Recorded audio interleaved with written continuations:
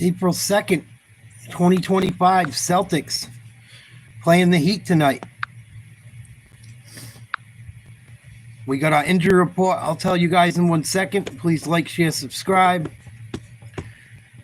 Hope this fucking thing don't glitch all night. There are some players out for each team.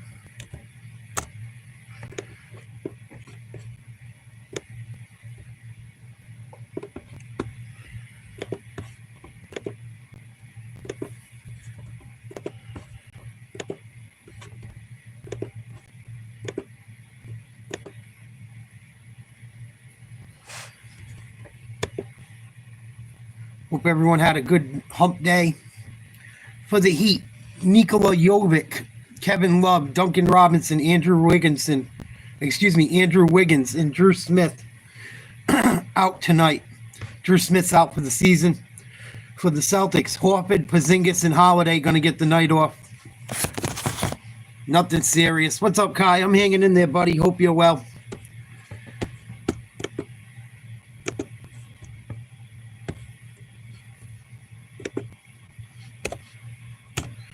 If everyone's having a good day, we'll get started in a minute. Hopefully this game don't glitch. I got a different place I can find it at just in case.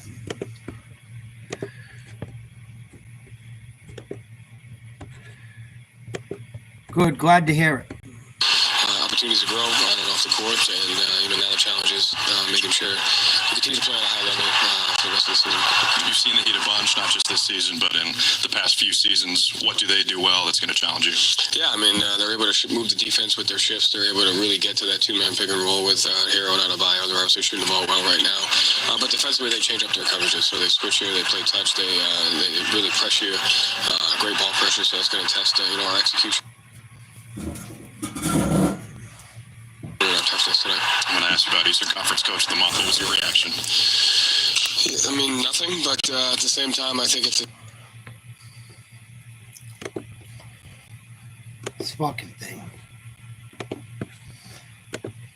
testament to the guys, and I've said it before, where it should be changed to either staff or well right now. But defensively, they change up their coverages, so they switch here, they play touch, they really press you.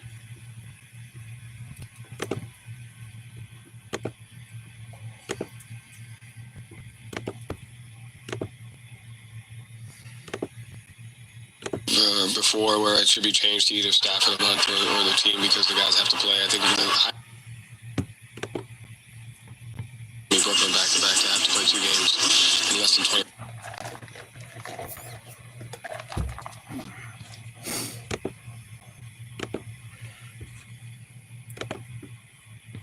Lesson number 3. They won't feel your fit out there until you feel it in. Give me 1 second. This game should be getting started. I'm messing with a few things, seeing where we're going to check it out from.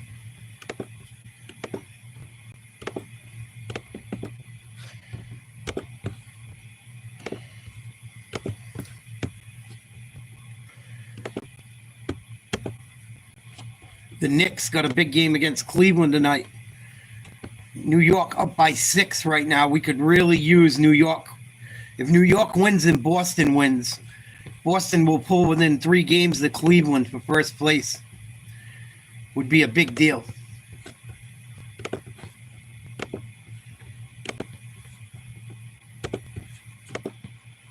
Yeah, they're friends, but they battle. I mean, Bam Adebayo, Jason Tatum, they will go at each other, hard fouls, but there's the key right here. Just Tatum reminds them. Well, Tatum dominating all the stats. Bam Adebayo is, I like him as a player. I think he has a lot of room to grow. We'll see what he can turn into coming up. Let's check the health report by South Coast Health. South Coast Health. Here we go. Medicine. 3 of the top 6 out for the Celtics, along with Drew Holiday, who's been scoring a ton lately. Andrew Wiggins missing this game with a hamstring. Duncan Robinson also out. And the Heat missing 5 guys in total. We're At the Garden tonight. City uniforms tonight against the Celtics in the black and green. Miami's won 5 in a row. Boston's won 9 in a row. I like the Jaylen Brown haircut. It's a fresh cut to celebrate the end of Ramadan. Good cut, looks sleek. maybe the energy is about to shift. I think the energy is shifting through. I don't know how much more. Celtics How about win the the next tip. trade? Is that Get the ball to Tatum right away. Gonna start to go towards the hoop. Gets it to Cornette. He's back in the lineup. Brown fakes a three. Spin move. Baseline jumper. Short. Rebound. Adebayo. He's gonna keep it himself. Dribble down court. I'm sure we'll see Tyler Hero a lot tonight. He gets the ball to Hero. Pick and roll action. Hero throws a lob. No. Little jumper gets it to go. 2-0 Miami to start the night.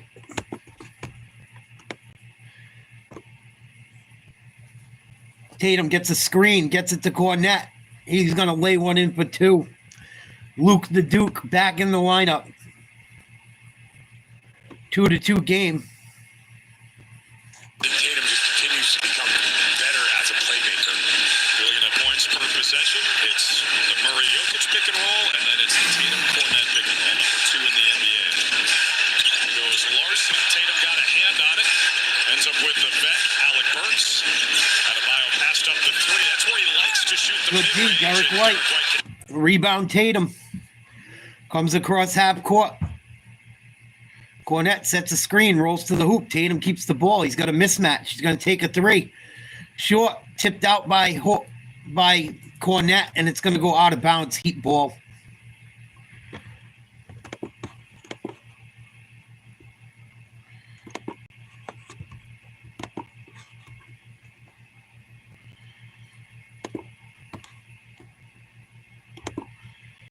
Two to 2, 10:30 to go, first quarter. Celtics the favorite tonight on FanDuel. Adebayo's got an open look, pick and roll, handoff to Hero. High off the glass and good. Hero with all 4 Miami points to start the night. Miami allowing 110 points per game, 7th in the NBA. White over to Cornette. Back to White. Sets a screen, rolls to the hoop. White throws it up high, can't get it. Comes down with it, though, and lays it in. Luke Cornette with a couple. Glad to see him back in the lineup. He got a night off recently. 4-4, 9:50 to play, first quarter. Miami pick and roll with Adebayo. Going to be a foul against Hauser. Nice little hesitation play there. Adebayo set a nice screen. Delayed dribble to the hoop. And we're going to get free throws for Miami. I don't know if that was Lawson or Burks. I believe it was Lawson. Yes, Lawson. He's going to shoot 2. Makes the first.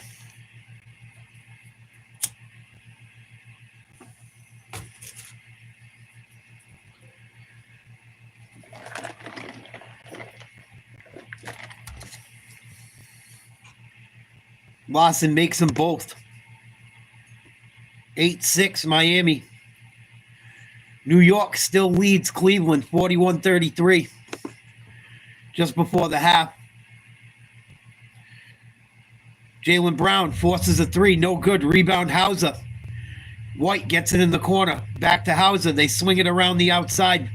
Hero almost steals it. Brown going to drive. Spins at the base at the free throw line. Puts one up and in. Tough jump shot. Jaylen Brown rocking the fade. Got rid of his braids. Rocking a new haircut going into the playoffs. What's up, Marky Mark? Here's Tyler Hero. Drives to the hoop. Pulls up. 8-foot jumper. Good. Tyler Hero's got 6 of 8 points. Heat up by 2. Tatum working on Lawson. They throw an alley-oop for Cornette. He lays it up and in. Luke Cornette having a good night so far. Celtics leading scorer. I believe he's got 6 points. He's perfect from the field. Both teams playing without a couple guys that at the top of their lineups. Miami's going to knock down a deep 3. Nice shot by Burks.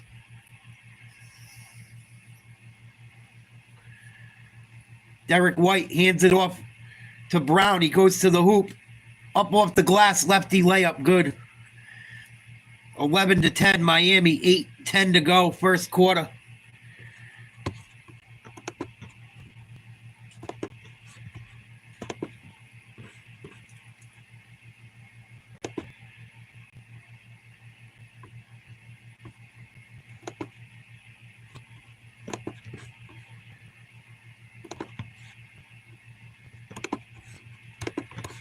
The signal's acting up.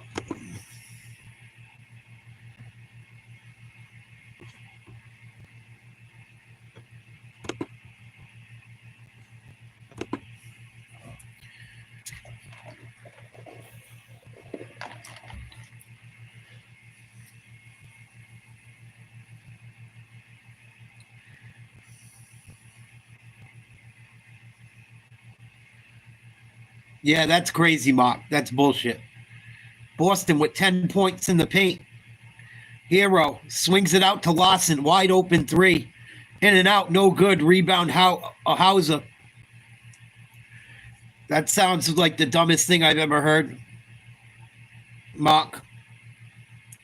Brown gets it to Tatum. Wide open three. Splash, cash money, JT. With his first 3 points of the night. Celtics up 13-11. 7:30 to go in the first quarter. Burks gets it to Adebayo. Back to Burks. Going to take a 12-footer off the glass. Good. Tied ball game. Miami 5 for 7. Boston 6 for 10.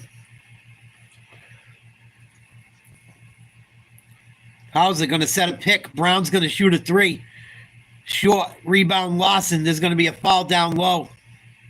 It's going to go against Adebayo. He held Cornette.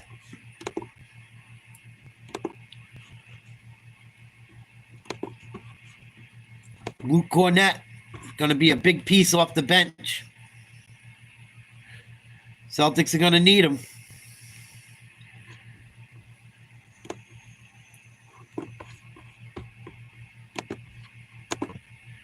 And Cornette with another pit lay-in. Luke Cornette leading the Celtics in scoring tonight.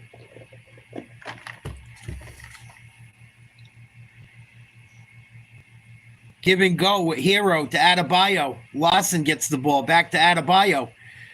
He's got the ball at the elbow. Jump shot. Long. Rebound Tatum. Good D by Cornette, having a big first quarter. They're trying to get that skip pass over to Tatum. It's not working. They swing the ball and finally get it to him. Cornette, pick and roll. Step back three. No, Tatum's got to get rid of it. Hauser comes up with it. Almost broken up by Lawson and Hero. White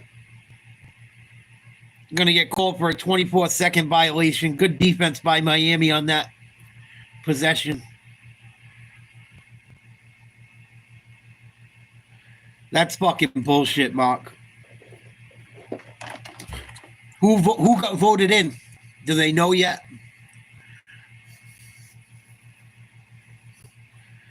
Wasn't it? I think it was for a judge, right? Federal judge.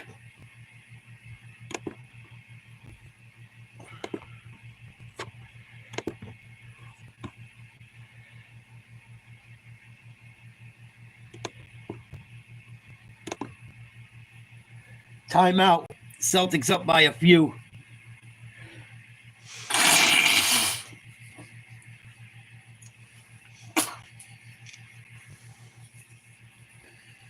Yeah.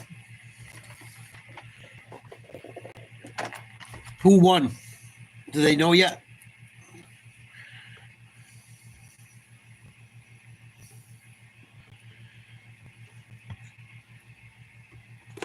I bet I could guess. If I had to.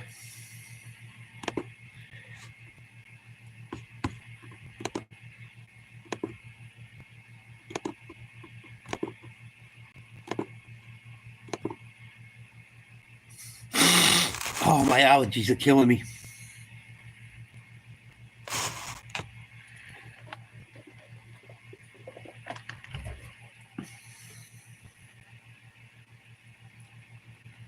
Sounds about right.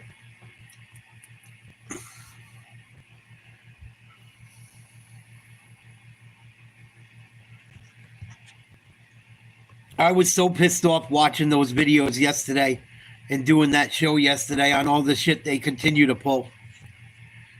It's not going to stop. It's going to get worse. Celtics up by 2, halfway to go in the first.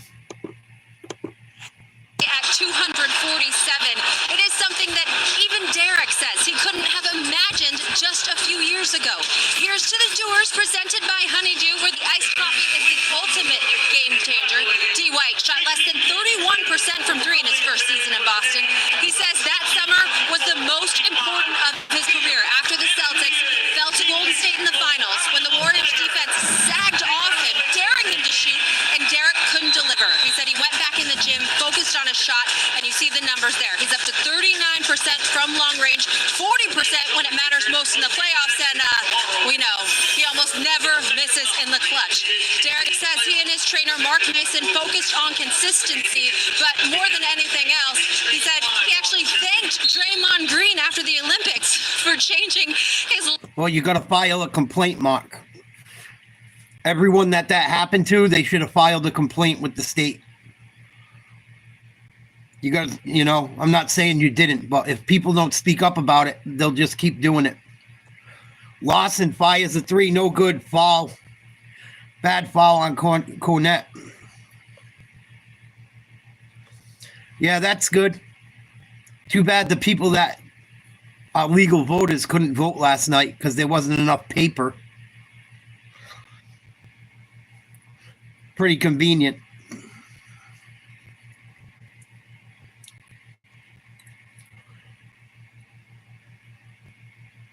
Coincidence? I think not.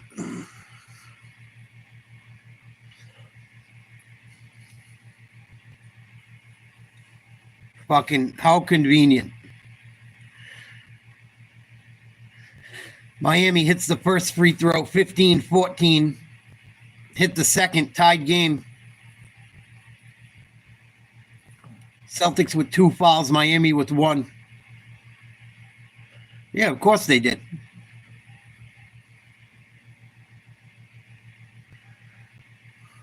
You got to go to your people, go to your fucking councilman, go to your state representative. You got to go talk to your mayor, talk to everyone. Celtics are down by 1 right now. Brown shoots a 3. No good. Rebound, Cornette. They get it out to Tatum. 5:40 to go, first quarter. And there's going to be a foul. I think it's going to go against Adebayo. Celtics will inbound with 14 seconds to go on the shot clock.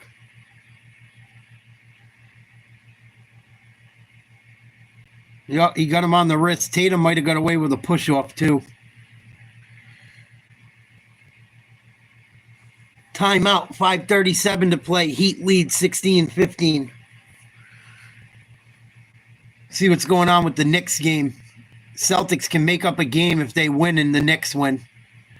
Knicks up 51-39. Let me make sure this is refreshed.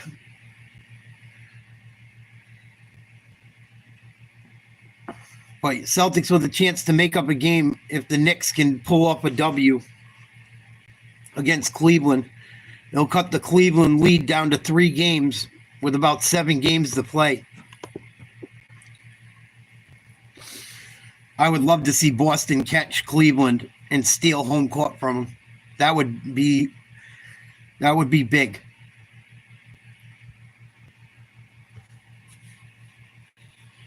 Celtics playing without some guys as well as the Heat tonight. Miami's without Nikola Jovic, Kevin Love, Duncan Robinson, and Andrew Wiggins. Celtics gave Horford, Porzingis, and Holiday a rest. Nothing serious, just a night off with the playoffs approaching. Brown's back in the lineup. Cornette's back in the lineup. They're playing in Boston. TV timeout. Boston down by 1. A little over 5 minutes to go in the first quarter.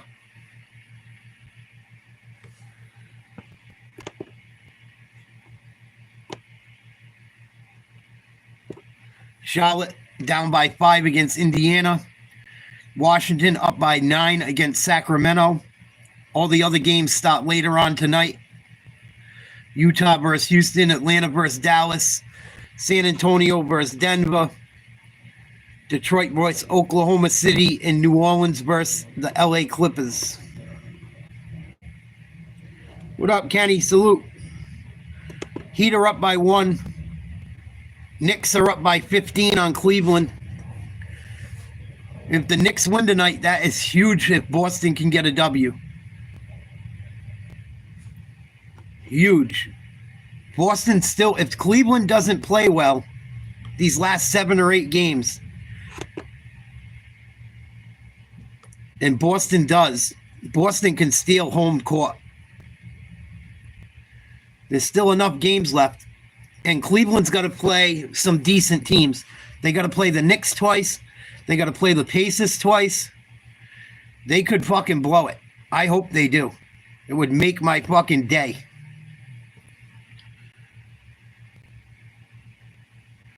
Celtics with the ball, going to inbound after a foul on Tatum. Tatum comes off a screen, double teamed. Craig gets it in. Cornette with the ball, gets it to Tatum out at the Celtics logo. 10 seconds to get a shot off. 8, 7, 6. Tatum's crossover. Step back 3. Long rebound. Craig gets it to Tatum again. Tatum's got a mismatch with Lawson on him. Pick and roll. They switch. Tatum going to try and go to the hoop. Step back jump shot inside the free throw line. No good. Another rebound. Craig. 2 offensive rebounds on 1 possession for Torrey Craig. Peyton Pritchard with the ball. Got to get a shot off. Shoots from the free throw line. Can't get it to go. Cornette tips it up and in. Luke Cornette having a huge first quarter. Huge first quarter for Luke Cornette. Boston with 6 offensive rebounds. They lead 17-16. They get the ball down low. Kick it back out. Mitchell with the ball. Working on Craig. Crossover step back. Top of the key. No good. Rebound Lawson. No good. Gets his rebound again. No good. Fouled. That's going to be 2 on Cornette. He's probably going to get a rest. And I would imagine either Tillman or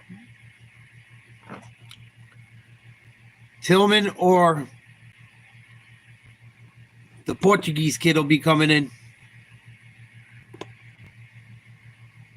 Namus Quetta. Yeah, they're going to bring Quetta in. That's 2 on the big man. Cornette. Miami ties the score 17 apiece. Lawson having a pretty good first quarter, too. Besides the 2 fouls, Luke Cornette's had a huge first quarter. He's got to have 10 points. Brown's on the bench getting a rest. He misses the second. Miami gets a rebound. Mitchell uses a screen. Pritchard goes underneath the screen 3 different times. Mitchell doesn't want to take the shot. He blows by Craig on a switch. Misses a layup. Rebound Quetta. Celtics come up with the rebound. Pritchard, Shireman, Craig, Tatum, and Quetta on the floor for Boston. Here's Tatum. Uses a Quetta screen. Goes downhill. Kicks it out to Craig. Baseline 3. No good. Rebound Miami. Both teams kind of cold. Miami trying to get out. They're going to shoot an open 3 from the wing and get it to go. Miami back up 3. 2 for 3 from outside. Boston 1 for 7 from 3-point land. Cold start for the Celts.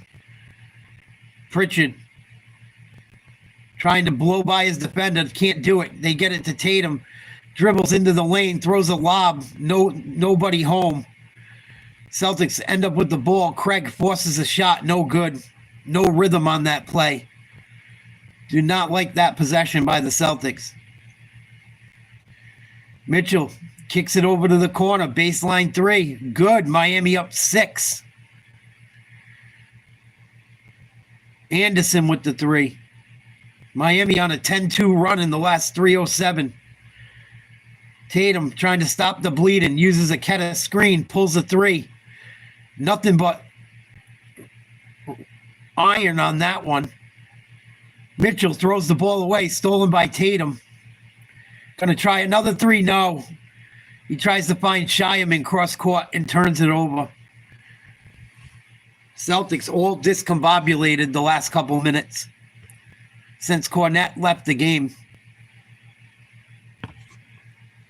No me gusta. I don't like it. Sloppy play against the team you should be beating. 2 minutes, 25 seconds to go. Miami up 6 with the rock.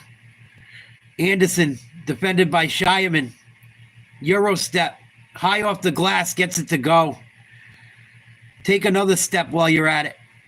He should have had to pay fair. He hopped on a bus on that one. No call by the ref. Celtics down by 8. Backdoor cut. Craig slams one home. Finally, Boston gets a hoop. 2 minutes left in the first. Hero back in the game for Miami. Trying to go baseline on Keta with a mismatch. Swings it cross court to Mitchell. 3-pointer, no good. Over the back, Anderson, no foul call. Pritchard with the rebound. Between the legs, turns it over. Stolen by Mitchell. Miami running. They get it to Hero. Baseline, drive, dribble. Trying to back his man down. One-handed floater, no good. Good D by Shyam. Not a great shot by Hero. Pritchard gets it to Tatum. Over to Shyam. They swing it to Craig. 3-pointer. No good. Rebound Pritchard. Nice tap out by Keta. Pritchard. Splash. Catch money. PP. Peyton Pritchard with a big 3. Celtics down 3. Miami hardly any second chance points. Boston with 11. 54 seconds to play in the first quarter. Miami up 3. Celtics finally starting to shoot a little bit better. Nothing great. Nice block by Craig. Mitchell puts up a 3. Can't get it to go. Rebound Miami. No good. Tipped up in and in on the follow. Nice play by Highsmith. Pritchard back the other way. Gets it to Shyam. They hand off to Pritchard. Long. Brick the 3 badly. Here comes Miami. They're going to have close to the last shot. 20 seconds on the game clock. 17 on the shot. Down to 15 on the game. Heroes looks like he's going to take the last shot. Guarded by Craig. Behind the back. Goes left-handed into the lane. Some contact. And I think he's going to get a continuation and shoot foul shots. Boston's lucky they're not playing someone good tonight. The way they played in this first quarter. Not terrible, but not good by any means.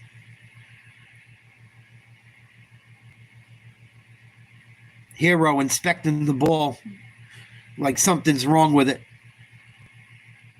No, sometimes you don't miss. Sometimes you miss, buddy.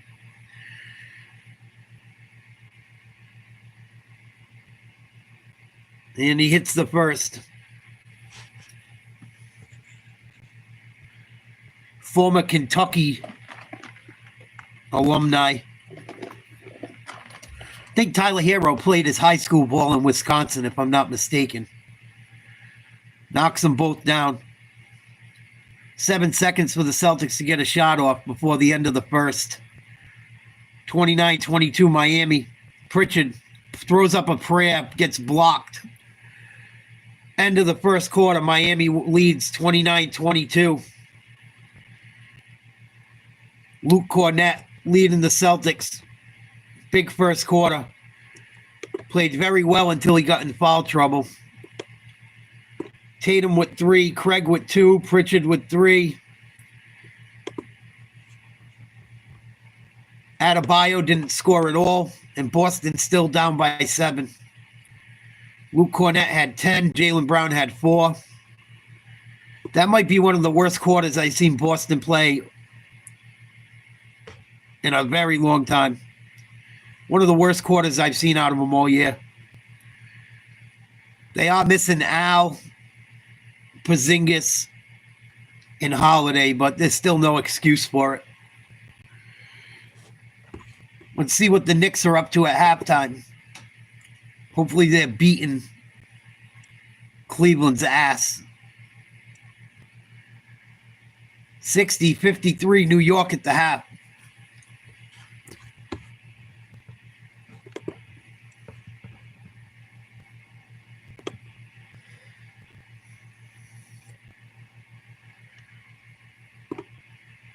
I know New York didn't have some of their better players tonight. Looks like Karl Anthony Towns did play. He wasn't supposed to. Mitchell Robinson's not playing for them tonight. Bocamp's not playing. Watson, PJ Tucker, and Jalen Brunson is out as well for the Knicks tonight. It would be nice to see the Knicks pull off a W. Josh Hart with 12. OG Anunoby with 19. Wow. Towns with 7. Bridges got to get going. He's only got 4.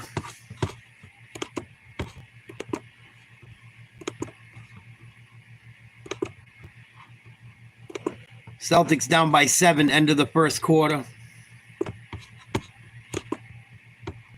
29-22.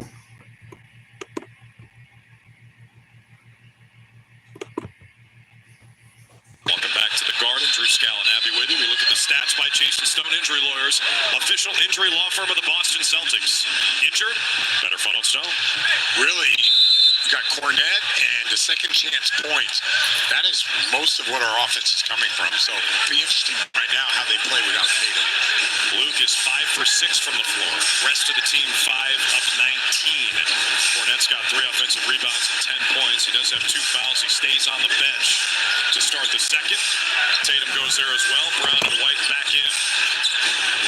Shot clock gets low for this anemic Heat offense. In the corner, it's Haywood Highsmith, not a three-point shooter. And Celtics ball after the shot clock violation. I think that was blocked by Torrey Craig. Good rotation out of the zone, but all the way back to that corner shooter. These teams combined for 13 offensive rebounds in the first quarter. 7 for the Celtics, 6 for the Heat. Weird offensive game so far. Choppy to start. Craig launches. Another missed 3. Good position. Got the rebound. Kept his feet in bounds. Nice play by Nemi. Out to Pritchard. Pritchard misses another one. They are cold. Icy from downtown. 2 for 14. Hero is surrounded against the bailout call as Craig reached in there. Bailed him out. Really smart play by Tyler Hero. Yeah, got to the elbow. He kind of drew 3 defenders. Think about it right there. When he felt Craig's arm, he just went up. Heads up play. Gotta be smarter. The Heat have already shot 9 free throws, made 8 of them. The Celtics haven't taken a single free throw. Nope. 16 points in the paint. Another make for Hero. Here's a message from FanDuel. See? What up, Chuck? What do you think about this parlay? It's great, but why don't you use me for something you really need help with? Like pronouncing alma mater, learning the players' names. New customers bet $5 to get $200 in bonus bets if you win. FanDuel, America's #1 sportsbook. And Tyler. I haven't seen what he did today yet, Jet. I can only fucking imagine. Miami, 10 for 11 from the free throw line. Celtics haven't shot a free throw yet. Peyton Pritchard going to get a wide open layup for 2. Miami up 34-24. 10:45 to go in the half. They get the ball to Hero, out to Mitchell. Back to Hero. 3. No good. Keta gives up a rebound. They missed that shot. Nice rebound by Brown. Here comes Derek White. 3. Need it. Can't get it to go. Loose ball. Miami comes up with it. Highsmith. Nice hustle. Gets it to Hero.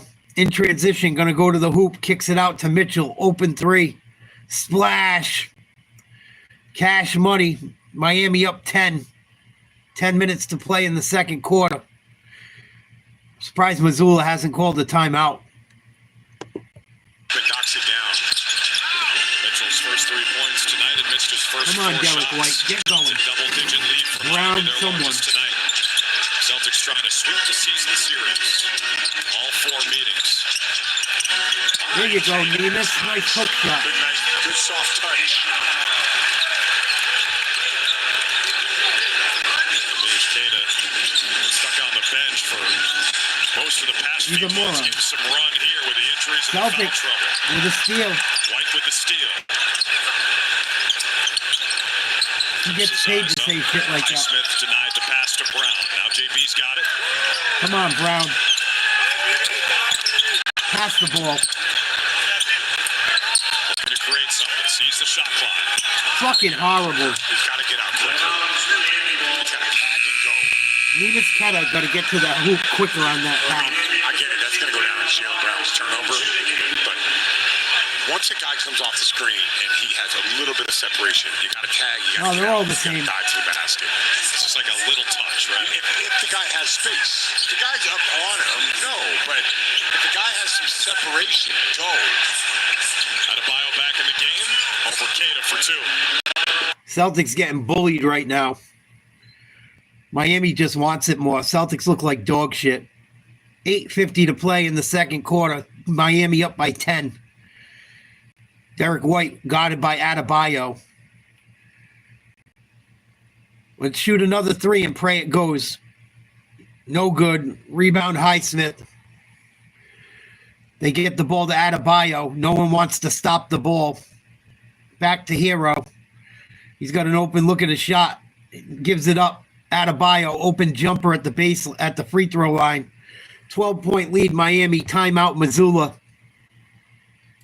8:21 to play in the second. Miami rolling up 12. Yeah, I also seen some shit today. Someone lied on the internet and said Aaron Rodgers retired. I saw today. It was a load of shit. But I did read Aaron Rodgers is over in Europe, mulling over what he's going to do. So I would assume he's going to Pittsburgh, but I don't know why he's not making the decision. If Pittsburgh don't get him, they're fucked. I mean, they'll probably still find a way to become a wild card, but Pittsburgh don't really have a contingency plan. What up, Daniel?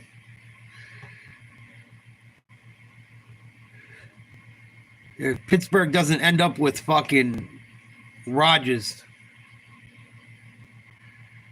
I don't know what they're going to do. Their 2 guys that they have as backups are garbage.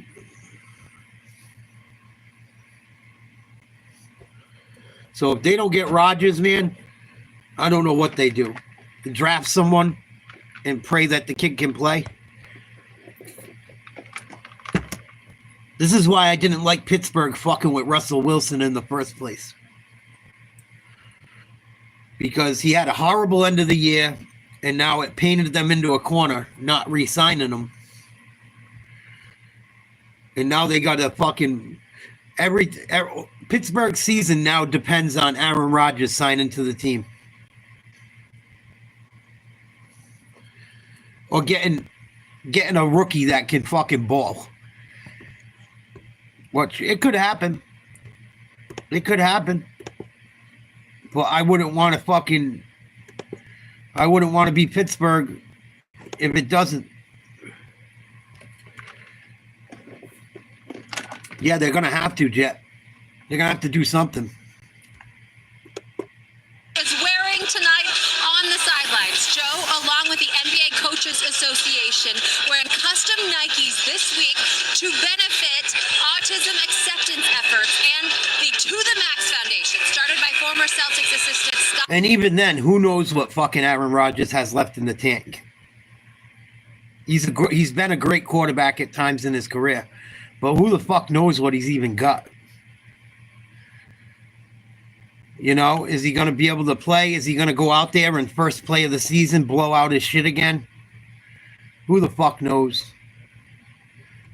I can't believe he's stringing Pittsburgh along and they're allowing it. It's a great cause, and those are fresh. You like that fade, green to gold? Yes, I need some of those. White misses, gets his rebound good. Derek White, nice offensive rebound. Boston with 13 second chance points. If they didn't have them, they'd be in big trouble. Wide open three, Miami, no good. Boston failing to rebound. And Miami gets an easy layup because of lazy defensive rebounding.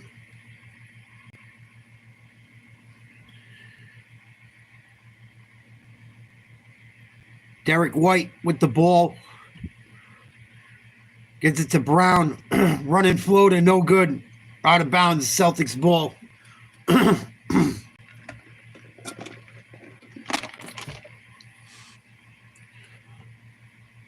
Cornette comes back into the game. I don't know why the Celtics rested Horford and Porzingis tonight. Not a really smart move. Hauser gets the ball on the baseline, fakes a three, drives, trapped, gets it out to Brown. Brown looks out of it tonight. Goes to the hoop, going to get bailed out by a foul. Going to shoot two.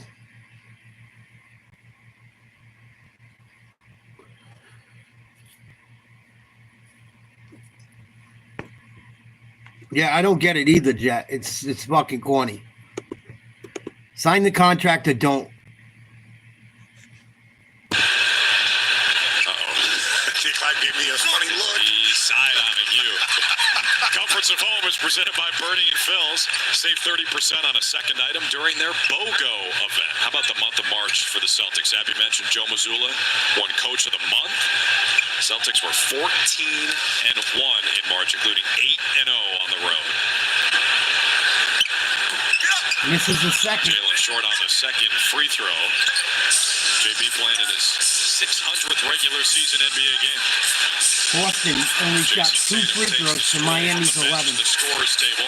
Not playing See if they can aggressive. juice the offense. Shoot just 38% from the floor and 12.5% from deep. Hero, There's three. for three. Way strong. Pritchard the rebound.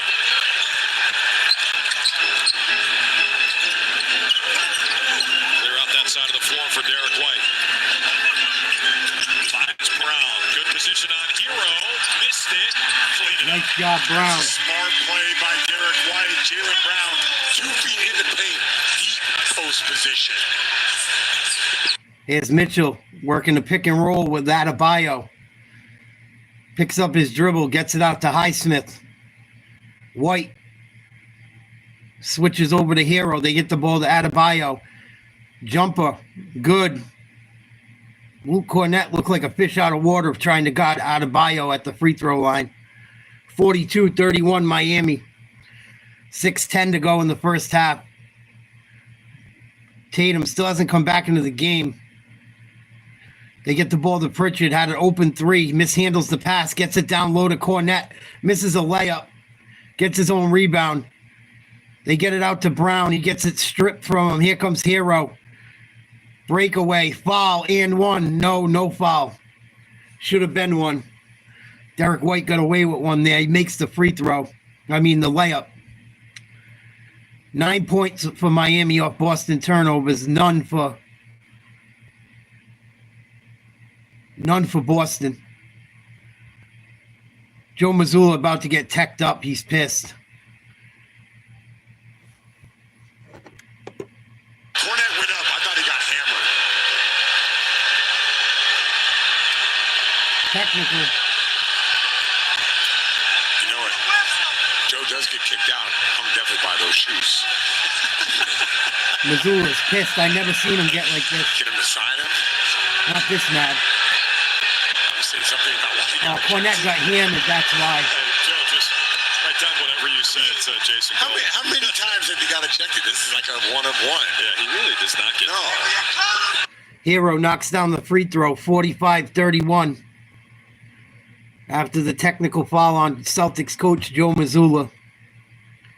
He's still talking. He's going to get tossed. Paul Lucio, producer's telling it. The ref's looking at him like he don't know what fucking planet he's on. And Joe Missoula, they both have one career It's ejection. christening, you know, like, all right, you made it. You're good. You've been ejected by Mark Tatum. Yeah, that's it. Talking to our crew chief Tyler Ford.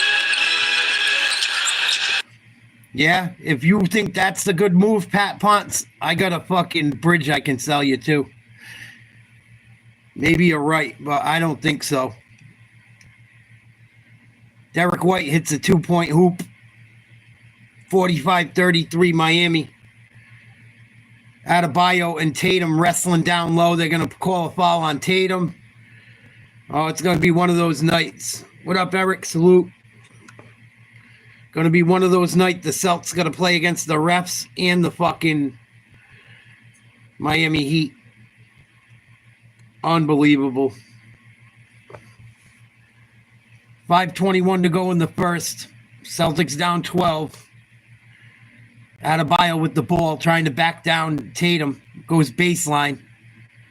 Up and under. Little hook shot. Good. And one. They call a foul on Tatum. Oh. Fuck me. He got him. He got him. 47-33. Celtics better come out in the second half and fucking lay the smackdown. Adebayo hits the free throw. Leads goes to 15 with 5:10 to go in the first half.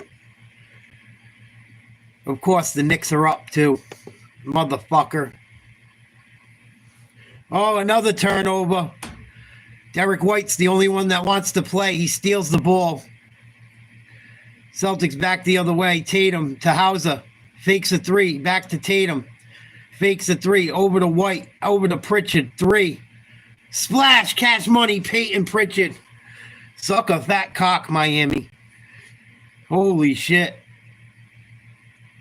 TV timeout. 48-36. Celtics trail by 12. 4:44 to play. Fucking ridiculous.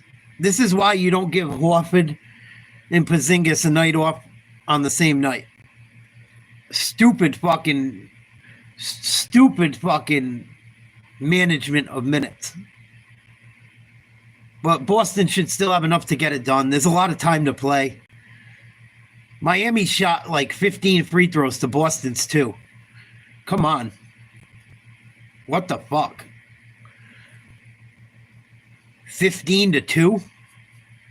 I'm not saying the Celtics should have shot 10, but Jesus.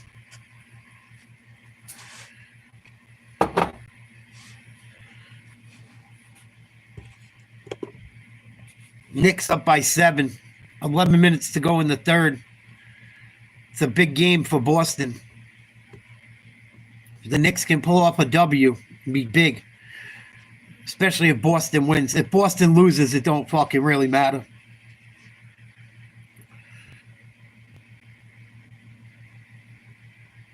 Cocksucker.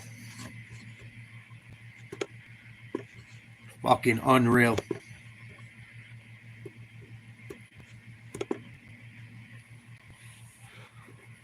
Celtics went 13-1 in March. They've won like fucking 14 out of 15 games.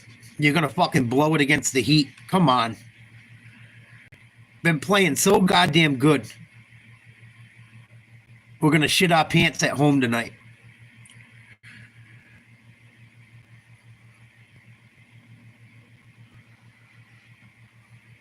Speak for yourself, Walrus Poacher. I ain't running out of time.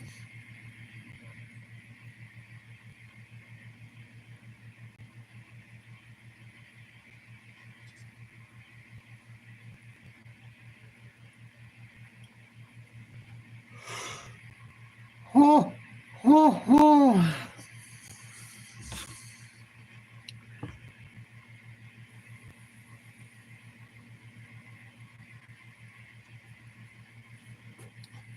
Fucking weirdo.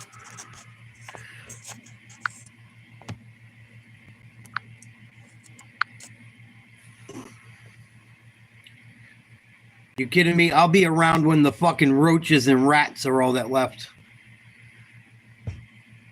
All the shit I've been through. There'll be cockroaches, Jet, and me. And probably Crispy. 48-36. Miami, 4:30 to play. Mitchell. Pick and roll action for Miami. Keeps the ball. They switch Tatum onto him. Gets it to Burke. Down to Adebayo. Guarded by Craig. Mismatch for Miami. He blows by the smaller player. Reverse layup. No good. Looking for a foul call. Ain't going to get it. Here comes Pritchard. To White. Over to Tatum. Guarded by Adebayo. Go to the hoop on him, please. Goes to the hoop. Loses the ball almost. White with the ball. 8 seconds to get a shot off. 5, 4. Shoots it. Fouled. Shooting a 3. Mitchell, don't like the call. Why don't you tech him up, you fucking fag? Tech him up like you teched up Missoula, you half a faggot. Tech him up. Tech him up. Motion right on that saying. Tech him up. He said you can't do this. You can't tee him Shut up, you He fucking jumped up when puss. the ref called it technical. Good, he teched him up. I think he feels it was wrong in the first place, and he probably shouldn't team a Tatum guy hits who's the already free. a wrong call. That's just my guess from over here. Garrett's going to get to be out of it. Jason Tatum made the technical free throw. And I also think that with that sequence to the three, knowing what the Celtics can do, he's understanding the importance of this moment in the game. Fucking cocksucking refs. Come on, White, knock these down. Hey, this is the first. He comes in with 5 straight games with at least 3 threes and at least 6 assists. 5 straight. That's tied for the longest streak in Celtics history. You want to guess who's got the longest? Don't look at my note. Oh, man. So 3 threes. 3 threes and 6 assists. 5 straight games. 3 threes. What era? Recent. This group. Not this group, no. Paul A Pierce. couple iterations ago. Or Ray Allen. Good call. 27. Yeah, let's go. You owe me 100. I'll go get it from Bill Chisholm. You saw him sitting behind There you go. There it is. 48-39 Miami. Turnover. Oh, they come back up with the ball. Should have been a turnover. 3:40 to go. Celtics trap. Miami swings the ball. Pritchard in a mismatch defensively. Euro step. No good. Out of bounds. Miami's going to keep the ball. Celtics struggling without some of their big men tonight. Tyler Hero going to check right back in as soon as he gets his waist trainer off. Fucking weirdo. Mitchell the inbound. Gets it to Adebayo just in time. Out to Hero. Miami takes it to the hole. Gets an easy roll. Anderson with another 2. Lead back to 11. Tatum trying to work on Hero. Double teamed. Gets fouled. No call. Goes to the hoop. Misses a layup. No legs on that one. Alley-oop. Good D by Boston. Hero looking for a foul. Not going to get it. Celtics going to get the ball back. Down 11. 3:07 to go. Peyton Pritchard trying to get a give and go action with Hauser. Hauser misses a 3. Celtics haven't hit the broadside of a fucking barn all night. Shooting 16% from 3. 3 for 18. Anderson working on Pritchard. Good D. Misses a shot, forcing it. Torrey Craig back the other way, gets an open look, won't shoot it, gets it down low to Tatum. Cutters run through the lane. Tatum, turnaround jumper. No good, nothing but metal. Ugly. Ugly first half for Boston. 39 points in the first half with 2 minutes, 10 seconds to go. They usually put that up in a quarter. And Hauser gets blown by. Mitchell takes it right to the hoop for an easy 2. What the fuck? Wake up, motherfuckers. They kill me when they play like this, man. They get it down low. Going to be a foul on Mitchell against Tatum.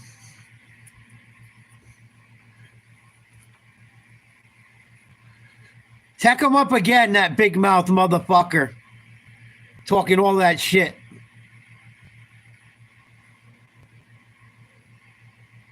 Missoula telling Tatum to take his time.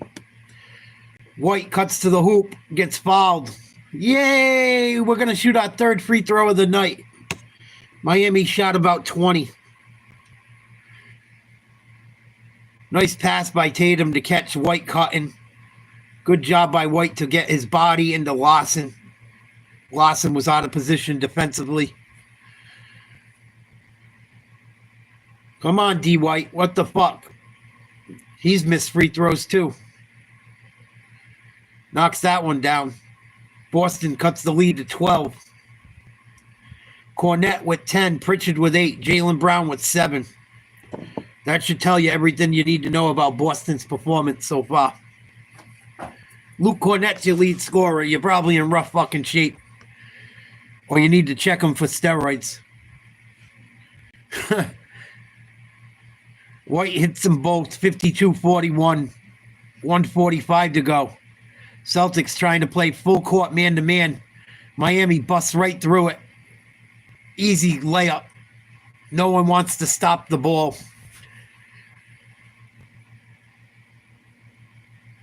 Lazy defense. White going to try and drive to the hoop. Finds Pritchard down below. Ball gets broken up. Adebayo comes up with it. Mitchell going to try and go coast to coast now. They're going to call a foul with 1:19 to play.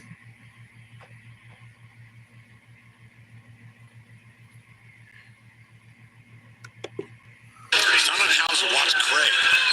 Goes to the other side.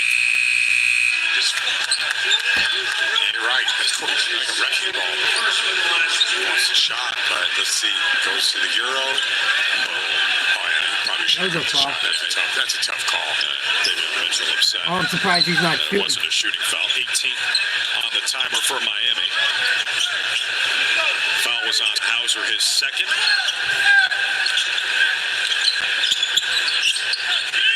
Euro again in a late shot clock situation. Isolated against Hauser. A couple of Nice Wisconsin shot. guys No going good. at it. And Hauser wins this round. Yay! Fouls on Kyle Anderson, and second in the last 2 minutes against Miami. Free throws coming for the Celtics. Yeah, Yay! get to the free throw line. Hopefully see a couple drop.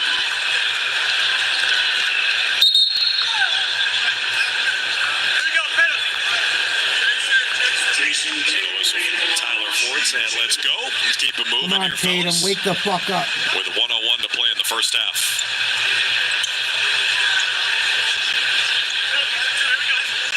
4 points for Tatum. 1 for 7. 3 assists.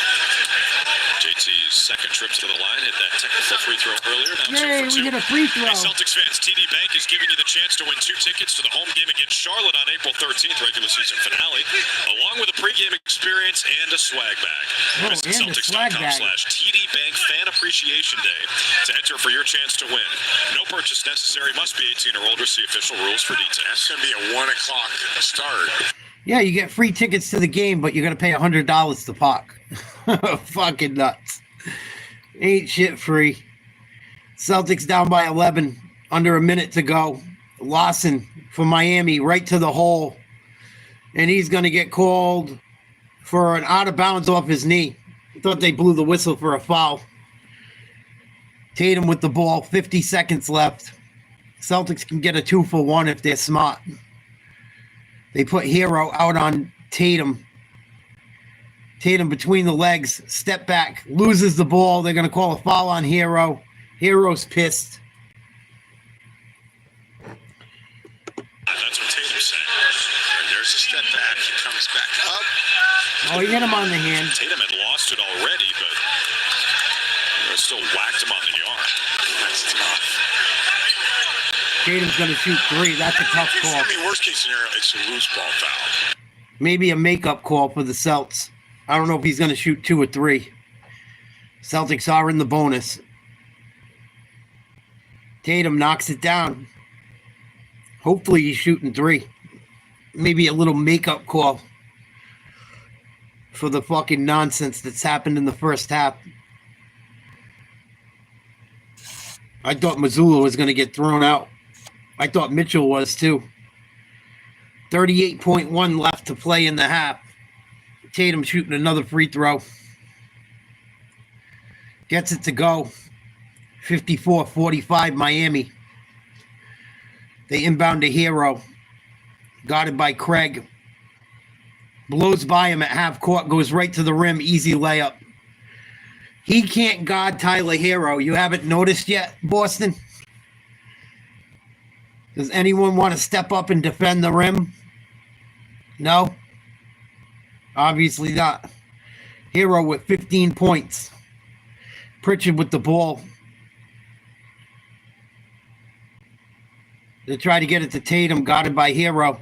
Blows by him, goes to the rim. Contact, no foul call. Miami's going to get the last shot. 2, 1. Good. Miami buries a 3 in front of their own bench. End of the second quarter. 59-45 Miami. Celtics better fucking wake up and come to play in this second half. Horrible. Probably the worst first half I've seen them play all year. One of them. Miami doesn't even have Wiggins tonight. I know we don't have Porzingis, Horford, and Brown and Holiday, but this is ridiculous. At home. Fucking garbage from the Celtics in the first half. Cleveland has gone up against the Knicks. 76-72 Cleveland. Figures. They probably got a boner when they saw fucking Boston down by 14.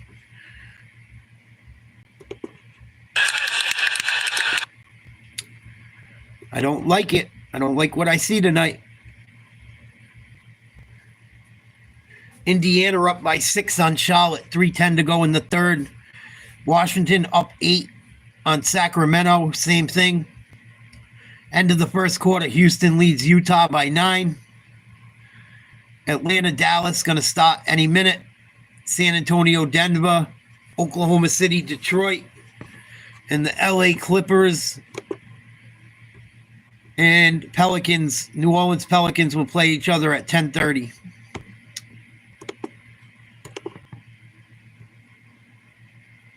Not real happy with the Celtics' performance at the half.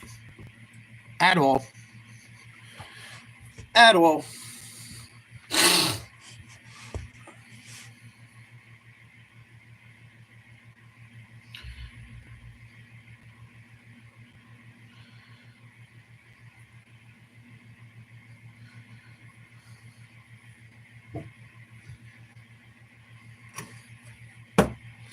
Fucking driving me to drink tonight.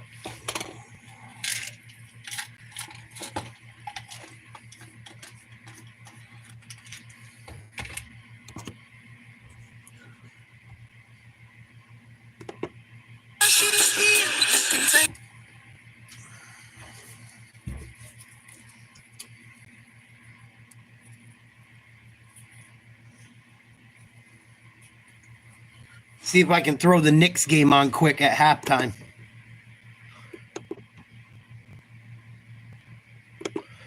Well, the Celtics halftime show. Just got all the way to the rim. A little out of sorts today.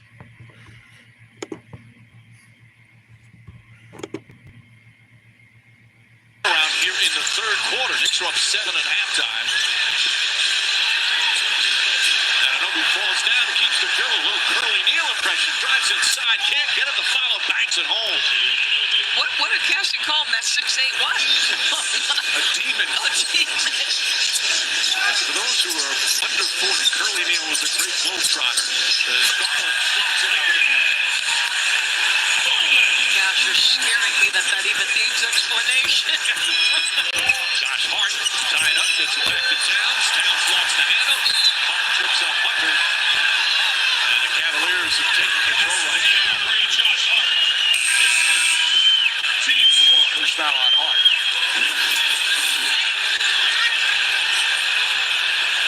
I mean, there's the curly kneel. That is so good, Mike. Well, he was my favorite globetrotter. A great curly kneel. I'm not asking OG to shave his head, though. He looks pretty good as he is. One of the great ball handlers in basketball history.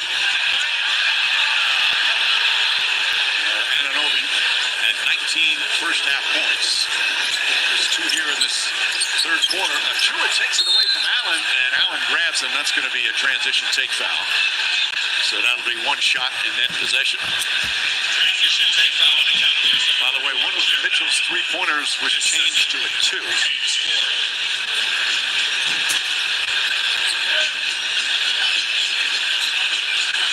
So the biggest lead, just 7. Mitchell, excellent start to the second half. Now 20 points for the game. Always likes playing against the team he rooted for as a kid from Elmsford, New York, which is about a 30-minute drive from Madison Square Garden. Unless it's traffic, then it's a 2.5-hour drive. So instead of transition, the initial call was transition take foul. Those people to clear path, which would be 2 shots and possession. So it'll be an extra point. Right now, that's important. 2-hour drive and congestion pricing, which adds insult to injury. Yes, touche. Jared Allen called for the foul. There was another Cav ahead of him. It's going to be interesting, like this last 3:43. There's been moments where it feels like New York's a step slow. Cavs turning on the gas a little bit. One more look here. It's like Sam Merrill was, Merrill was ahead. That's what they're looking at. I don't know.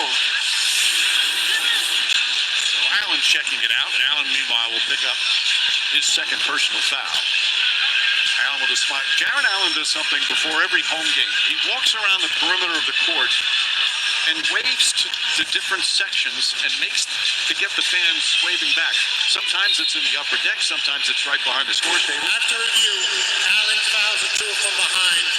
Therefore, the on-court ruling has been changed to a clear path foul. So it is a clear path, so 2 fouls or 2 free throws and then possession for the Knicks. Knicks now down by 7. They played just a superb first half for probably 22 of the first 24 minutes. Shot lights out. But that has cooled off considerably.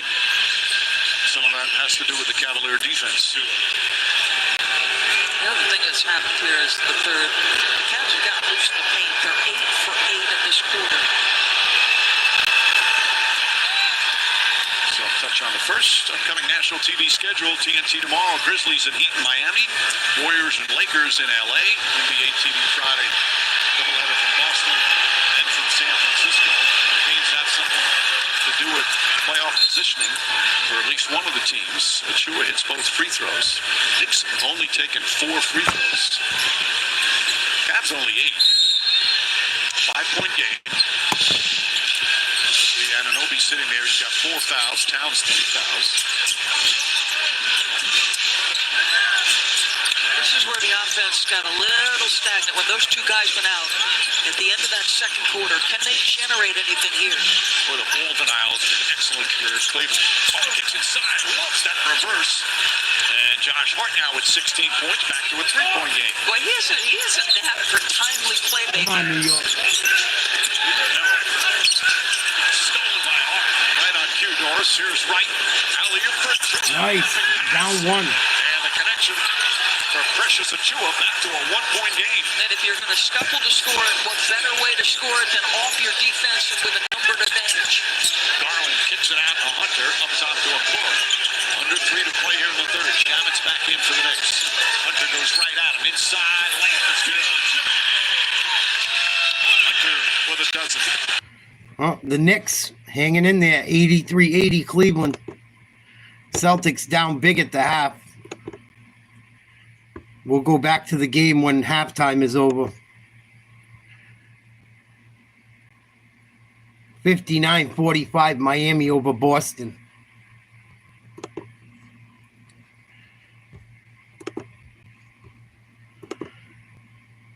Oh, wow. Knicks just tied it up with a 3. Come on, New York.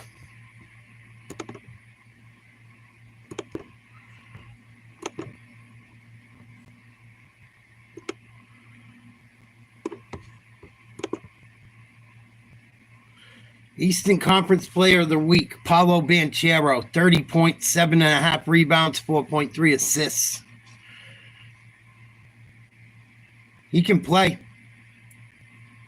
They ever get some pieces around him in Orlando.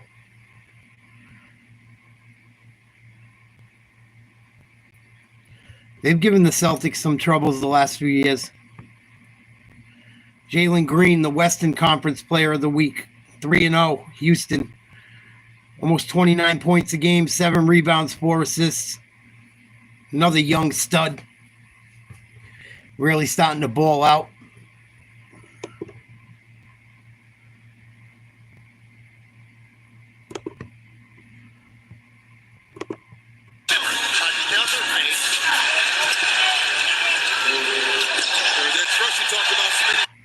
This day in NBA history. What did Russell Westbrook do?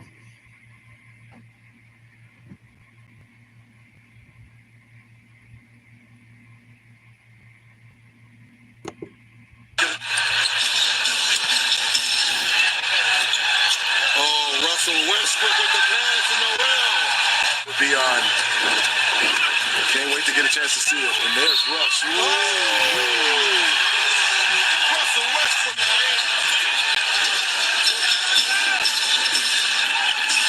Russell, 3 years in a row. It's fantastic. And the long three by Russell. He's like, I'm going to start making shots now. One more rebound. A little defensive zone. Bonga in the game. Misses. He gets the rebound. Yeah. Wow. I get a cut. I think I'm top 5.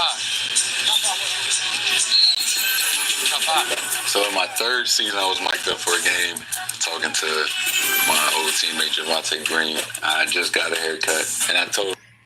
Yeah, I don't get what happened with that jet. That was weird. There was like a couple zombies laying around. I wonder if they were dead and they didn't register as dead. Because they weren't like sleeping and shit. They were dead, but they were still there. And I'm wondering if something didn't fucking set right. I don't know. Once you get so far in games like that, they act up. Every game I've ever played, like when you start building, or even in sports games, you get into doing a lot of like a franchise deep into it. It fucks up. Me and my buddies used to play Madden online, and we had like 20 fucking seasons with each other. And by the end of it, it didn't even want to work right. It would fuck up the games and shit.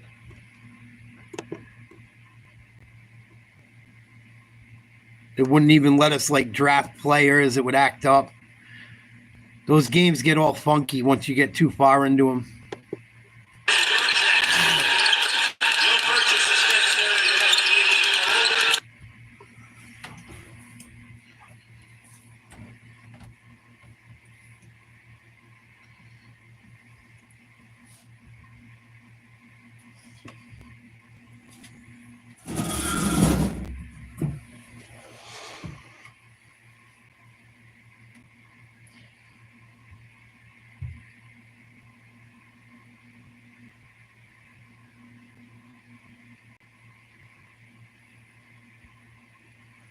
Halftime, Boston down by 14, I believe. 14-15.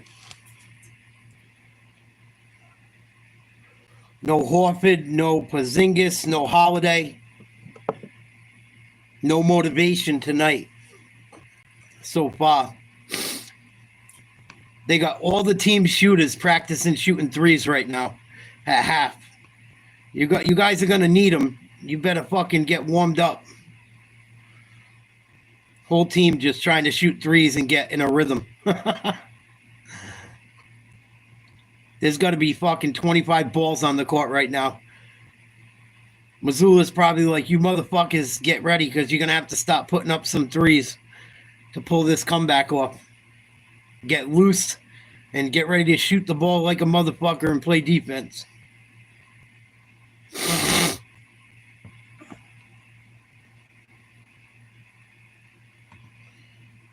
Oh, I've had a rough 2 days, man.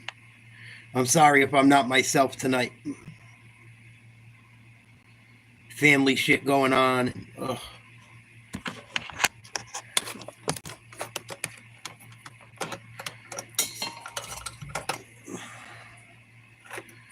Wonder why I go talk to a fucking therapist.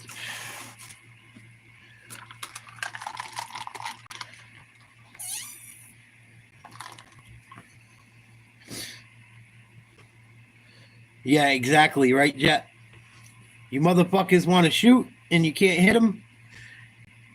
Keep firing them. I'll make you fire them all night long. Celtics didn't play any intensity. Celtics had no intensity on defense. Even offensively, they didn't. They just look lazy tonight. They just came off a long... The Celtics have had 2 long road trips in a row. Might be catching up to them. They had yesterday off, though.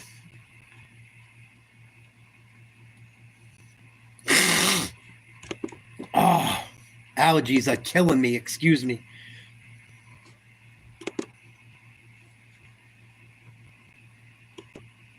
Yeah, he's like 5 goals away.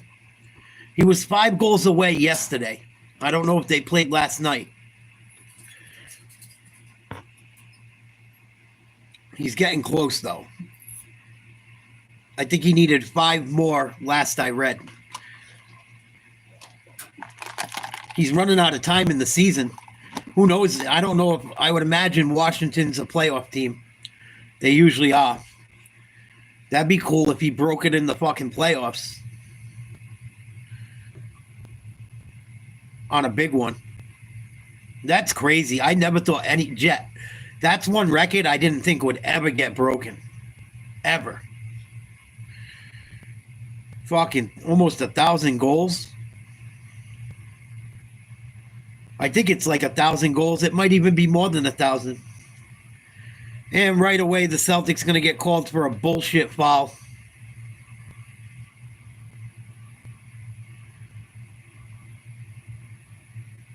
That was perfect D by fucking Tatum. If it's against anyone, it's got to be against Hauser.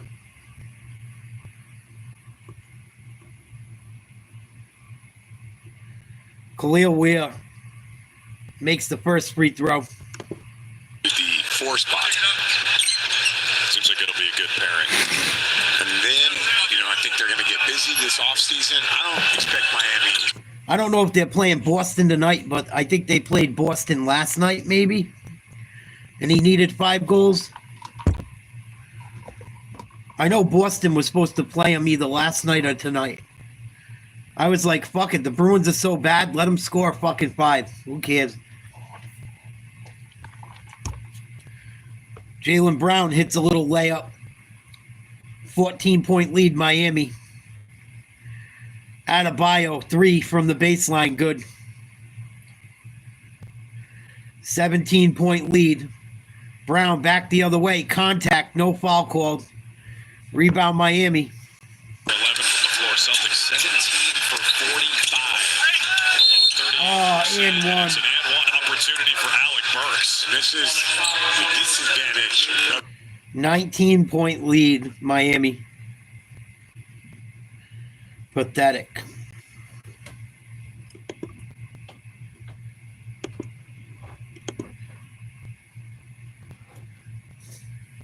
I'm not worried about Boston with a game like this. It's just frustrating. It's just frustrating. These are games you shouldn't lose. Miami's not that fucking good. And this is why they're the 2 seed right now instead of the 1. Because they lose games like this.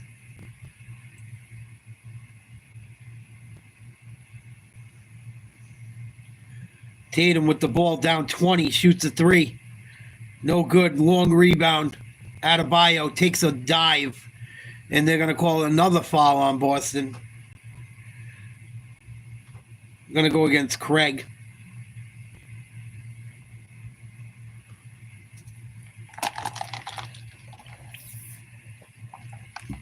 Yeah. They're being aggressive. Oh, slam dunk. Holy shit. Even the Lawson, the white boys dunking on these guys. 10-2 run for Miami. Hauser fakes a 3, won't shoot it. Torrey Craig with the ball. He's looked awful all night. I don't even know what the fuck he's doing. Brown goes to the rim. Layup. Lead back to 20 for Miami. No effort. Brent trying to stand up Adebayo. Good defense. Hauser comes over with a double. Larson drives the closeout. It's 2 more. Yeah, I don't know how much longer you can go without Luke Cornett out there, unless he's got something wrong with him. Bad night. The rest all your bigs.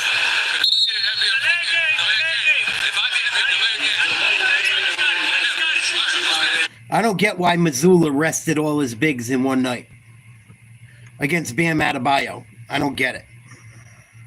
Talking to Larson. Hauser catch and shoot. Yes. Yay, Sammy Hauser for 3. Out the defensive end, even though eventually you got to start making some shots, but they got to. Come on, Boston. I feel bad for the fans. Another wide open dunk right underneath. No one playing defense. I've been to a game like this. I saw this happen last year. I took my ex-girlfriend's youngest son to his first Celtics game, and they played the Clippers, and the Celtics played horrible. They played like this. They lost by almost 40. It sucks to go and spend almost $500 on tickets, parking, fucking food. You know, I bought him one of them Celtics chains, the big ones, because it was his first game. Fucking waste all that money to go to a game, and they don't even try. And then they bench fucking 3 different guys on a home game. Do that shit on the road. Don't fucking hurt the guys that go see you locally. Brown a 3. Yay, another one. Celtics with 55 points halfway through the third. Pathetic. And then they give up a 3 on the other end. Miami back up 21, 76-55. Derek White shooting a 3. Good. Oh, I guess we're going to shoot 33s until we come back. Lead down to 18. They get it down low. Kick it out to Adebayo. Wide open 3. No good. No rebounding from the Celtics. Lawson gets fouled by Hauser. Pushed out of bounds. That was kind of a dirty foul. Hauser better watch it. Larson's been great to start this third quarter. You see him at the top. There's a crash, and then Hauser just kind of... Go spend $500 to watch this. That's why I'm mad, because I've done it. I watched the Celtics do this to me last year. Cost me all kinds of money to go watch them fucking not even try. It's disgusting. They should be ashamed of themselves. Tatum a 3. Long. Rebound White. Goes to the hoop, kicks it out. Brown gets it to Pritchard. Back to White. Fakes a 3. Puts one up. Got it. Derek White with a 3. 76-61 Boston. Down by 15. Trying to come back. 7:35 to go in the third. Timeout Miami. Knicks trail Cleveland by 10. 8 minutes left in that game.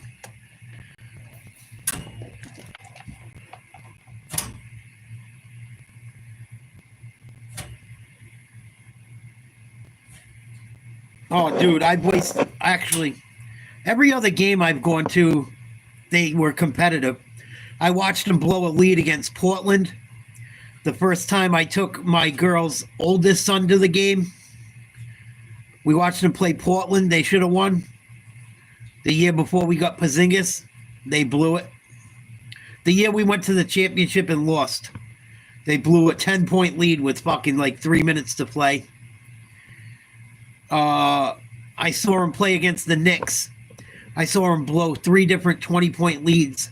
The first time I ever took my girl to a game, my ex. Double overtime to the Knicks. Blew 3 20-point leads. And Tatum had like fucking 30 at the half. I saw him beat Kyrie the first time Kyrie came back to Boston after he got traded. They beat the shit out of them that game. Kevin Durant didn't play, as usual. Never plays in Boston. I've seen a ton of games there. So many games I can't fucking remember.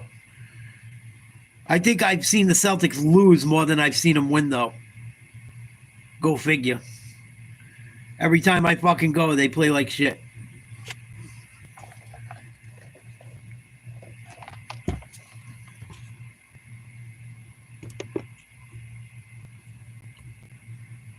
I saw Latrell Sprewell miss a game-winning shot years ago in a close-ass game. I saw Tim Duncan, either his first or second year, and David Robinson absolutely destroy the Celtics back in the day when we stunk.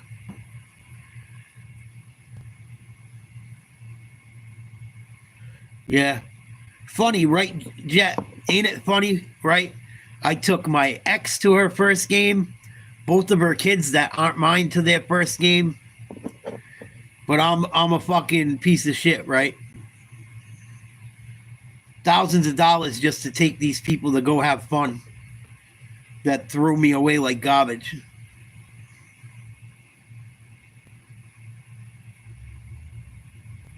Couldn't even show up to my father's wake. Fucking nuts.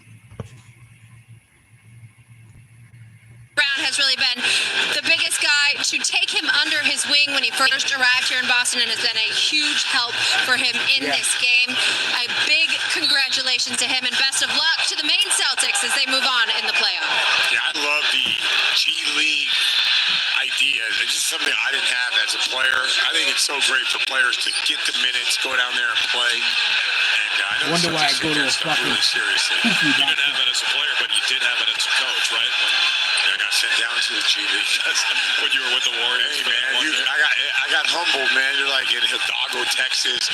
You know, like the life of the NBA. No 4 seasons down there, Drew Carter. It's not glamorous down in the G.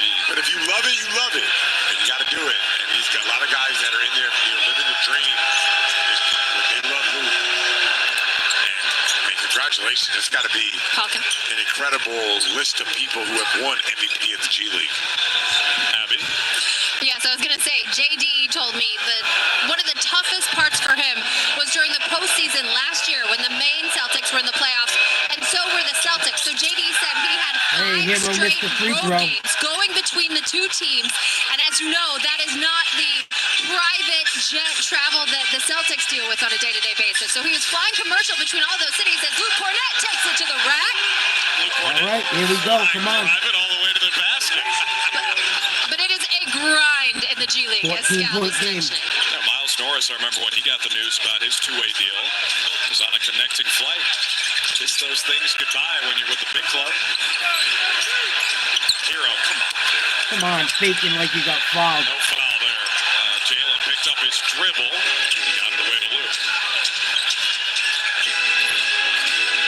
The The flopping is killing Boston in this game, too. Tatum into Larson.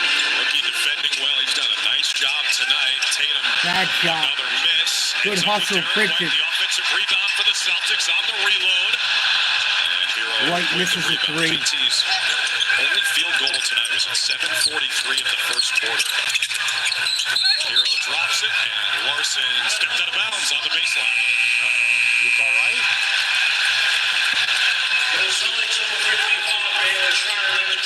He's really wincing. Yeah. Can't tell what's wrong with him. What kind of dog that is? Just slapped in the face. He'll make a play right here.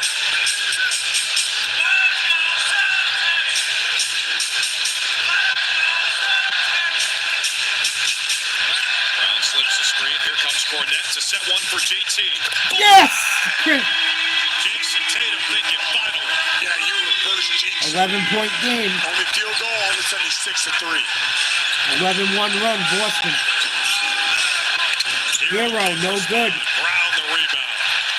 Celtics can cut it to single digits here.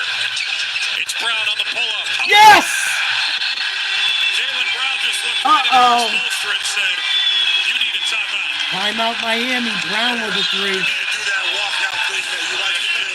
Glad you stuck a three. 77-69. Boston within 8. 5:39 to go in the third. That's why I get so mad about it. You see what they just did in 5 minutes? They were down by 23. They got it down to 8 in like 3 or 4 minutes. Why are we even down by 20? What are we fucking doing? I wonder if the coaches talk to these guys like that, because I would. What do you guys do? You just fucking scored 16 points in 2 minutes. We're down by 20? Come on. What the fuck? I can't do a Scooby voice, or I would yet. Like, I don't care if they lose, man, but fucking please go out there and show a pulse. I don't mind losing. I hate watching getting stomped out because I don't like getting stomped out with no effort. That shit bothers the fuck out of me. If you lose and you lose, you lose. You lose and you try, I can live with it. You fucking go out there and you just shit the bed and don't even show up, I can't even be bothered. That shit bothers the fuck out of me. Millions and millions and millions of dollars, and you're not even going to show an effort. People fucking slave for months to go to a game. It bothers the fuck out of me. It's not right.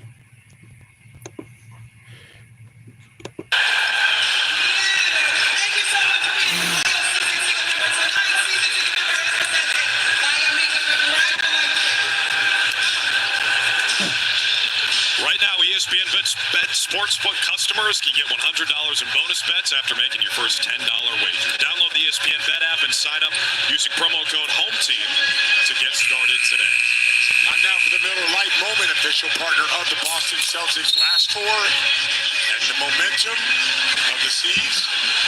There's Derek White, little show and a stick from three. Tatum with a nice bounce pass. Cornette came into the game and had a little spark. There's another screen, and Tatum rises up, holds that follow through, and Jaylen Brown in transition rises up. Come on, boys, play some deep. Tatum's three was his first field goal in more than 25 minutes of game Of time. course it would. And how about this for Luke Cornette, who's And make it come out of the player's check. Every time you guys don't show up and lose by fucking 10 or more, 15 or more, it comes out of your fucking paycheck. Mitchell for Miami gets it out. Highsmith, open three. No good. Boston got lucky. That was horrible defense. Still not a good defensive possession. Just lucky that he missed a wide open three. 77-69. Boston down by 8. Cornette hands it off to Tatum. Jumper from top of the key. Good. Celtics starting to get hot.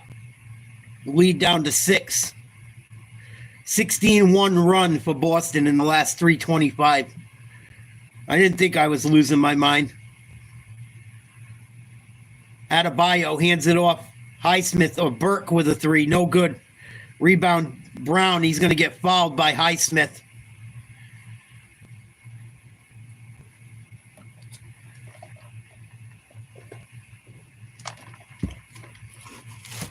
You know what's funny too, Jet? I swear I'm going to go back to school to become an announcer. I was listening to sports talk the other day. There's no one that wants to do sports talk. The guy in Boston was like, if you go to school for it right now, live on the radio, he's like, you will get a job. Bayless Shireman bangs a big 3 baseline. I'm really considering it. The guy on the radio on 98.5, the Sports Hub, was like, no one wants to go to school for that shit. If you want to be on the radio and you go to school for it, they will put you on the radio. He said, fuck your podcast. Go back to school. You will get a job. I'm really fucking debating it. Tatum breaks some ankles. Finds the ball down low. Gets it out to Brown. Brown working on Mitchell. Good D by Mitchell. Runs him over. Kicks it out to Pritchard. 3. No good. Rebound. Cornette gets it to Tatum. Wide open look. 3. No good. Rebound Miami. 5-point lead. And I was looking on ESPN. Miami with the ball. They get it down low to Adebayo. Little 4-foot jump shot. Good. 81-74. Miami by 7. And I looked at my bracket compared to all the top people on ESPN that do the shit for a living. Tough jumper and 1. Jaylen Brown from the elbow. Celtics cut the lead to 5. Brown will shoot a free throw. These people do this shit for a living. I spend a couple hours a day watching sports, reading a little bit. I don't spend all day doing it. It's not my career. There's only 5 people on ESPN that are paid analysts with a better bracket than mine. And they watch college basketball all year long. That's all they do. That's their job. And only 5 of them could do better than some guy in his basement that barely watches it. It was like Jason Williams and 3 or 4 other people. My bracket's inside the top 1 million fucking people on ESPN. And I didn't even do that good, as I usually do. Brown misses a jumper, no good. Miami with the rebound. 81-77, 4-point lead. Good D by Boston. It's going to go out of bounds. Miami ball. 2:26 to go in the third quarter. And that's what I'm saying too, Jet. Why do I even got to go to school? Let me be an intern. Fuck. Make me go waste money. And there's a school that's good in Connecticut that I'm going to fucking look into. Nice take by Mitchell. Blows by Shireman. Miami back up 6. It's like one of the best schools for broadcasting you could go to. Probably costs a fucking fortune. Turnover. I think it's going to be off of Boston. Not a great pass by Tatum. Brown should have been able to catch it, though. And I think Tatum just got teched up.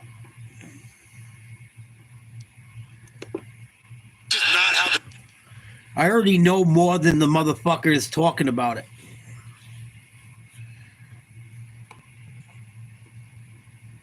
All they would have to teach me is the technical shit. Oh, you got to read this, read these advertisements. Oh, that's hard. Other than that, you take phone calls. Only thing I wouldn't have to. Only thing I got to watch out is I can't swear. I can't swear, and I can't talk major political shit. And I could live with that. I could pull that off. The swearing would be harder than not opening my mouth about the other shit. 84-77, Miami, Mitchell, 3, good. 10-point lead for Miami. 1:45 to play in the third.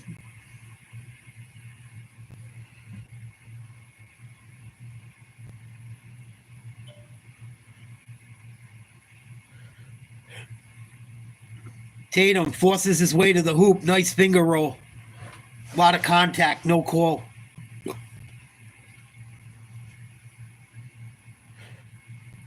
Tatum with 7 points this quarter, 15 for the game.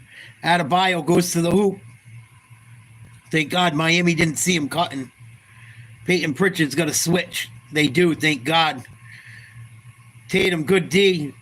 Good D by the Celtics. They're going to call a Bush League foul on Cornette or Tatum. And the Zebras strike again.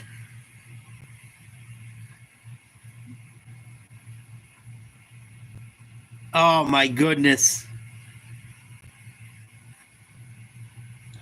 Miami's got more calls. More calls. Arm. It only applies if Anderson were to lose the ball. So if a guy maintains possession on that initial hit, but he doesn't lose it until he gets hit on the arm, You would not want to challenge that. You can argue, is that a foul or not? Should you have let it go or not? You can argue that, but you are not winning that challenge.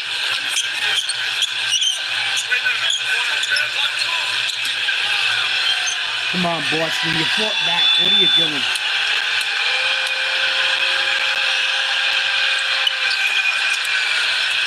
Knocks them both free down. throws for Kyle Anderson, the 11-year vet from UCLA. 10-point lead, Miami.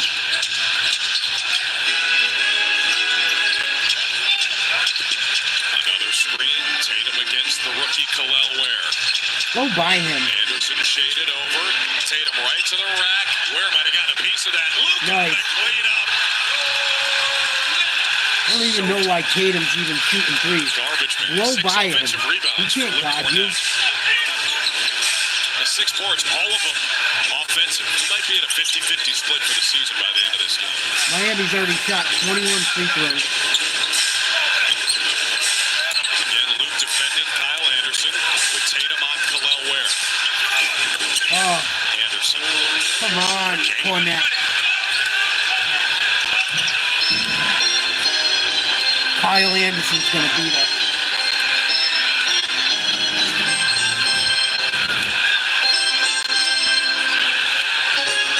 Celtics holding for 1. Game and shot clock basically identical. It'll be Tatum. Ware defends again. Tatum over the top. Won't go. And there'll be about 0.8 left on the clock. When the ball hit that top of the backboard, that's when the clock Tatum should is off stop. tonight. Ball hits out of bounds prior to the expiration of the period. Therefore, the play is under review to determine how much time should be remaining Oh on the my clock. God! Just put a second on. It's not that deep. This is anything under 0.3. The Heat are facing no chance. But if it's 0.4 or higher, they can go get Steph Curry or Nikola Jokic, then maybe they've got a shot. How about some of the shots Jokic just made at the buzzer this year? Yeah, with just a flick of the wrist. It's ridiculous. He had a 61-point triple-double last night in a loss. To Minnesota. Minnesota's playing good basketball. They are. They turned it around, and they won that game. I mean, I know that there was no Jamal Murray and Michael Porter, but After review, the ball touches out of bounds at 0.6. Miami will inbound the ball in the backcourt, the free throw line extended. But no Nas Reed and DiVincenzo. So Minnesota's gonna be tough. That could be a matchup, by the way. Some certain things keep happening. Maybe a 3-6. Oh, Slow-mo. I didn't get it all. Slow-mo beat the buzzer? I have to check the slow-mo replay to figure that one out. But it is a 10-point Miami lead. Halftime. serve three, trying to avoid the season sweep and end the Celtics' longest win streak of the season. Need a comeback in the fourth next.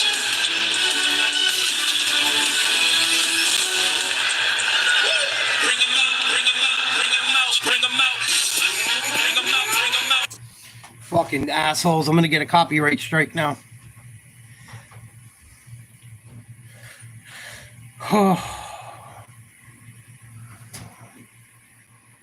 Oh, I can stop swearing for a paycheck, Jet.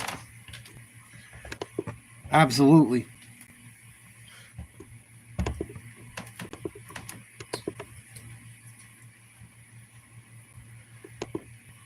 I just have to shut off my political brain and go in there and talk sports.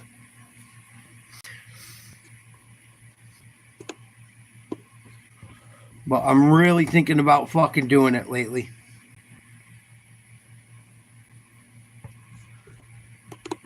Really starting to consider it.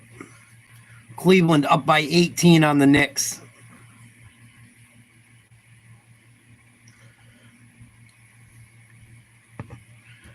I got Duke. Well, I got 3 out of the 4 right in the Final Four. The only team I took was Michigan State instead of Auburn. But I got 3 out of the 4. I got Duke winning it all against Florida.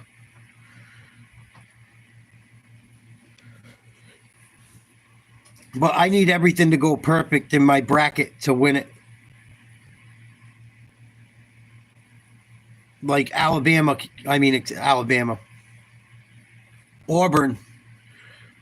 If Auburn beats Florida, I think I'm fucked. So like I need Florida to win, I need Duke to win, and then I need Duke to beat Florida, I'm pretty sure. And that Auburn-Florida game's probably going to be fucking serious. Is that game tomorrow? Or Friday or Saturday?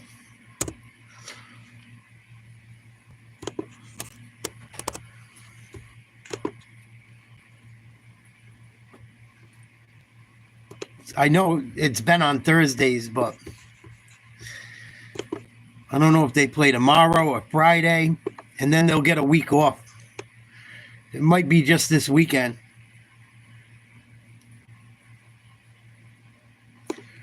It's Saturday. Yeah, I think Florida beat Auburn in Auburn, and then I think Auburn beat them in the national championship. I mean, in the SEC championship. I could be wrong. Yeah, April 5th, they play Saturday.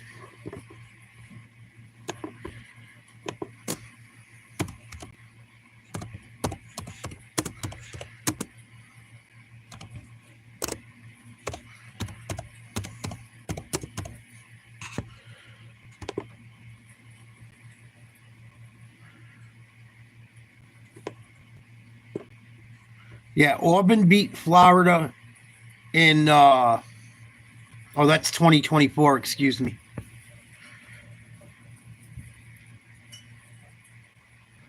February 8th, Florida beat Auburn 90-81. That's the only time they played each other. Is it Monday or do they have the week off yet?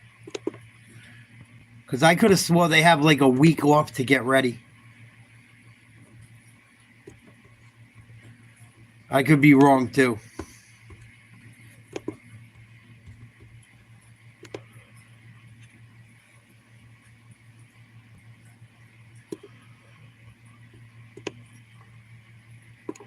No, you're right. April 7th. Well, that's good. At least we don't got to wait fucking a whole week. They used to make us wait a whole week for the shit. So the 5th, Auburn, Florida at 6:09. And then Duke, Houston at 8:49. And then Monday night, they play at 8:50. In San Antonio, late start. Yep. We'll see what happens. That Auburn Gators game is going to be serious. Miami with the ball up by 4. 10 minutes to go in the fourth. Anderson goes by Ketta. Good D by Brown.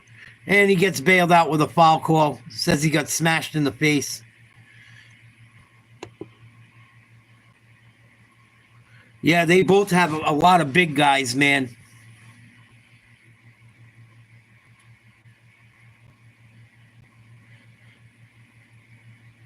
There's going to be them. Whoever's big men play better and rebound the ball better, I think will win that game. And Janai Broom got a little bit beat up against Michigan State. Something to watch out for. Unless he was putting on an acting job. But we'll see how beat up he is, too. He hurt his fucking leg. He hurt his elbow. He's had shoulder problems. A lot of people think Janai Broom's the number 1 overall pick. I don't. I think it's Cooper Flagg or go fuck your mother. But that's just my opinion. Janai Broom's good.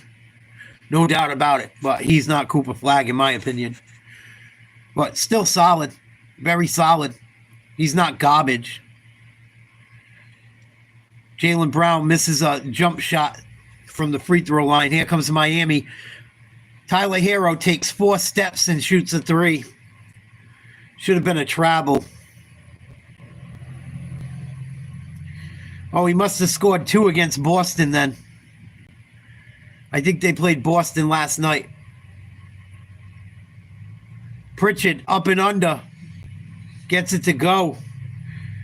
That was fancy.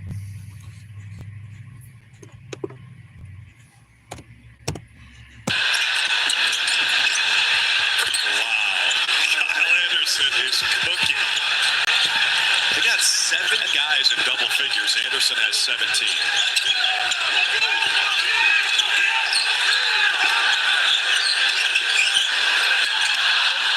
Kata taps it over to Brown. JP back up strong. Great night on the glass. That's 23 second chance points. That's correct. 23-8. Celtics outscoring the Heat. Second chance. Oh, it's against Carolina. Cannot defend Anderson right now.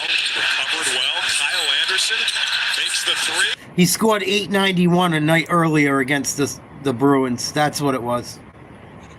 So they played the Bruins, not the game yesterday, the game before.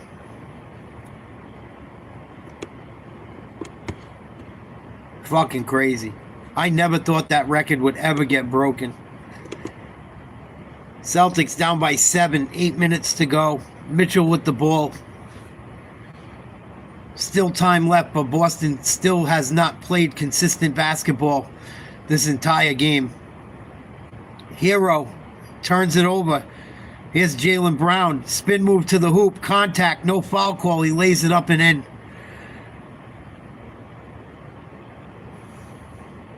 Yeah, well, it's just whoever has the money now. Just the guy.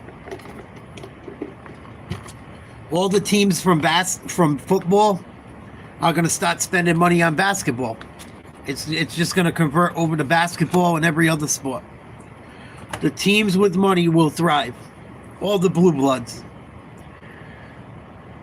The NIL, until they make real rules that make sense, these guys are just paid mercenaries. Celtics give up an alley-oop, get lazy on defense again.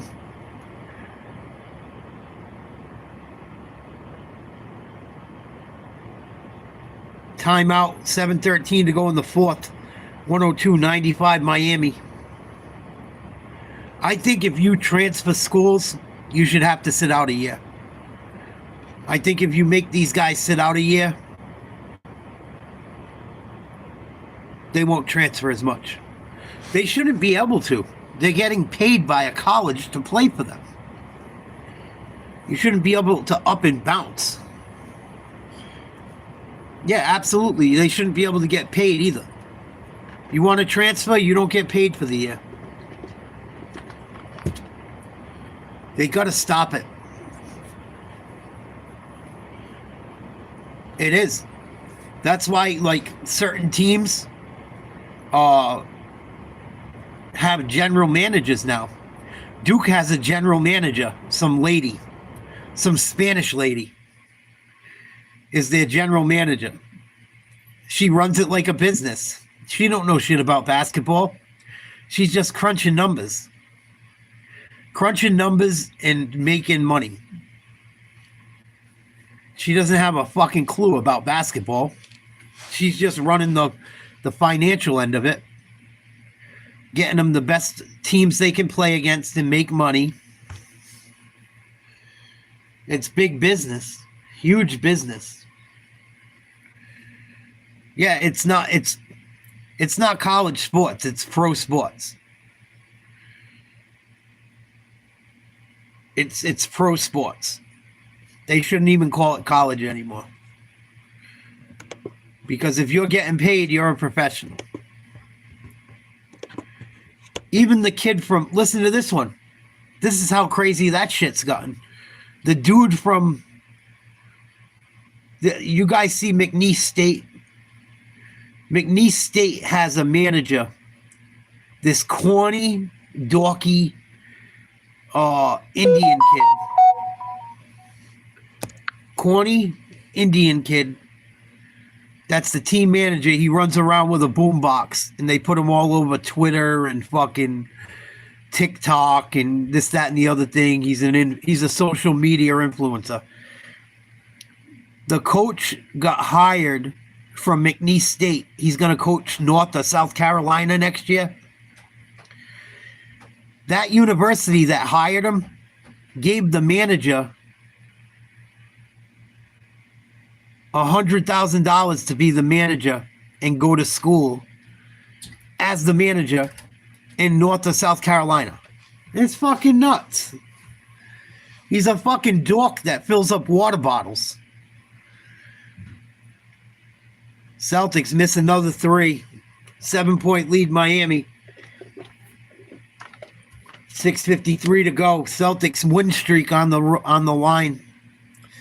Celtics only lost 1 game all of March. Having a rough night tonight, but they're still in it. Here's Adebayo. Nice little jump shot, middle of the lane, one-handed. Miami lead to 9. Oh, that'll ruin everything. Forget about it. Well, you know, some kids get to go to high schools for free and other kids got to pay. Well, it's not DEI. It's the best players just get to fucking... It's not DEI. It's the opposite of DEI, actually, when you think about it. Because DEI is giving someone that doesn't deserve the job. These guys are paying people that are the best in the business. But maybe I could see you saying DEI about the fucking manager. Yeah. Give the dorky little Indian kid that fills water bottles $100,000 because he walks around with a boombox. I could see that being DEI. No doubt about it. He's a cornball, too. Oh, he's a cornball. Yeah, the water boy. I'll show you a video on it. I ain't lying to you. I don't know if he's Palestinian or fucking Indian. It's irrelevant. It's just, it's crazy. Crazy. Shit's crazy.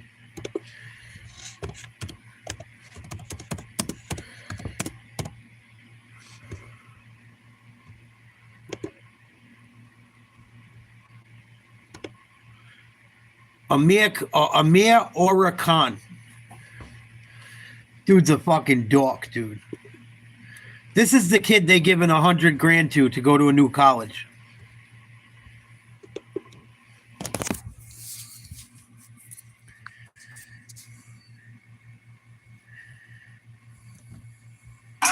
Is determined to do his part to keep the clock from striking midnight on the keys and keep the music pumping. Look at him go!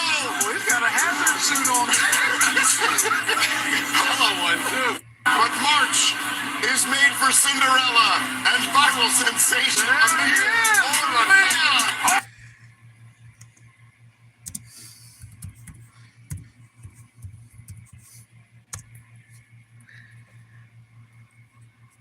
But yeah, he's going to another college to be a fucking water boy and get paid. Because Will Wade got hired there. I'll show you the video of it from the Coach JB show in a minute. He's my favorite. I asked him to be on his show. He never responded to me. I would love to talk sports with him. Me and him would fit like fucking... Me and him would be like peas and carrots, man. 108-96 Miami. They just hit another three. 5 minutes to go. Celtics down big again. They're going to take a timeout. Oh, I'm going to show you the video right now. Wait till you see this. This will make your blood boil.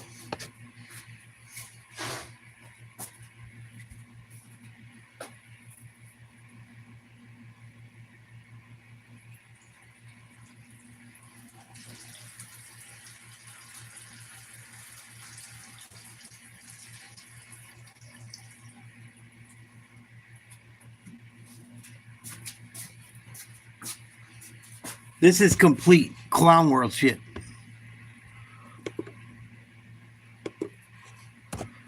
Clown world shit. He's not on a 24-hour fitness plan. He's a month-to-month guy. He's lived that way for 41 years at a business that's a staple in the hood, and everyone that I grew up with loved going there. And now... Listen to this shit. I'm going to play the whole video, too, because he brings up a lot of good points. Guess who else entered the portal, everyone? Shaka Khan, or whatever the fuck his name is. This motherfucker entered the portal. Combination of DJ Khaled and fucking Drake. That's who this fucking guy is. He enters the portal, and he's gonna follow the coach. Can we just say a joke is a joke? And ridiculous. The gig is up. Let's just call it what it is. The gig is up, dog. Let's just say it's a joke. We've been fucking with you guys. hey, guys. We've been fucking around with you. We just tried it out for a few years. We're fucking with you. This guy getting $100K. This cat's getting $100 grand, homie, to go follow his coach. Look at this fucking wobble body. Looks like a... I love JB. Dude, he sounds like the fucking California version of me. Oh, he's so on point with it. I love Coach JB. Very good coach. He was on a show on TV for years with JUCO college kids. He's fucking great. Oh, and he hates the woke shit. Check him out. Check out the Coach JB show. It's good. 100,000 plus Amir Khan will earn transferring with his coach Will Wade, leaving McNeese State. What the fuck does this retard do other than fill up water bottles and walk out playing music? Oh, he does their social media. Oh my God. It wasn't the players at McNeese State that got the job done, right? It was the manager. This is fucking crazy. Wait till you see JB have this meltdown. Fucking fat bumblebee walking around pocketing $100K to fucking do what? Wear fucking radio out? Right. He's like fucking radio, just not slow. Walks out with a radio like he's Radio from the fucking movie Radio. But he's not slow. Maybe he is. I don't fucking know. You gotta be slow to give this asshole $100K though. Damn, that rhymed. This is fucking nuts. This is why I can't stand it no more. Does anyone understand the mockery of this? Seriously, thank you, Alan in the chat. Thank you for saying exactly what I was about to say. Thank you. Thank you for saying exactly what I was going to say. This is an absolute fucking slap in the face of anybody who works at going to school to get a fucking education and a degree. And all the workers that work there. Do you think the fucking janitor at McNeese State makes $100 large? But Amir Tali Kalalala can hang a fucking radio around his neck and make $100K NIL money? Are you fucking shitting me?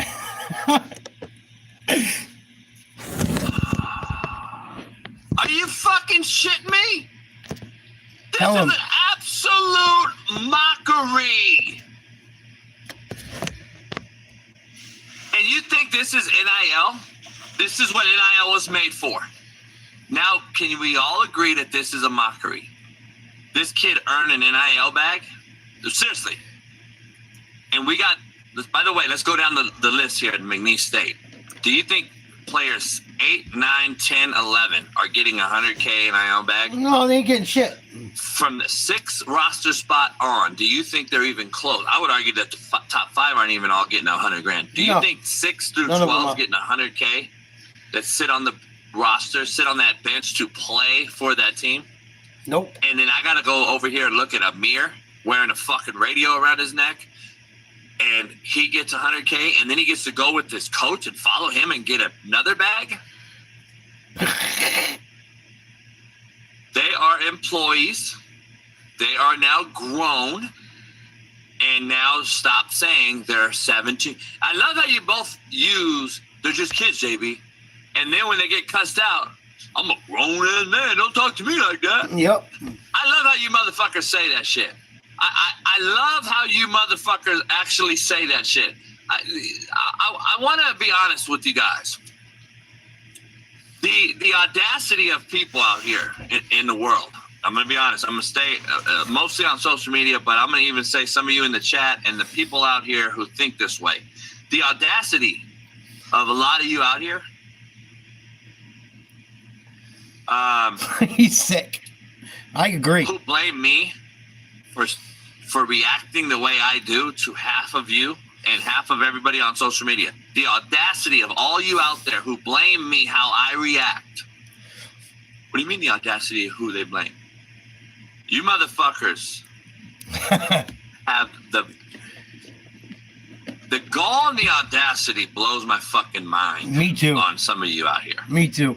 And a lot of you motherfuckers will talk shit to me about my reaction to your post, to your comments. The audacity of you talking about me, and then you're quick to cancel a motherfucker and say, did you see JB's comment about that made-up human who walked in the girl's bathroom and whipped out his dick and took a piss? Did you see JB's comment when the little 7-year-old was in there and was like, Mommy, what is that? And then the mom covers her eyes and walks her out of the bathroom?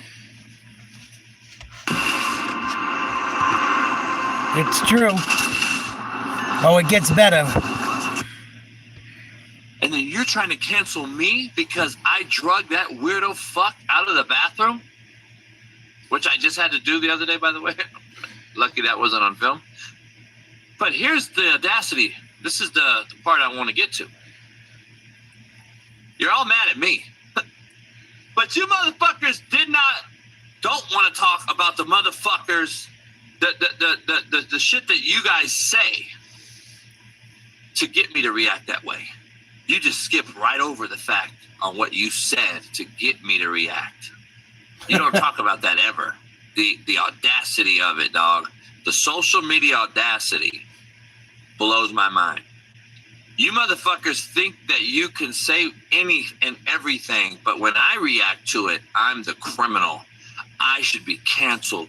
Did you see what JB said about my gay brother who puts lipstick on and thinks he should play in females volleyball matches? So I'm the bad guy, though. Right. The audacity of you motherfuckers, seriously, that be mad at me about how I react to what the fuck you said blows my mind. I go through it too. I know. I can't even understand. I can't get it. You guys forget what you said for me to react that way. You don't even discuss it at all. And I'm serious. It's absolutely gives me secondhand embarrassment, and it's because of this that has protected you fucking soft pussies for this long. And you wonder why our kids are fat wobble bodies. who can really just go on a fast for up to 2 to 3 years and not ever eat or drink anything and be fine. That's what most of you fucks are. And you all go. Here's a true story, and we're going to go to commercial break before Sean King joins us.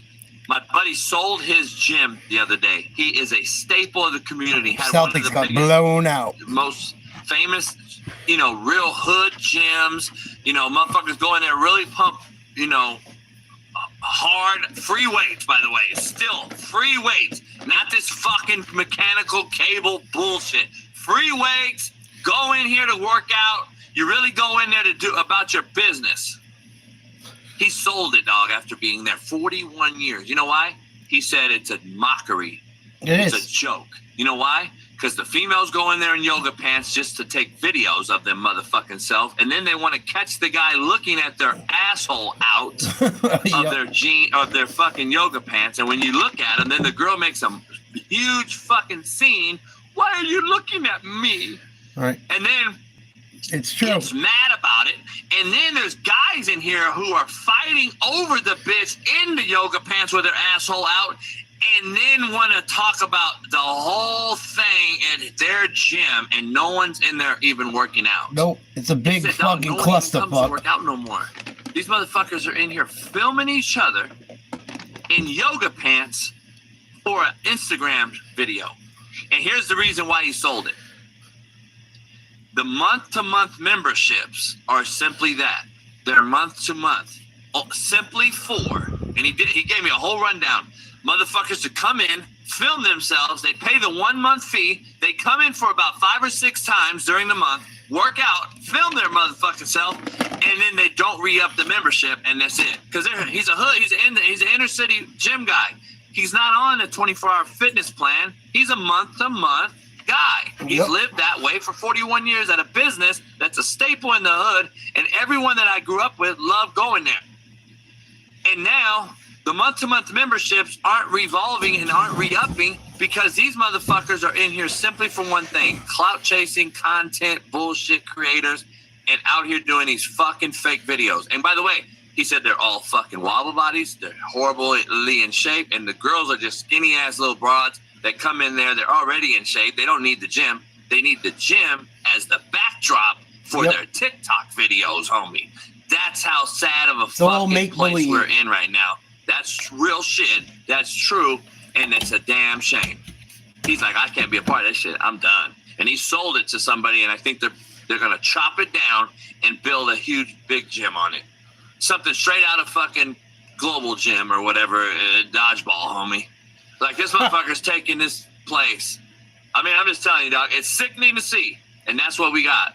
I might open up a wobble body fucking diet water fitness center.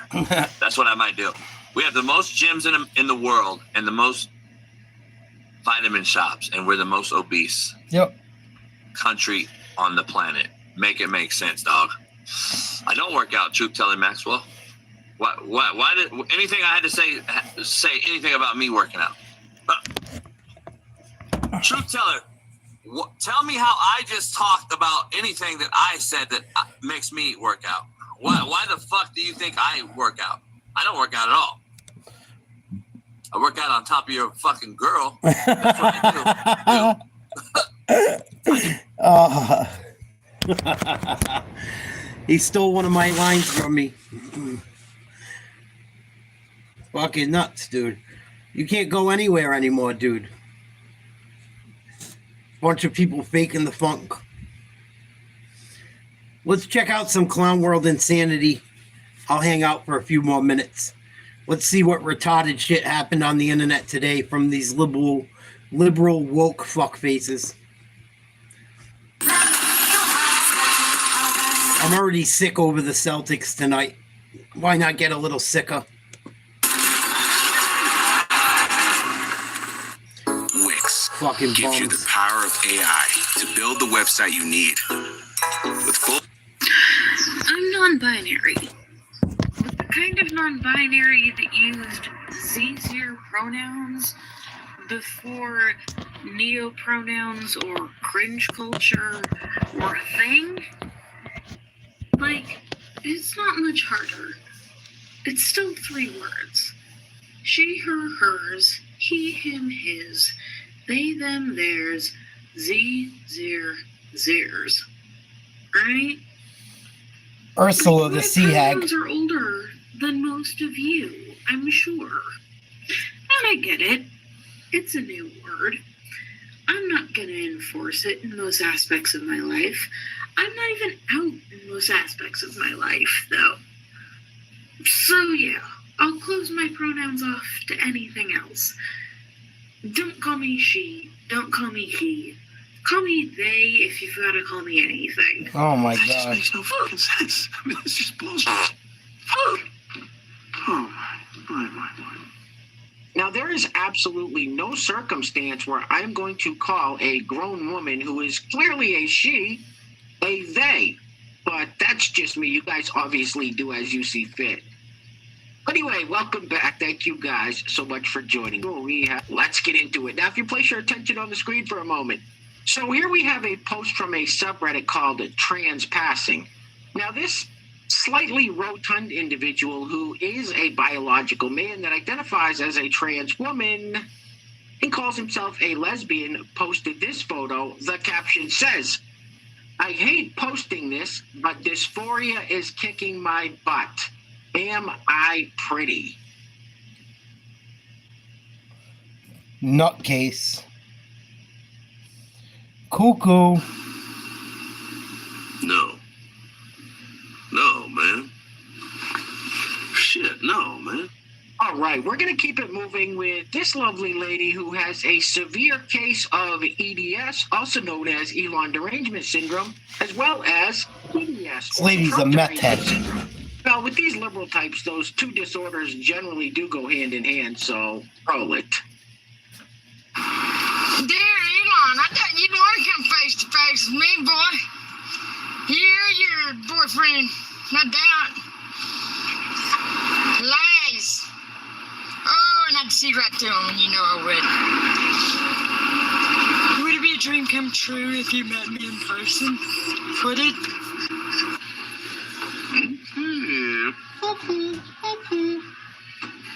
Now, this next clip is not quite the flex that this young lady thinks it is. And what's up with her glasses and earrings? Roll it. Come here. Donald Trump has never won against a man.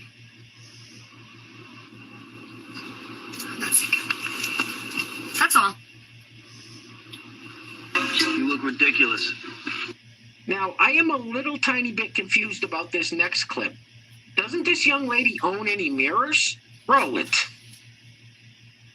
As a conventionally attractive white woman, I have been allowed into rooms and given a seat at tables I had no fucking business being in. So, no, Attractive white women. Oh, you are not. Injustices around me when so much privilege has been given to me simply because I look the way I do. Miss me with your racism. You're not cute, you numbskull. What'd you say? As a conventionally attractive white woman. Surely you can't be serious. Now, what I want to know is, when did it become a thing for these fellas to put on a bunch of makeup and ask the world if we think they are pretty? Roll it. Outside, and I just gotta say, I feel so pretty with this makeup on, out in the sun. It looks absolutely beautiful. I feel so pretty. Do you think I'm pretty? No, I think you're ridiculous. What a f***ing loser. Literally, what a f***ing loser. Now, this next clip might be parody. I'm not 100% sure, but it's pretty sad that it's so hard to tell these days. Roll it. It's March 31st, 2025. I am a 58-year-old adult human female.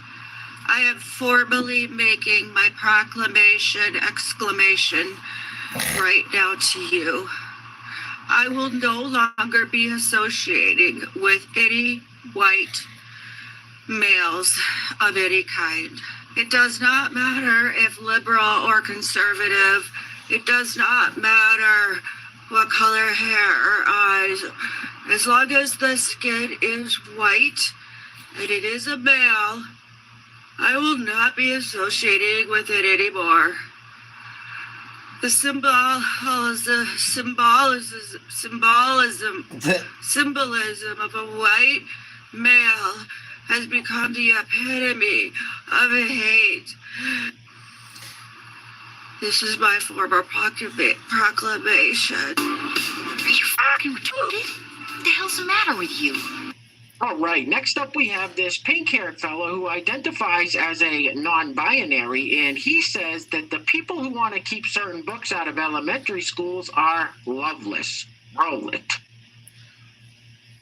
The reason people defend the gender binary so ferociously, attempt to ban books about gender literacy, disappear gender nonconforming people from public life is because they don't want to confront their lovelessness.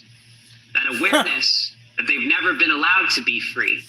It's easier to romanticize the unfreedom, decorate and accessorize it. When did it become a bigot? When did it become bigotry? When did it become bigotry to not accept mental illness?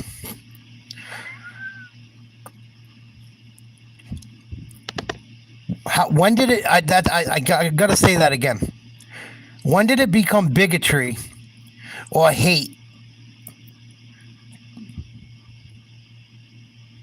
to acknowledge mental illness?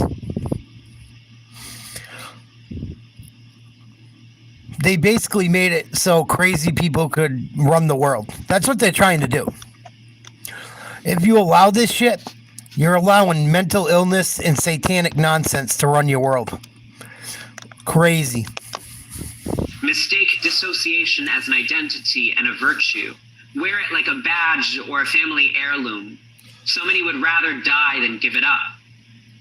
And all this pain, it shows up as resentment and retribution against gender nonconforming people. How dare you make freedom real? How dare you make heaven on earth? I thought we had to wait for joy. I thought that wasn't possible.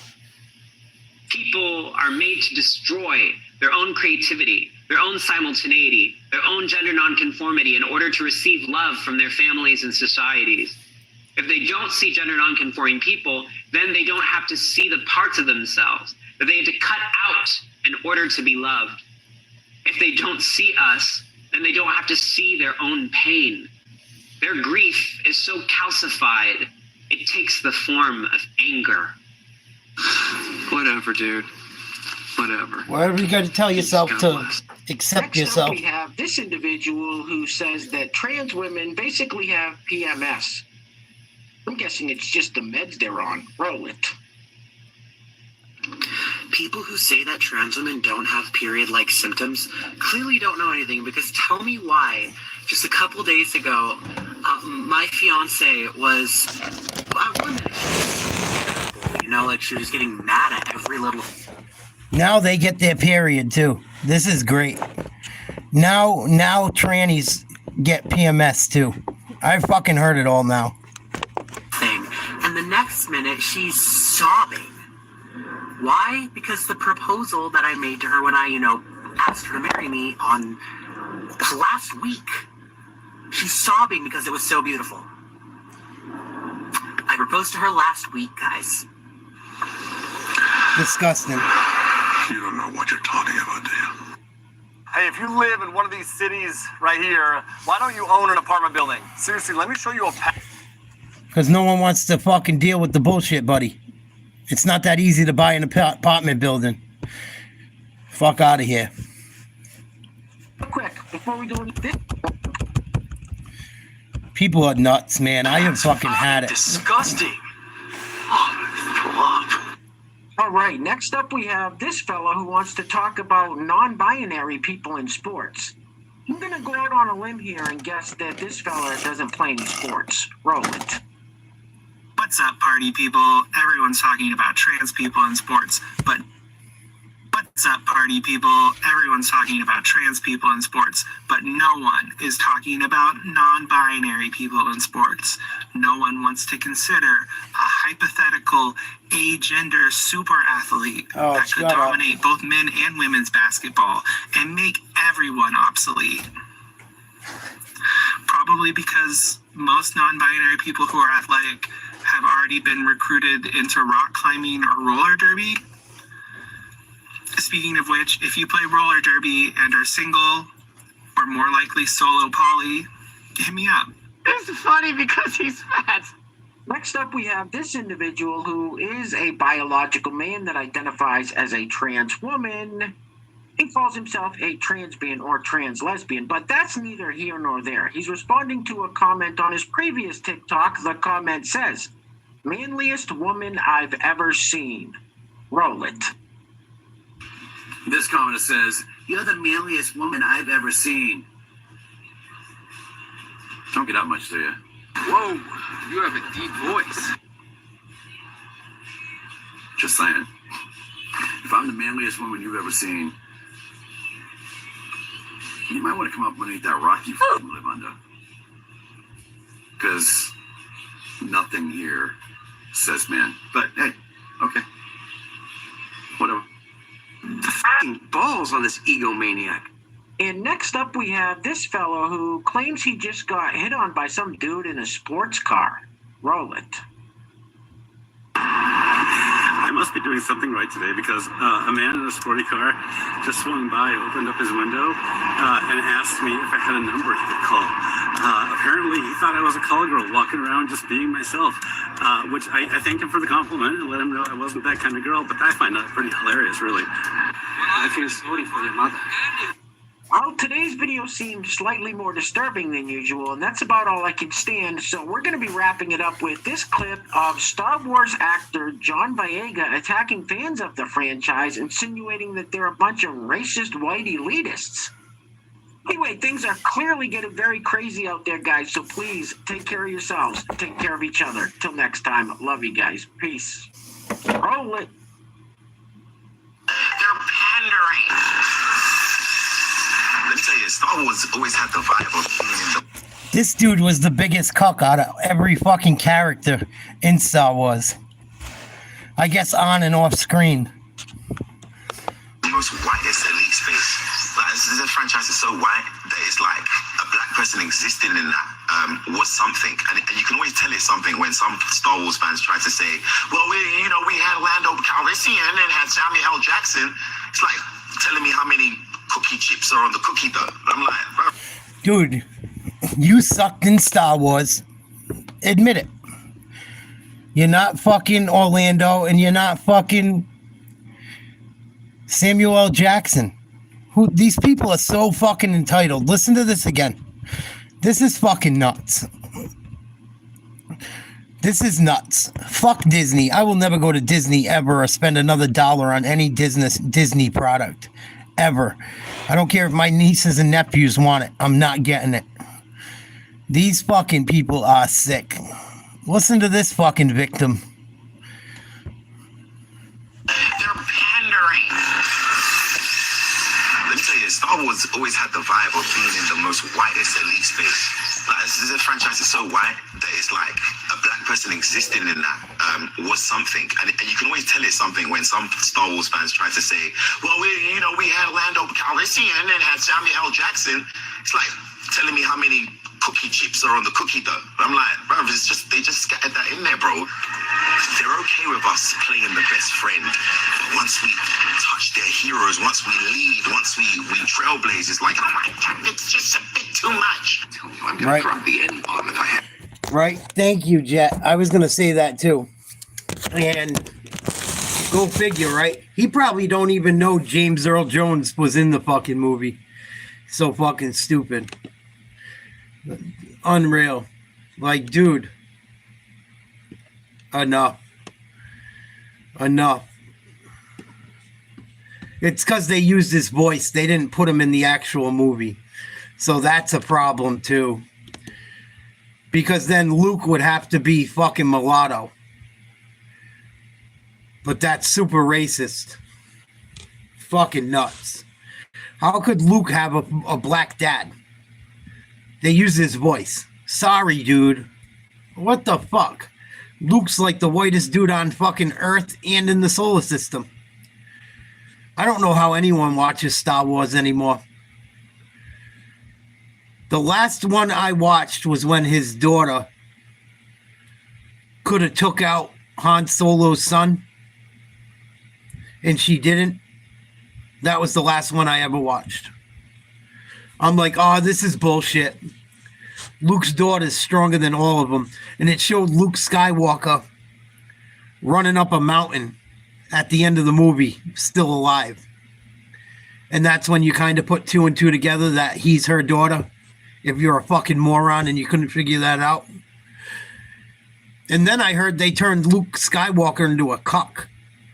I didn't watch it, but that's what I read about it. And I never watched it again.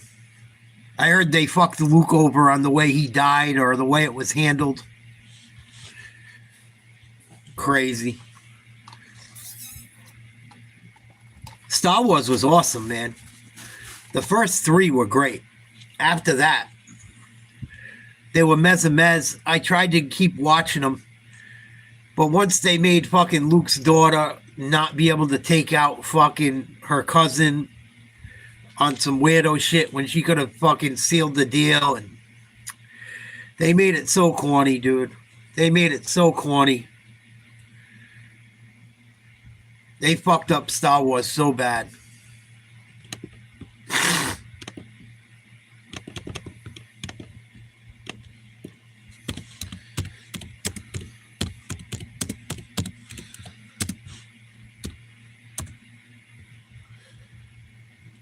I'm pretty sure they gave him like a shitty way out in episode 8, The Last Jedi, I think it was. I'm pretty sure they did him in a fucked up way. Yeah, I can see I'm the opposite. I can't stand Star Trek. My aunt and uncle love Star Trek. I couldn't fucking stand it. Ugh. Whatsoever.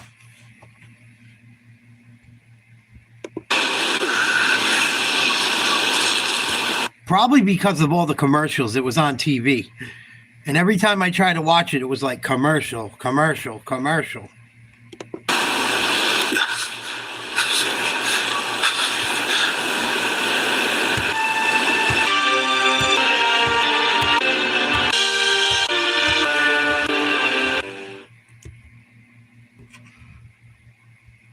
Well, you won't catch me watching the fucking Star Wars.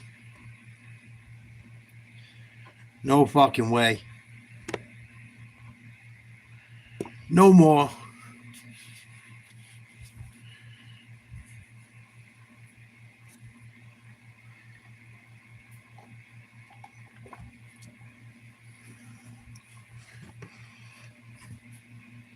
Yeah, they fuck up everything, dude.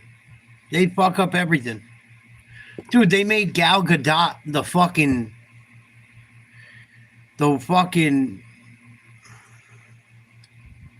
witch in fucking Snow White. And then that ugly little bitch gets to be Snow White. Come on. Fucking nuts. They made the Little Mermaid black with fucking pink hair. If the roles were ever, if that shit was the other way around, what do you think black people, I'm not all black people, what do you think woke people, I should say, what do you think woke people would do if fucking they reversed everything the other way? What if it was a black character and they made him white? They'd fucking lose it. Lose it. Yeah, I heard Iceman passed away today. Hoorah. 65 years old. Iceman, Val Kilmer. He was good as an asshole. Yeah, she's the fucking evil witch. Nah, Snow White should have been the evil witch. Gal Gadot should have been fucking Snow White. Idiots. And go figure, one of them's down, like you guys said last night. One of them's down with Israel. And one of them's down with fucking woke fucking terrorism. Hamas motherfucking bitch. So the girl that's down with Hamas gets to be Snow White. and the Israeli woman is the fucking evil witch. Funny how that works. But when you measure their beauty against each other, it's not even close. Nuts.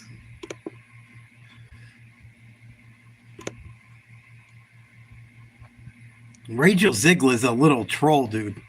You ever see that girl without her makeup?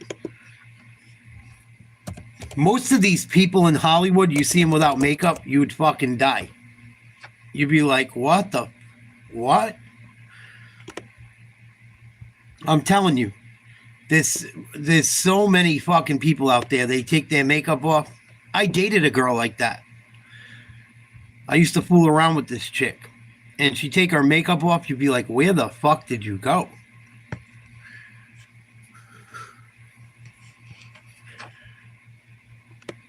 Beautiful body, but you should take her makeup off. You didn't even know. You couldn't tell. Unless you fucking woke up next to her or seen her coming out of the shower or saw her getting ready. You wouldn't know. Be like, what the fuck? You hit every freckle you had, it's fucking nuts. Nuts. So imagine what they do on TV. Imagine what they do with fucking CGI and everything.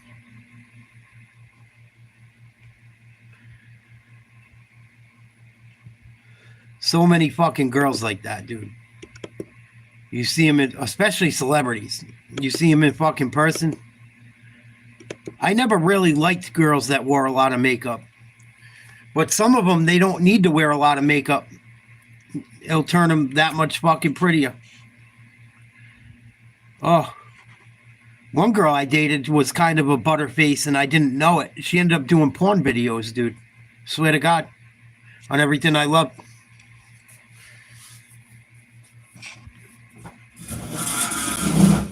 On Everything I Love.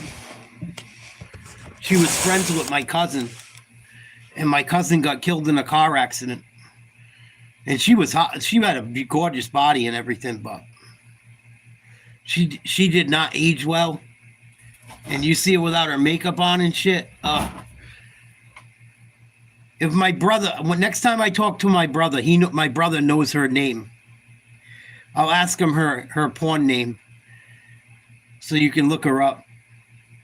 Her and my cousin were friendly in high school. My cousin ended up getting killed in a car accident. She went kind of cuckoo when my cousin passed away.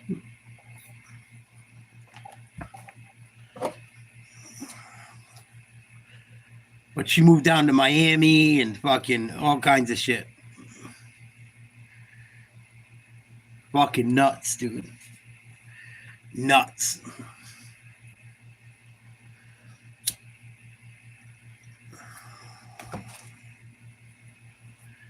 Fucking crazy.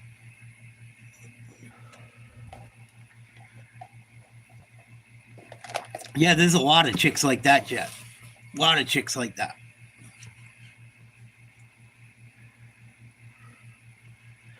Yeah, I don't know. She talks to my uncle and my other cousin here and there.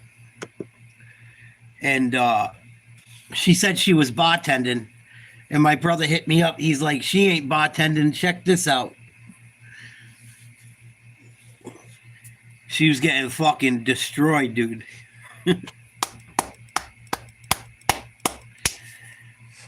Telling you.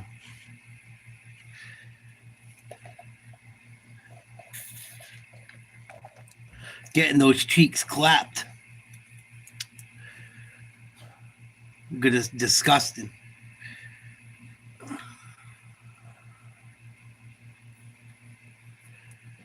At least I didn't date. At least I dated her before all that shit.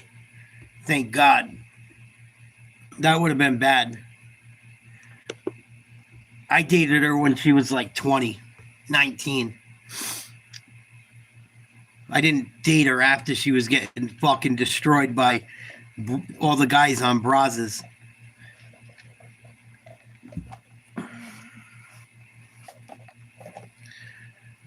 She was on a couple Brazos episodes. She was on some shit. I can't remember her name. I'll have to text my brother. He's the one that told me. One of his buddies told him.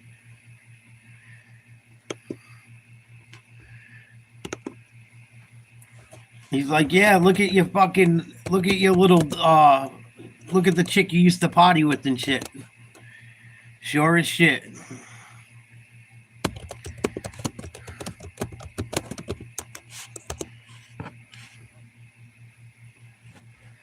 Her parents were nice people, too, as far as I know.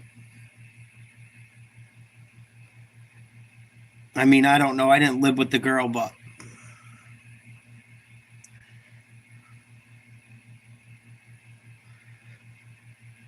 Make you wonder.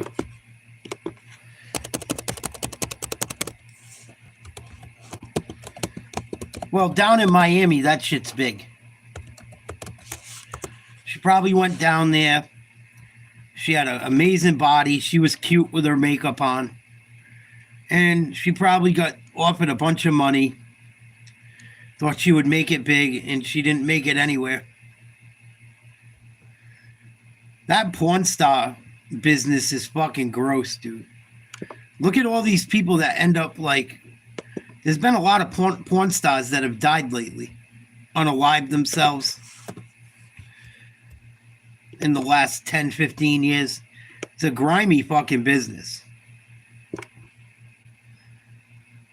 Grimy business. There's a lot of drugs in it. All those girls get fucked up just so they can sleep with people. Those women don't like doing that shit. Trust me. Those women that do that shit, they're not into it. They're not into it. They just do it because it's money. We do anything for money. The world we live in. Money.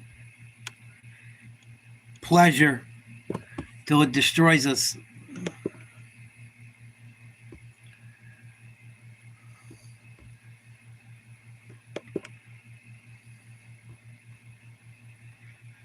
Yeah, I'll have to fucking ask my brother if he remembers her actress name. I can't find it right now. I'm trying to look it up a little bit, but I don't have Facebook anymore. I don't talk to her.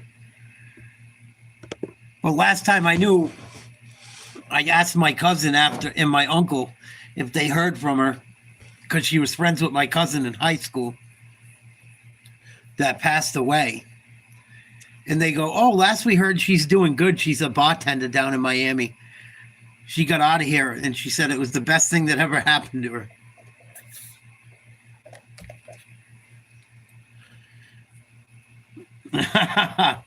Yeah.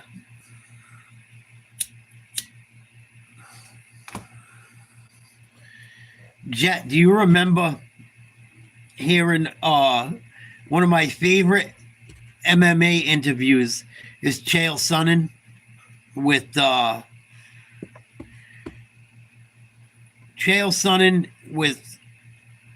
what's his name? Tito Ortiz. Tito Ortiz was like engaged or married to her. Oh, it was fucking funny. Fucking funny, dude. The shit fucking he said to Tito. It's like, no, the only one that does that is your wife. I'll see if I can find it quick. It was funny.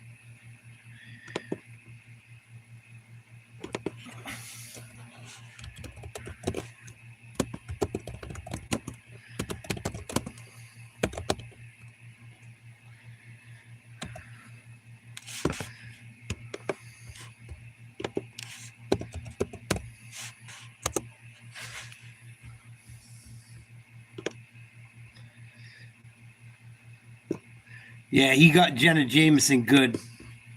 He got Tito Ortiz good with it, too. Yeah, it was bad. I'm going to play it in a minute. Tito, go ahead. Tell him what I do so well. Well, you talk. Tito, go ahead. Tell him what I do so well. Well, he talks well. His mouth has got him in every fight, big fight that he's had. And every time when it's time to present and perform, he's failed. On Saturday night, it's not going to change. What I do well, I come in with heart, I come in with determination, I come in with hard work and perseverance. When I get my hand raised, I'll know why. And so all the millions of fans that have had my back over the last 20 years. Tito always says I'm using my mouth to get my opportunities. The only person I know that made money using their mouth is his ex-wife. My mouth to get my opportunities. The only person I know that made money using their mouth is his ex-wife. Using my mouth to get my opportunities. The only person I know that made money using their mouth is his ex-wife. Using my mouth to get my opportunities. The only person I know that made money using their mouth is his ex-wife. Well, just to correct you, I was never no marriage. That don't make it better. Fucking punk, dude. That's what you call class right here compared to no class. That was a nasty line. No class. No class at all. That's why you see him with thongs and fucking jeans and a t-shirt. No class. They don't call you the bad guy for nothing. Bad girl. Oh, that shit was great. Perfect opponent for you, and I expect no least than what I expect in my camp. You can afford it except Tito. 4-letter word. Tired. I know what I need to do in the final fight. It'll be my last fight. My hand's gonna be raised. Right. He's not taking this fight smart. He's already looking on the back. The women's pet and the men's regret. I could not believe he called me fat. Look at the size of these arms, and when you're focusing on that, focus on this because I got 2 of them. That's basically clean, by the way. I'll mention pretty much. Tito Ortiz, Saturday night. She'll call me a fat guy. What am I supposed to do with that? Yeah, you're good. Oh, fucking great. Good comedian, man. That's about it. You're a good actor. That's about it. I'm a fighter. You're an actor. Wilderness looking and see him until one day he gets sick of it and he attacks and he shows who the fucking king of the jungle is. And this little hyena, I'm gonna eat right through him. And we'll see on Saturday night. You know what? It's good because it fuels me.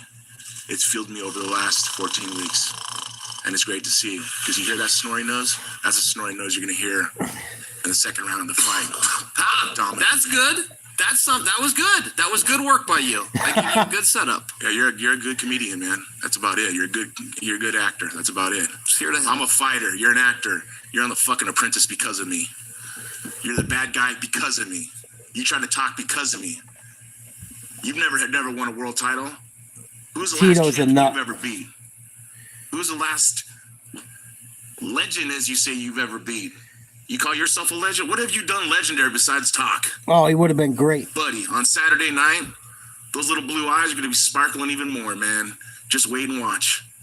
Just wait and watch. Just fucking you. Chael Sonnen beat him. Man. You have dug your grave. The F word, that wasn't classy. I don't care, man. No, I don't care. You've ruffled my feathers way too much, partner. You talk about my ex, man. You say shit like that. Classy. Tito. Come on. 4-letter words. Come on, Mr. Class. Classy. Surely you have great admiration for what Tito's achieved in mixed martial arts. I care for everyone. This may be a lie, so just let him go and speak. Tell another Jackal story about Christopher Walken and a mane and a lion from back in the day. Fucking joker. You're a joker. Hey, classy. You're a joker. You're a joker. Gareth, please, go ahead. Chael, you've got to deliver on Saturday night. You're a big signing to the organisation. Tito's clearly stoked. What are you going to do to him? I never understand that. Tito says that he's poking the bear. People say he lit a fire under his ass. There's never been a round in the history of fighting where the judges look around and go, which guy's got a fire lit under his ass? Whatever guy hits the other guy more wins. Whatever guy's got better position, whatever the guy's dominant, whatever the guys go out there and fighting, he can be as motivated as he wants. I can be undermotivated or over-motivated. We're going to go fight. Our skills are our skills. My music will hit those speakers. I'll have my short pants on. I'll grab my mouthpiece and I'll walk to that cage. That's it. I don't care how he's feeling, up, down, or indifferent.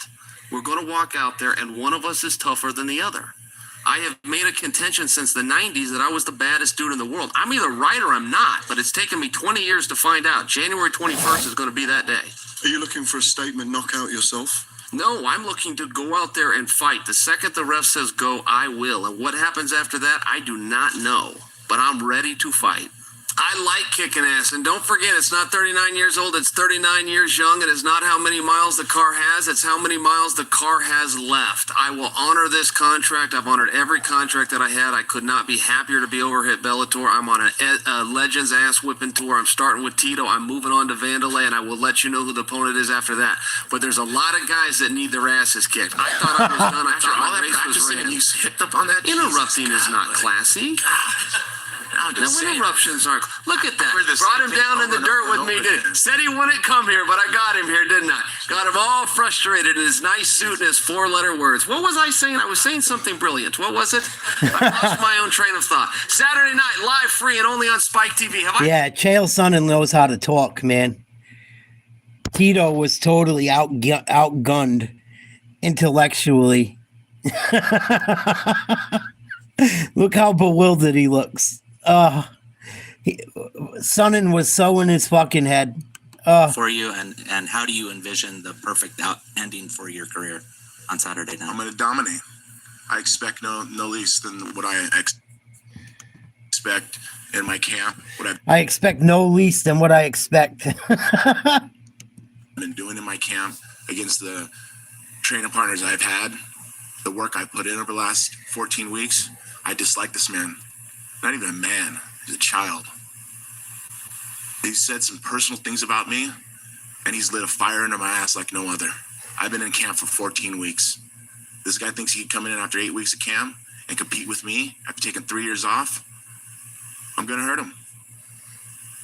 I'm not looking for a submission. I'm going to dominate. I have something to pay back. He embarrassed me on my birthday. I'm going to embarrass him on Saturday night. A lot of talk about how media kind of affects a fighter coming into fight week. You seem to be one of those that relish in the fact that you do a lot of the media during fight week. Is there an advantage for a fighter to do that, and to take their minds off of maybe? Funny shit. Tito, go ahead. Tell him what I do so well. I wish I could find the whole fucking video of that. Oh, when he took care of Jenna Jameson. When you see him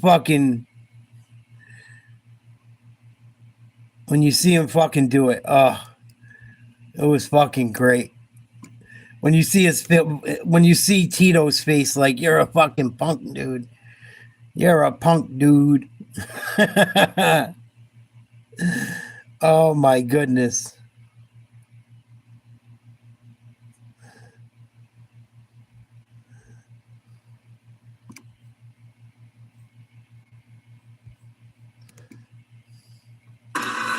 Knowledge is put to the test in every GMC Sierra.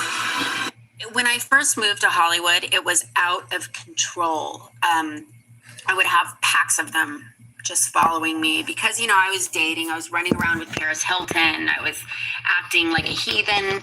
And, You're a fucking porn star. When are you not acting like a heathen? These people are fucking nuts. I moved to Hollywood. I was acting like a heathen. Bitch, you made all your money fucking sucking cock and getting fucked. Shut up. I was, I lived actually next door to the car. I was dating. I was running around with Paris Hilton. I was acting like a heathen. And, I lived actually next door to the Kardashians at the time. And this was prior to them starting their show. But they were still on the come up. For being famous. So imagine the Kardashians and the Jamesons next door to each other. It was scum next to scum. So your husband is Tito Ortiz. Are you divorced yet? Actually, we were never married, but we were together for a very long time. I always called him my husband. Is it not a nice breakup? Yeah, I would say that we've had our issues. That's for sure.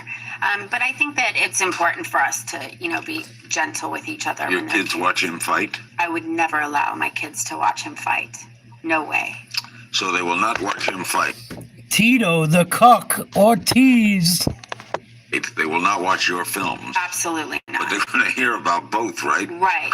Right. And, I'm going to prepare them. And strengthen them. It's important that kids are raised understanding the reality of life, not umbrellaed by their parents. I want my kids to be tough. Oh, they're going to have to be tough. These people are nuts. It's like the Instagram. There's this single mom that is on YouTube that I was supposed to interview, and she was going to do it, and she turned it down because she knew I was going to rip her apart. That's why. I want my kids to be tough. Oh, they're going to have to be tough. Everywhere they go, everyone's going to know their mom fucked and sucked everyone off and was a fucking porn star. And if you think these people that do OnlyFans kids aren't going to know one day, you're fucking crazy. Crazy. I don't think so, Jet. He was Jewish. I don't think he was going to be the type of Jew to sell out, but you never know nowadays. Shit, who the fuck knows? Everyone sells out for money now, so who the fuck knows? I don't think he would be the one, but you never know. I would like to think he'd be the last of the fucking dying breed, but I mean, look at that Jewish lady that did that interview I showed you guys last night, asking someone that was tortured by Hamas if they were starved or Hamas didn't have food on 60 Minutes. Yeah. I think that's the lady that did the interview I'm talking about. Fucking disgusting. So I don't think he would have went down that same road, but he probably wouldn't even have crossed that bridge. He probably would have just shut his mouth and done what he had to do to keep his fucking platform. If I had to bet.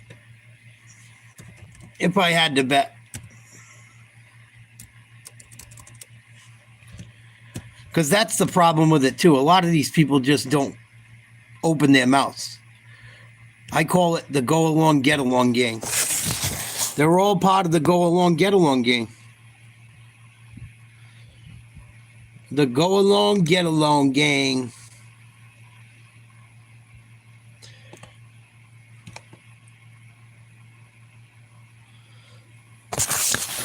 I want to play a video now from Societal Narcissism.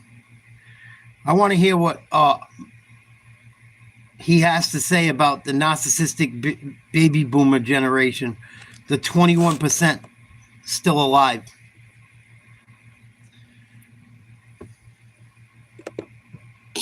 On my Monocaster, and it's first, so maybe all is not lost. And being that this is another baby boomer video, might not be the base. It's not. Well, it is and it isn't. It's not necessarily the baby boomer video you think it is, but it kind of will be. So, and as you know, I'm very tough on the boomers on this channel. I think they are responsible for much of the lot that the world is in. Yeah. That the generation is toxic and narcissistic as a whole. That doesn't mean there aren't excellent boomers out there. There certainly are on this channel. This channel wouldn't exist without them. I wouldn't be able to be going through the metamorphosis that I'm going through right now without them.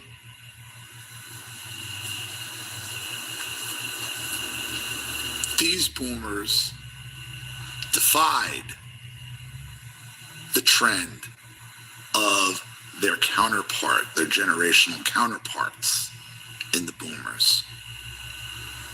And what I have found and what I just came across was a survey or a study that was done that pretty much encapsulates everything that I've been talking about and actually kind of puts a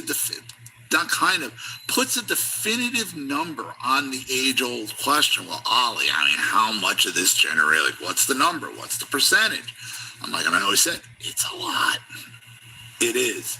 It's a lot. Not all.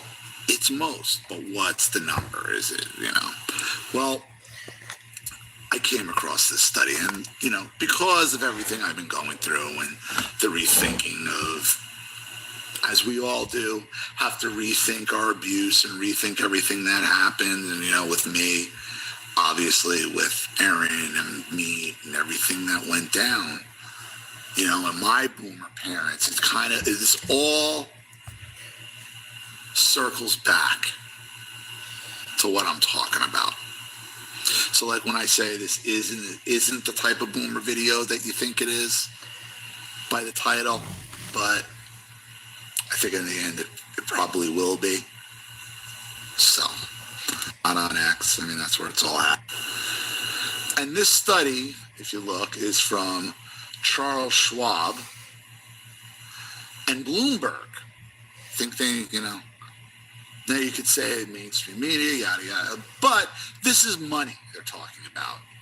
And they have no reason to lie about this, about people's money, investment money, where it's going. And this was very simple. How generations plan to transfer assets. 3 statements, agreement with the statement. Millennials, Gen X, and boomers by percentage. I want the next generation to enjoy my money while I'm alive. 53% of millennials agree with that. 44% of Gen X agrees with that. 21% of boomers. 21% of boomers believe in that. And they're at the end of their life. They're at the end of their life and they still don't want to share it. 79% of boomers. 79% of boomers are willing to admit they want to take it all with them. Yep. That doesn't even count the few that probably are smart enough to at least lie to the guy on the phone.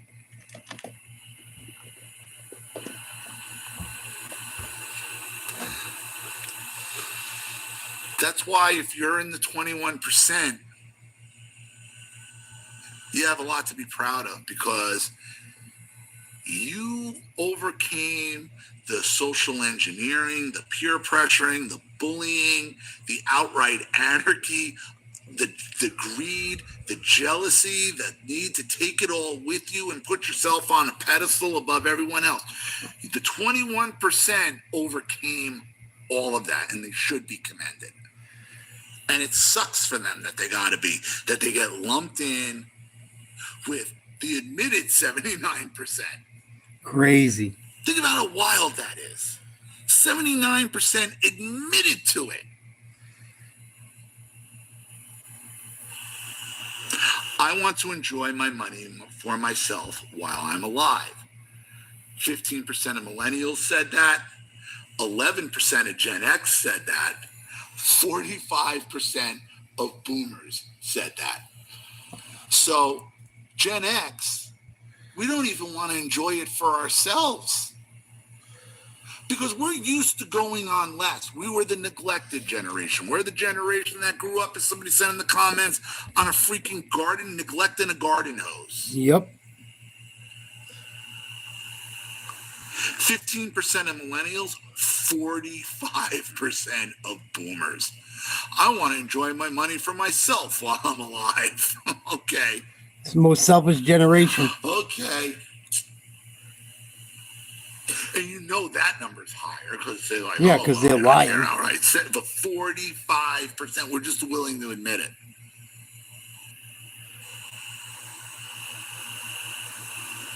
But at the same time, 79% don't want to share it. So what does that mean? Third question. That's right, Jet. I plan to distribute some wealth. I plan to distribute some wealth during my lifetime. Millennials, 97%. Gen X, 97%. Boomers, 56%. Like, it's not even close. Disgusting.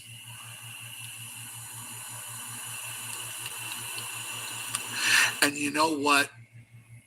You can probably flip the boomer number on those two questions, those second and third question. 56%, probably higher than that. Probably higher than that.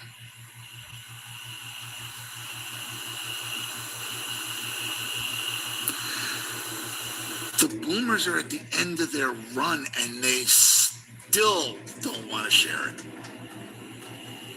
What's the point?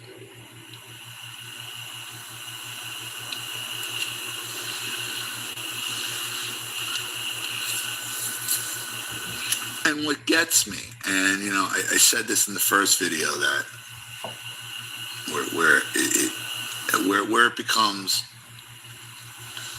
real personal for me, and the perfect, and me, be enormous, my father is the perfect encapsulation of all of this. Yep. Because when the divorce and all that went down, it was all the knight in shining armor. I'm the hero. I'm riding in on the white horse. Anything Erin needs and for her future, and that's why I'm doing this and screwing you over. It's all for Erin. It's all for Erin.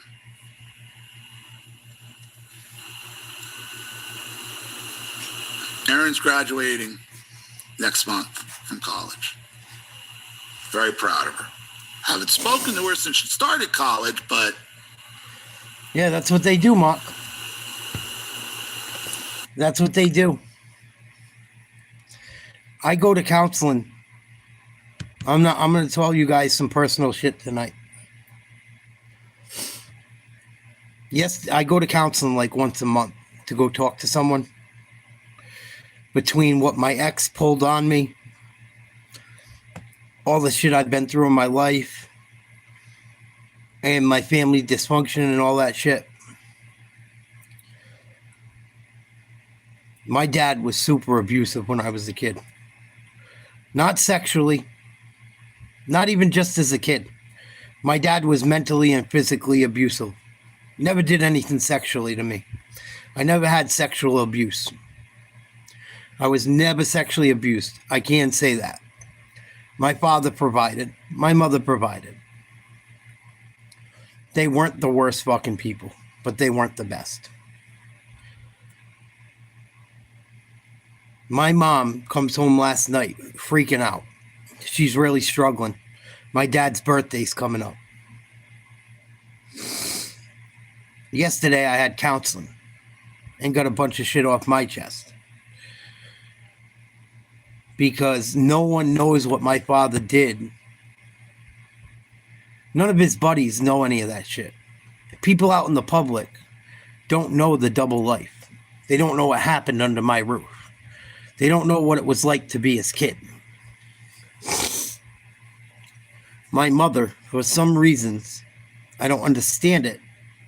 I try to figure it out. I don't know if it's a defense mechanism or what. To this day, does not believe my dad used to beat the fuck out of me. And he was abusive to her too. Many times. I don't know if she does it because she puts it out of her mind because it's traumatic.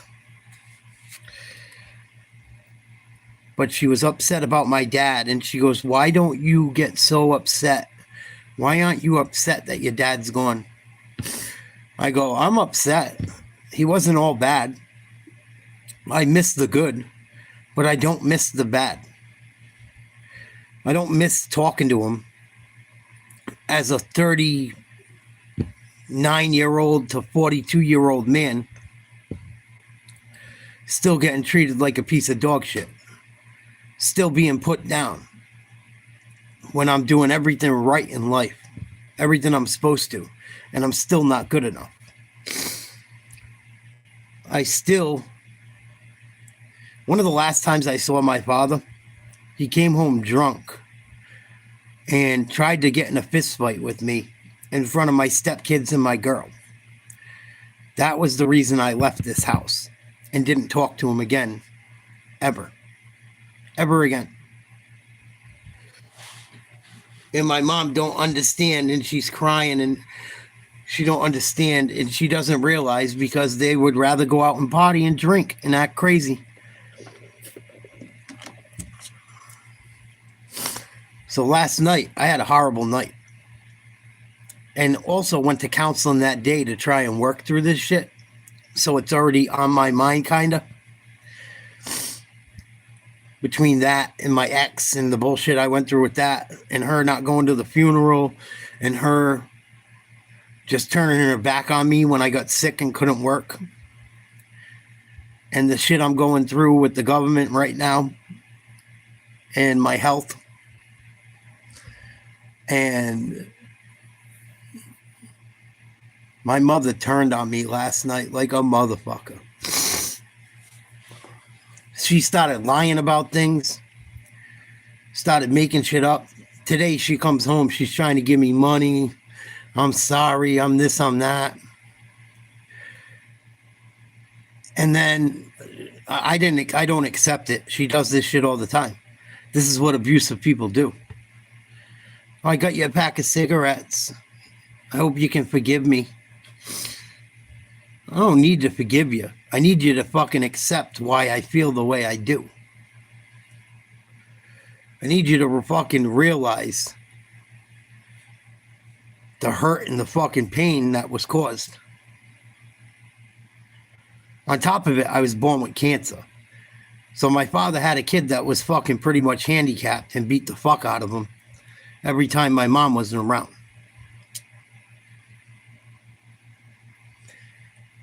Not only that, my mom gets mad. Last night, she's bragging about how great my father was and how much she misses him.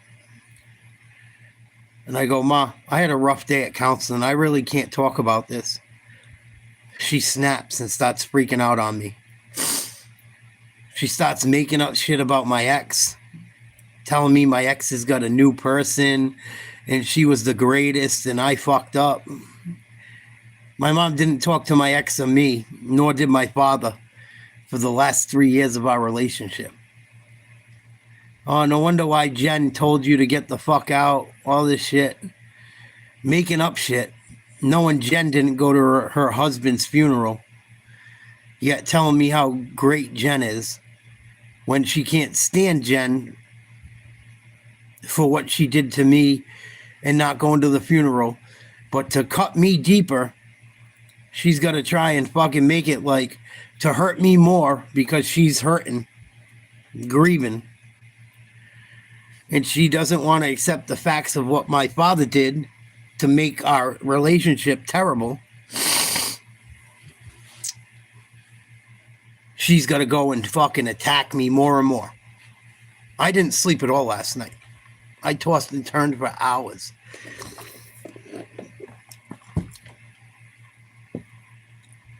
Today, I told you guys I was a commercial fisherman.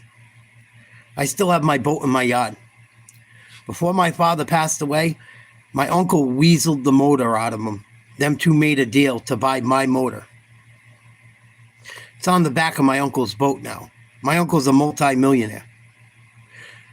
Goes out fishing a couple times a week and makes a couple $1,000 with my motor that they sold without me knowing when I went no contact. I could still be out there doing that shit. My uncle never around unless he needs something from someone else. Calls me today. I don't care if my family sees this shit because I had it with it. I don't give a fuck no more. And I got plenty of my videos. And you look at my regular videos, I'm going to stop making them again, exposing this shit. So for other people that go through it, they don't got to go through it no more. And so my family knows they're fucking scum. Uncle calls me today. My cousin lost his sister in a car accident. I told you guys about that earlier. His dad bought my fucking motor off my boat. Made a deal with my dad. Brand new motor. Almost a $20,000 motor. Bought it off him. He gets to go out and make $1,000 a week with a pension and millions of dollars. And I'm struggling to get by myself. And my boat sits in my yard every day and I got to look at it without my motor. Nice. Calls me up today. Calls my mother up. Crying about his son.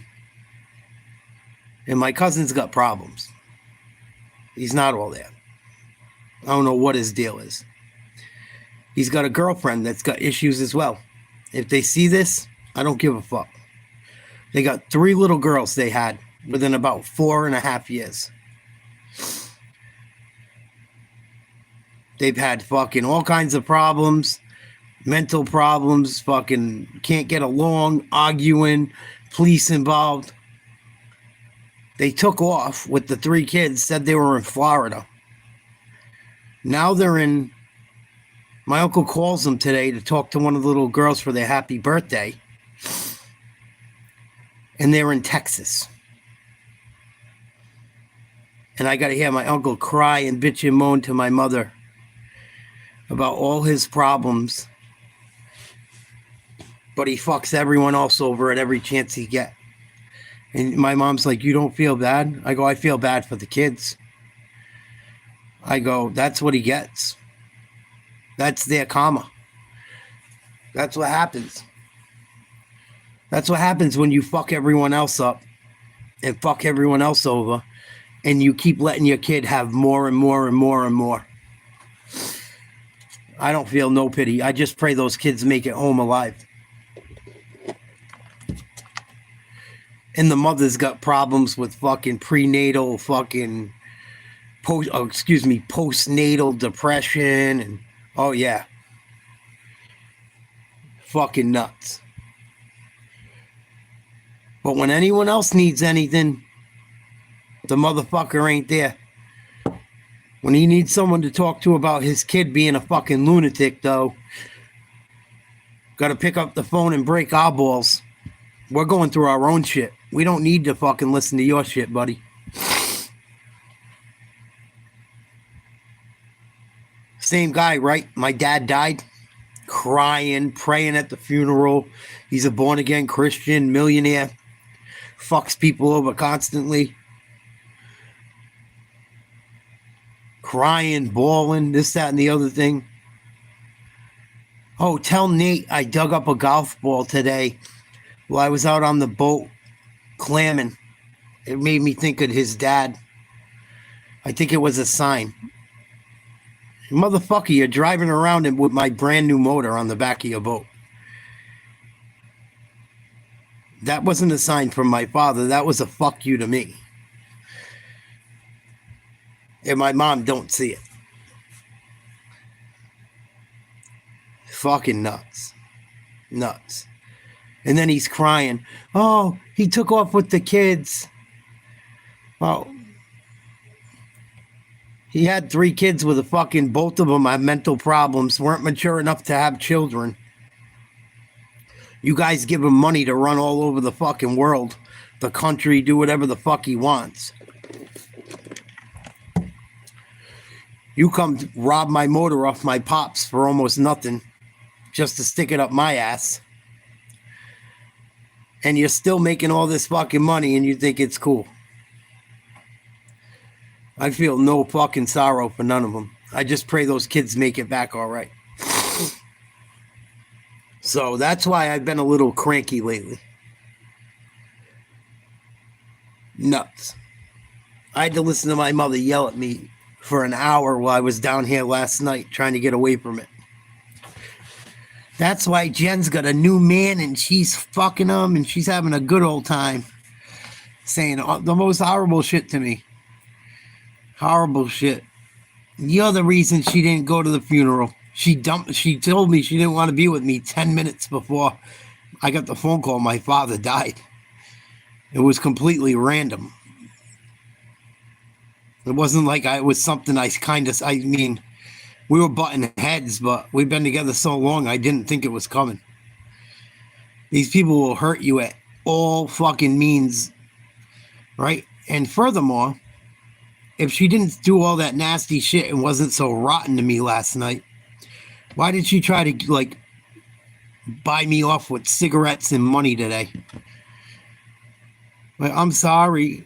Like, not even I'm sorry. Oh, I got you cigarettes. You want some money? I went to the bank to get a few bucks for you. I don't want your money. I want you to fucking realize what's been going on for 30 fucking years. Fuck is wrong with you? And then I gotta hear her brother that only calls when he fucking needs something. Same thing, he only comes by when he needs something. Only stops in when he needs to waste time for a doctor's appointment because he lives out in the fucking rich part of the state. So when he's gotta come to the city,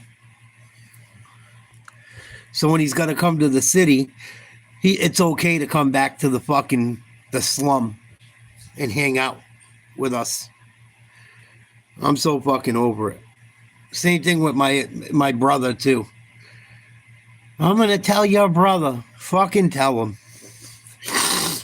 Tell him. I'm gonna sell the house. You ain't gonna get shit. Whatever. I don't give a fuck anyway.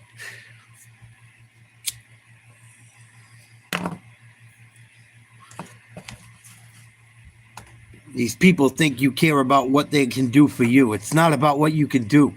It's about treating me fucking right. Thank you, Tiger.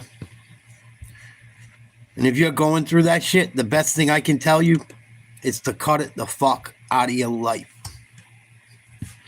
Cut it the fuck out of your life. If I wasn't so invested in this house with the other parts of my life story I told you guys, I would not be here. But I've sunk so much money into this house, and I fucking have gotten fucked out of my boat motor on top of it. I am not walking away without something. That will be the fucking day. Especially when my brother's never mowed a lawn, raked a leaf, done a motherfucking thing his entire life. No.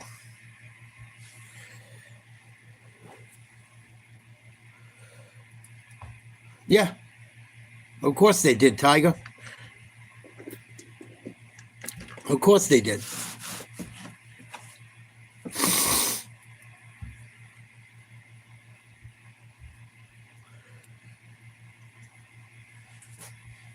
You cannot win with these motherfuckers. I'm going to play a couple videos about it because I need to listen to them myself too. Because it's fucking ridiculous. You won't even know what's going on until you see it's a real fucking thing people go through. You wouldn't even know. And you don't know until you know. I wanted a recorder last night. I should have fucking done it. I should have done it.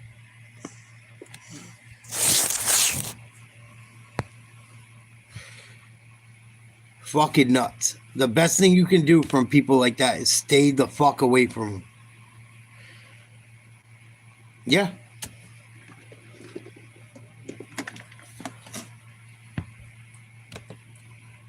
And then they always like,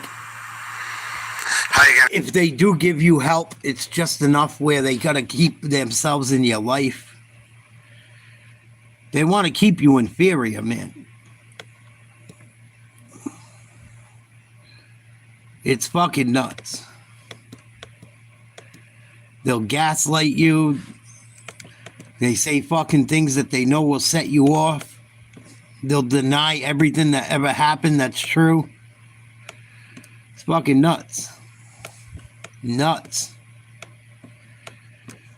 Nuts. I'm going to play a video I made. Fuck it. I'm going to play some of my old videos. I should stop making them again. I should stop making them again. I don't know why I stopped doing it, because people were fucking, it was working. It was helping people.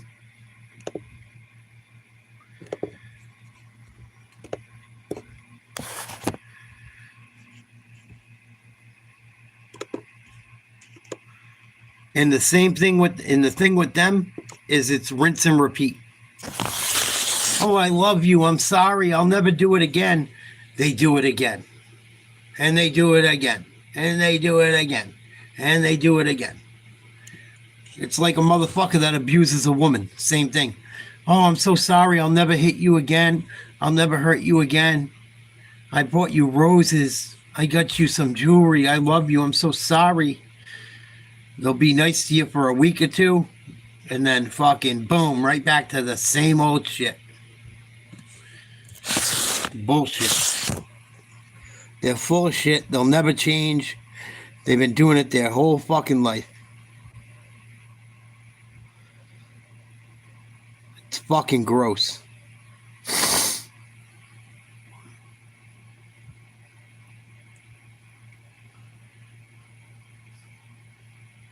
They'll never change. They'll never apologize.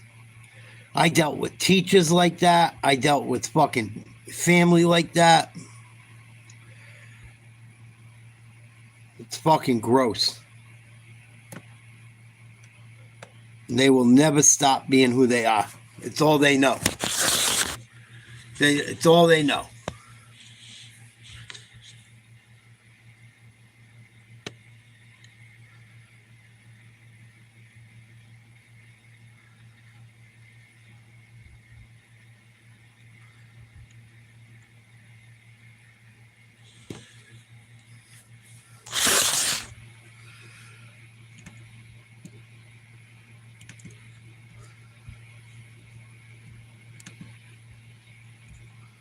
Hey, what's up, you guys?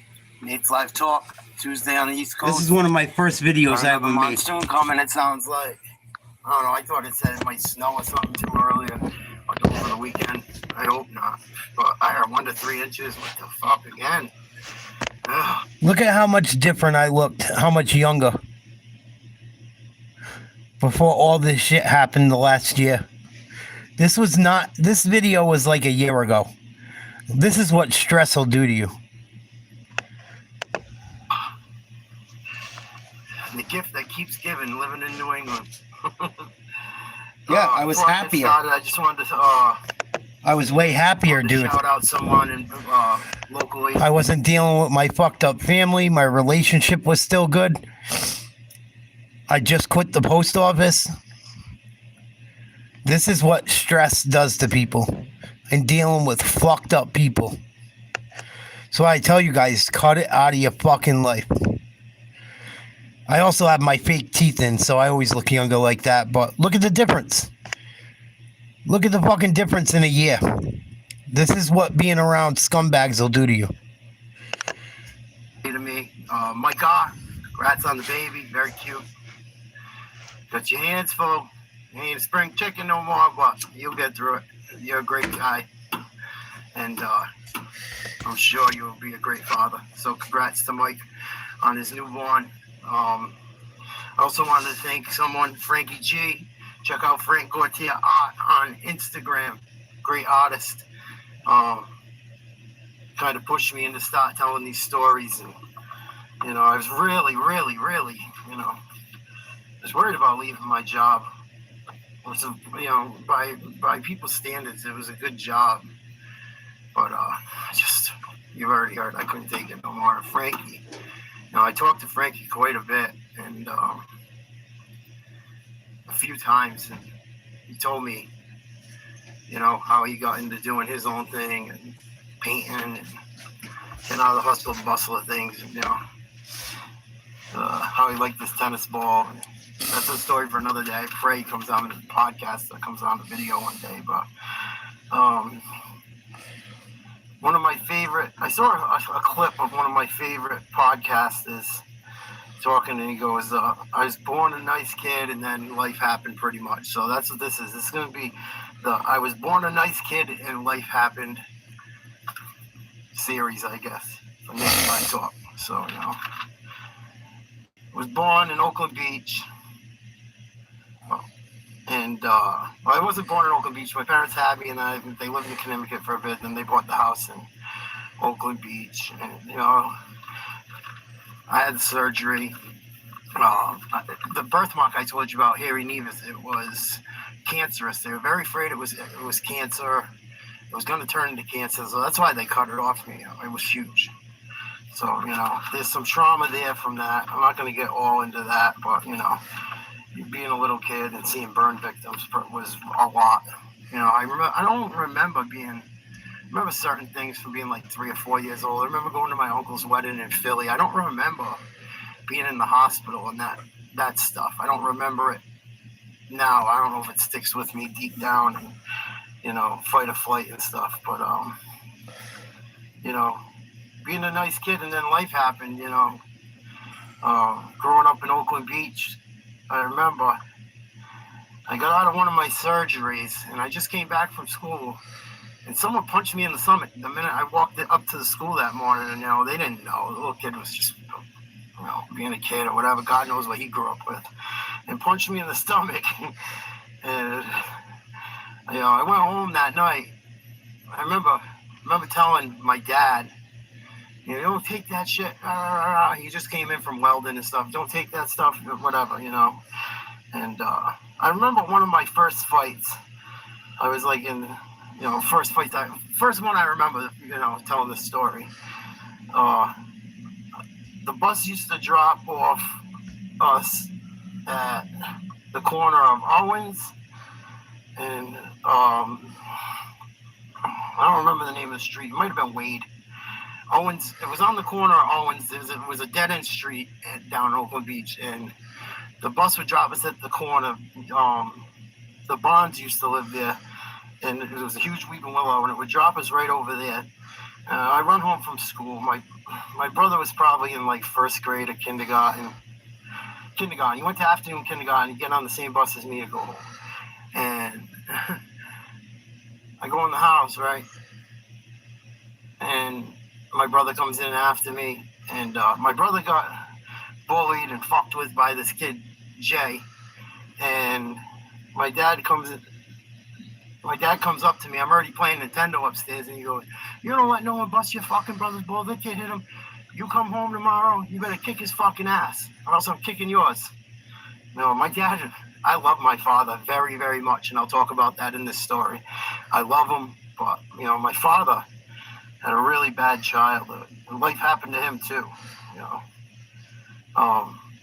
And before I go on a bashing thing, I love my father dearly. He wasn't perfect. If you see him, don't look at him differently because of these videos, because he went through hell, and I'll tell you some of that too. We don't talk anyway, so I hope we can get through it at some point. I love my parents, but we just butt heads so horribly because everyone's been through so much trauma with my sickness, what they went through in their lives, and all that stuff. Fucking plain. You can tell I have a lot of patience.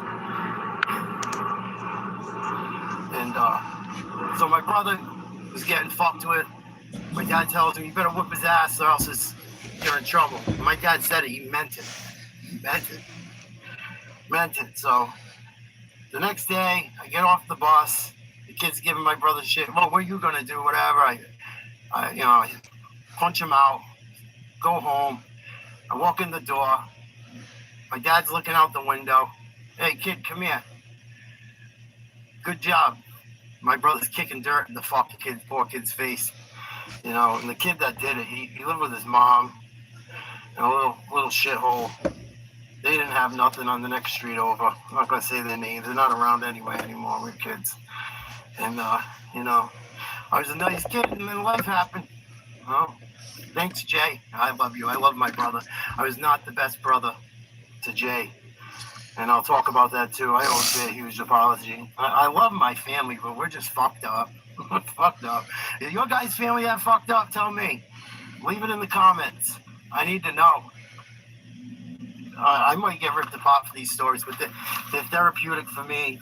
And, I enjoy telling them. People seem to like them. I got a lot of views really quickly. Thank you guys so much. So much. We're gonna have a big barbecue or something. When the weather turns. Nate's live talk freak off. No, I'm kidding. Nate Diddy's live freak off at the Masonic grounds. But, that happened, but yeah, life happened. Life did happen, and my dad would get so mad. Man, my dad had such a bad temper. He still does. Ralph J. Wendelowski does not fuck around. He still don't. He's an older guy. I mean, if someone fucks with him, he's still got a couple good minutes of him if his heart don't give out. He's had heart problems, probably from working so goddamn hard, and the shit I put him through. I was a fucking asshole. I did some bad things, man. I was just like, I'm going through my struggles, and this is what this is going to develop into. I'm sorry. I'm freestyling. I'm new, and it's going to get deep here. My dad did not have it good. Ralphie Boy did not have a good childhood whatsoever. My father, he works up at a golf course. You guys know where. I'm not going to say their name. You guys play golf with him, fuck off. My dad, I can't believe when he had heart problems, he got into golf with his buddy Joe. I cannot believe he is not ever the guy I would ever see playing golf and wearing all that silly clothes he wears and shit sometimes. I look at him and in the clothes and shit, and people think he's like this nice fucking guy and lovey-dovey, man. That guy will knock your fucking head off. Ralphie Boy, man, did not play. He still don't. And I laugh about it, and I love him. And the dysfunction, though. And so my dad had a very bad childhood. Grew up in Buttonwoods. I don't know all the stories, but I've heard some horror stories, and I know my grandparents on my mother's side told me my grandmother had issues. She was a single mom after my dad's father left. My dad's father. I love you, Dad. I really do. And I got to get this stuff out there, man, because I'm sick of not talking to you guys, too. But my dad's father was fucking brutal.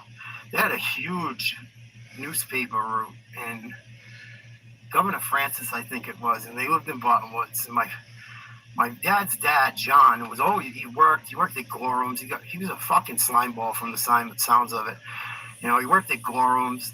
I think my grandfather Chum got him the job there. A bunch of my family worked there in Providence, and I think that's what it was called. And he got caught fucking stealing silver and fucking gold. Man, the guy was fucking. Supposedly they were gonna smoke him. Some wise guys were gonna smoke him one day in Silver Lake or Oneyville or something. My dad told me the story, and he was with my aunt, who I haven't talked to in forever, and that's why they did it. So the story goes. I don't know if it's bullshit or not, but that's what I was told. But my dad's dad was nasty to him, man. I remember another story. Well, they were doing the paper route. Sorry to get sidetracked. My dad would have to do the paper route with them all the time. And they had bell bottoms back in the day. And my dad was bitching about the bell bottoms. It was snowing out. And my dad's father made him take the fucking bell bottoms off and deliver newspapers in his fucking drawers in the snow. You're a sick fuck. What a sick fuck. And that's why I give even though my dad did some my dad was brutal, man. My dad had some drinking problems and stuff. And no patience. And was it his fault? Wasn't it? I don't know. You get to be an adult, you got to be in charge of your emotions and all that stuff. I get that. But he had no fucking patience. And I'm sure, having kids working, I've been making videos about that stuff. Look at the trickle-down effect it has. It has. This shit been going on for years. Dysfunction it causes working like that. My dad he never fucked around, but, when he would drink sometimes, my mom worked at night. And, excuse me. And my dad would get really fucking angry, man. I remember I had pink eye one time. I'm not going to get into every gory story and shit, but I'll tell you a few of them. I had pink eye and I had strep throat at the same time. And this was the second grade around the same time. We hadn't moved to the other house on Owen Street yet. We were still living in the little one. And he was fucking furious. And the teacher gave me a packet of work. It was supposed to be done like a little at a time. He wanted it all done that night. He made mashed potatoes or something. I was giving him shit not wanting to eat the mashed potatoes for dinner. And he fucking lost it, man. He beat the fuck out of me. Man. I had to do the whole packet. The next day at school, they bring me in to the nurse's office trying to get me to rat my dad out. And I wouldn't do it. I told him I got into some shit in the neighborhood. And for that was normal. Oakland Beach school, and growing up in Oakland Beach back then. And the shit we would see, fucking people always fighting, different little friend groups fighting, cliques and shit. And, he put a whooping on me that time pretty good, and he would get so fucking mad. I remember one time my brother went up to Ronzio's Pizza. I'll say some of the names. I hope you guys don't get mad, Gary Koss, what's up? Normie, what's up? Sean Napton. A bunch of those guys. I'm trying to think of some other names and people, but they went up to Ronzio's, and I went home to ask before they went. And my dad goes, "Oh, fuck you guys, I ain't going up to no fucking Ronzio's, this and that, I don't get the money, yada, yada, yada." So I go back. I tell him, "Dude, we're not going to Ronzio's. I'm not catching a fucking beating for this." I don't remember my brother getting hit like me. Maybe because I was the oldest or whatever, or maybe I don't remember. Maybe it was just anxiety and closed it off. And we go, "Dude, I'm not going to Ronzio's. You want to go ahead?" I go, "You want to go to Ronzio's? Go ahead. Good luck." I go, "I'm not catching a fucking beating for you again." And he goes up to Ronzio's with fucking Norman and Gary and Sean. And I remember, those are the guys I can remember off the top of the head. And my dad, "Where's your brother?" I go, "He went up to Ronzio's." He goes, "Yeah, you stupid prick. Let's fucking go." He had to dodge Dakota. He bought it brand new. The thing was a piece of shit. It was like bluish gray, and that year, I think it was the 89 or 91, one or the other. And the paint was starting to chip off it as he got older. He got fucked on the truck. He got it from a little place in the Dodge dealer in Apponeog. And so we get in the fucking truck. He's fucking pissed the whole time, screaming and yelling. Screaming and yelling, screaming and yelling, screaming and yelling. We fucking didn't stop him, this and that. I fucking told you. I get up there. I never seen no one throw it. There was in the Olympics, there was a bicycle throwing contest. My fucking dad would be the world champ. He fucking threw my brother's bike halfway across that fucking parking lot where Ronzio's is to this day on West Shore Road. He fucking lost it. Grabbed my brother, get in the fucking truck, let's go, you stupid motherfuckers, this, that, and the other thing. But my father had a terrible childhood. Terrible, terrible childhood. And, there was a lot of that shit. I used to run over Norman's house, man, as a little kid. I lived with Norman. I fucking stayed there. Man, his grandparents, I remember his grandfather came out on the porch and was like, "That boy ain't going nowhere," talking to my dad. Norman's grandfather was old school, man. He was from like out west, and he was from Ohio, and he was a hustler, CB. He didn't fuck around either. My dad had quite a few in him. And Norman's house is wild too. I gotta talk to him and his family before I start telling too many houses about Normie's house. But man, we fucking Norman, I love you. Me and him fucking butt heads too. It's just sad. That's why I'm making this channel, because life's too short, man. And his grandfather goes, the boy's not going nowhere. It's the only time I ever seen my father. I think Norman's grandfather, I didn't hear the whole thing, but I wouldn't doubt Norman's grandfather told him, "I'll fucking blow your head off or something, or I'll shoot you or something." I wouldn't doubt it. Wouldn't fucking doubt it, because he didn't play around, and he was into antiques. That's all I'll say about that. But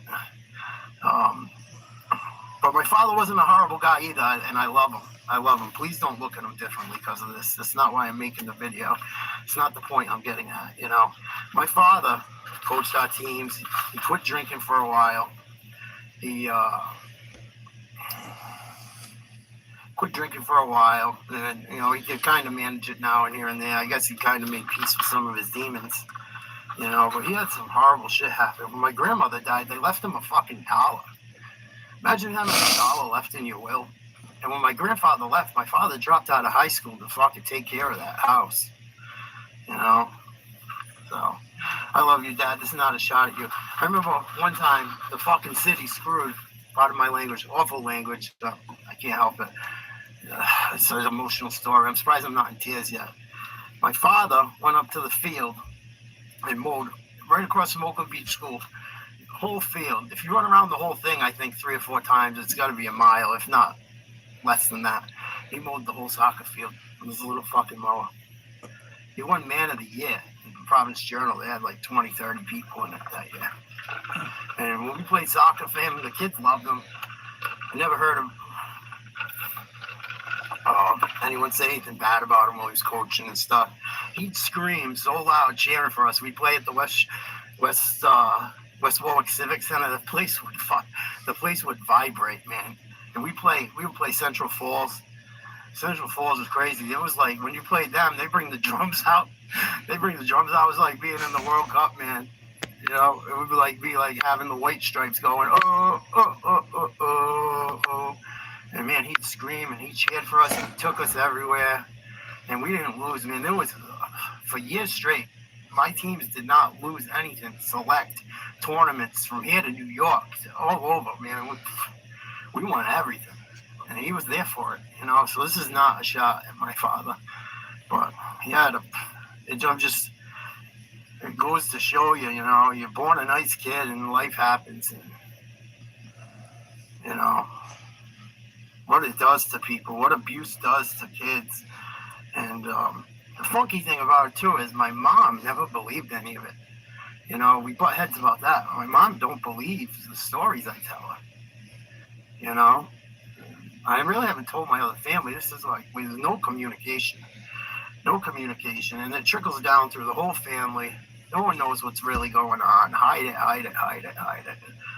You know? And that's why, part of the reason I probably got into drugs and was an asshole. And, you know, I threw my brother an awful beating one time. Billy Hazelwood and Norm had to fucking pull me off. I was so mad. I always had to go babysit him through the neighborhood. And I'm sorry, Jay. I love you. The apology doesn't make up for it, but the dysfunction in life happens, and then, you know, people pass, and so much shit. We don't talk to this day. Because it's so hard to go back home. It's so hard to go back home for me. Because every time we have a disagreement, we're revisiting the trauma. All the bad shit I did. Once I got cut from the boys basketball team, my sophomore year. Sophomore year. But one of the coaches had it out for me there, man. The head coach was cool. He wanted me. The other guy, not so cool. And then that's where I really started, you know, drinking a lot in high school and, you know, butting heads with my parents more. And they fucking bailed me out. I smashed up cars. I have so many stories. This will go on. Fucking drunk driving. Buddy driving my car. Fucking smashed up a Lexus. I mean, I was working for it and shit, but they had to deal with that. That'll be another time.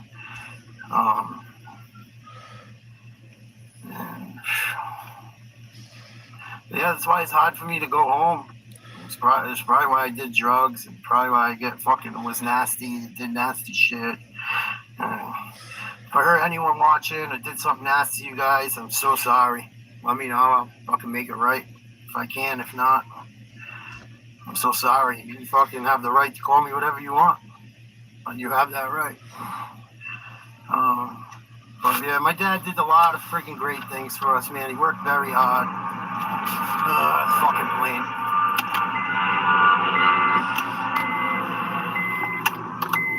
The Wazoo, Ralph J. Wendolowski, the Wazoo. Fucking tough guy. Tough fucking guy. Tough. You know. It's crazy too, you know, how this shit affects you in life. You know, it still causes problems to this day in the house. Boy, if I wish I knew what I knew now.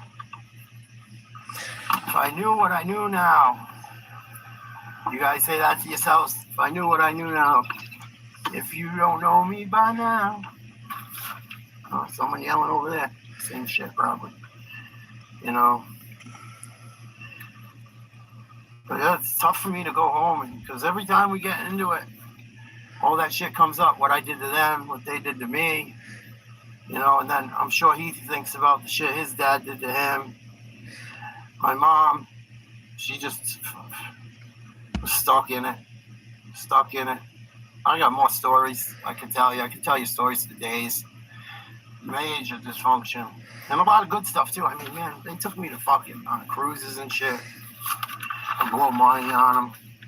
You know, I fucking take money and not fucking give it back sometimes. Then pay them back. You know, they fucking bailed me out a lot. You know, they were not all bad.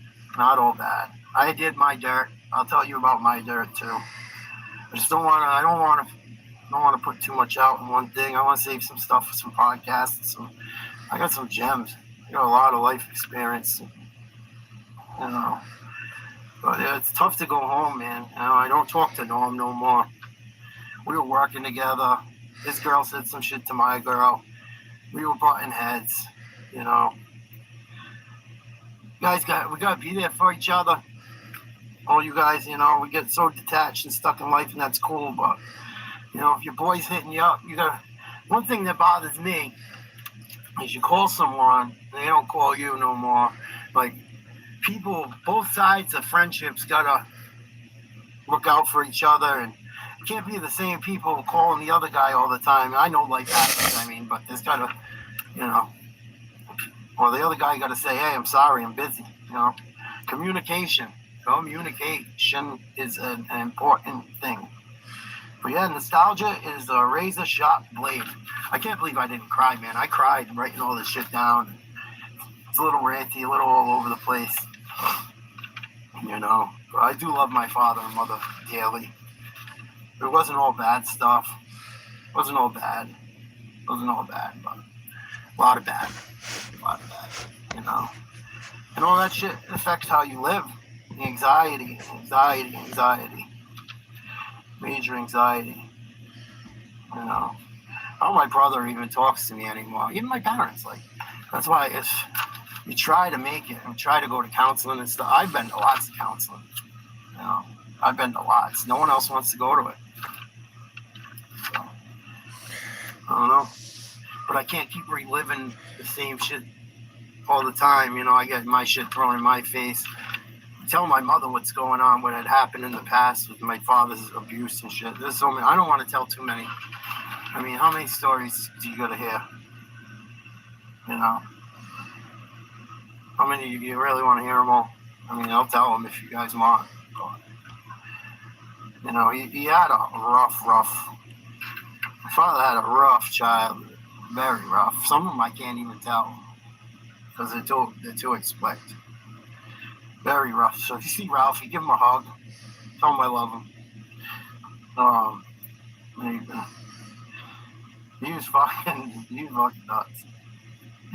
In a good and bad way. Because there's some very good memories. Some very bad. Some very, very bad. You know, I was born a good kid, and then some of that shit happened. Life happens. You know. Life happens, and you know, and then you think about it. So here's a weird take on it. You know, the fear and discipline that comes from parents hitting their kids. You hit your kids? I'm making a video about that too. I don't hit my kids. I mean, they're my stepkids. Jennifer, really. Don't hit them. You know, maybe a tap on the bum here and there. Nothing like, not fucking full-fledged beatings like I saw in my neighborhood, and I wasn't the only one. Man, when some of my friends growing up's parents, there was no phones back then. You get a yell, one. You get a yell, one or two. And if my mother wasn't home, and my dad was drinking or was pissed off or whatever, struggling, I don't know, tired, probably overtired too. Guy worked a ton.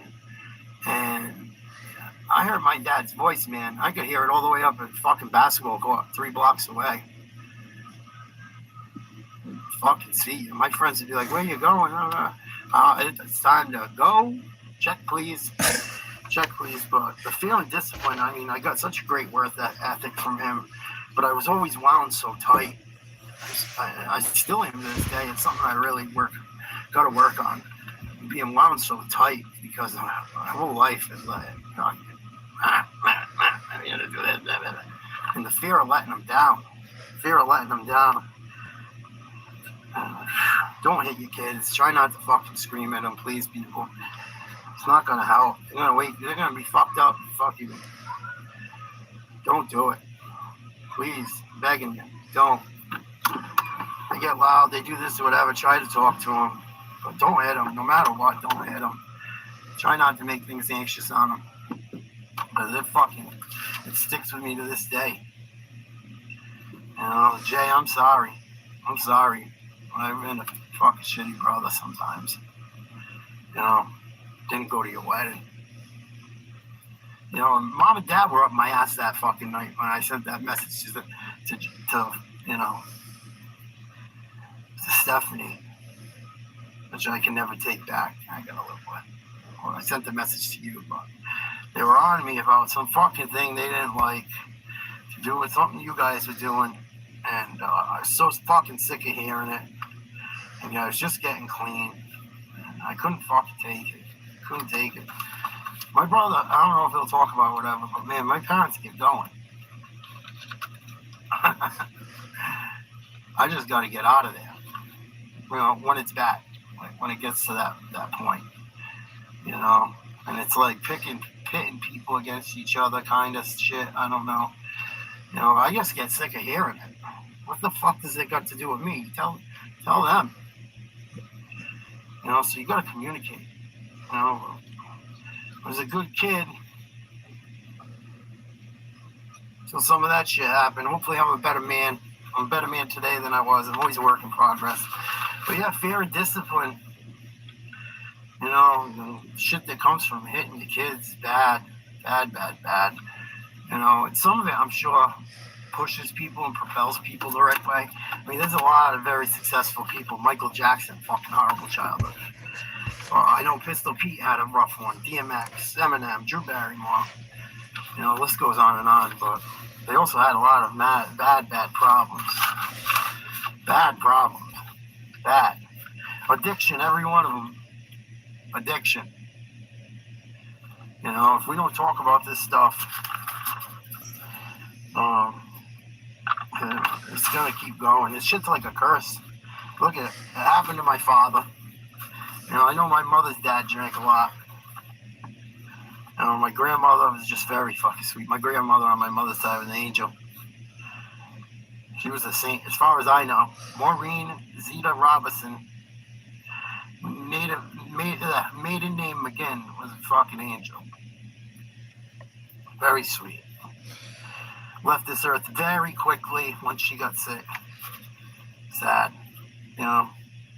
I'm gonna make a video about that stuff, how, the matriarchs and patriarchs of family pass away, families fall apart.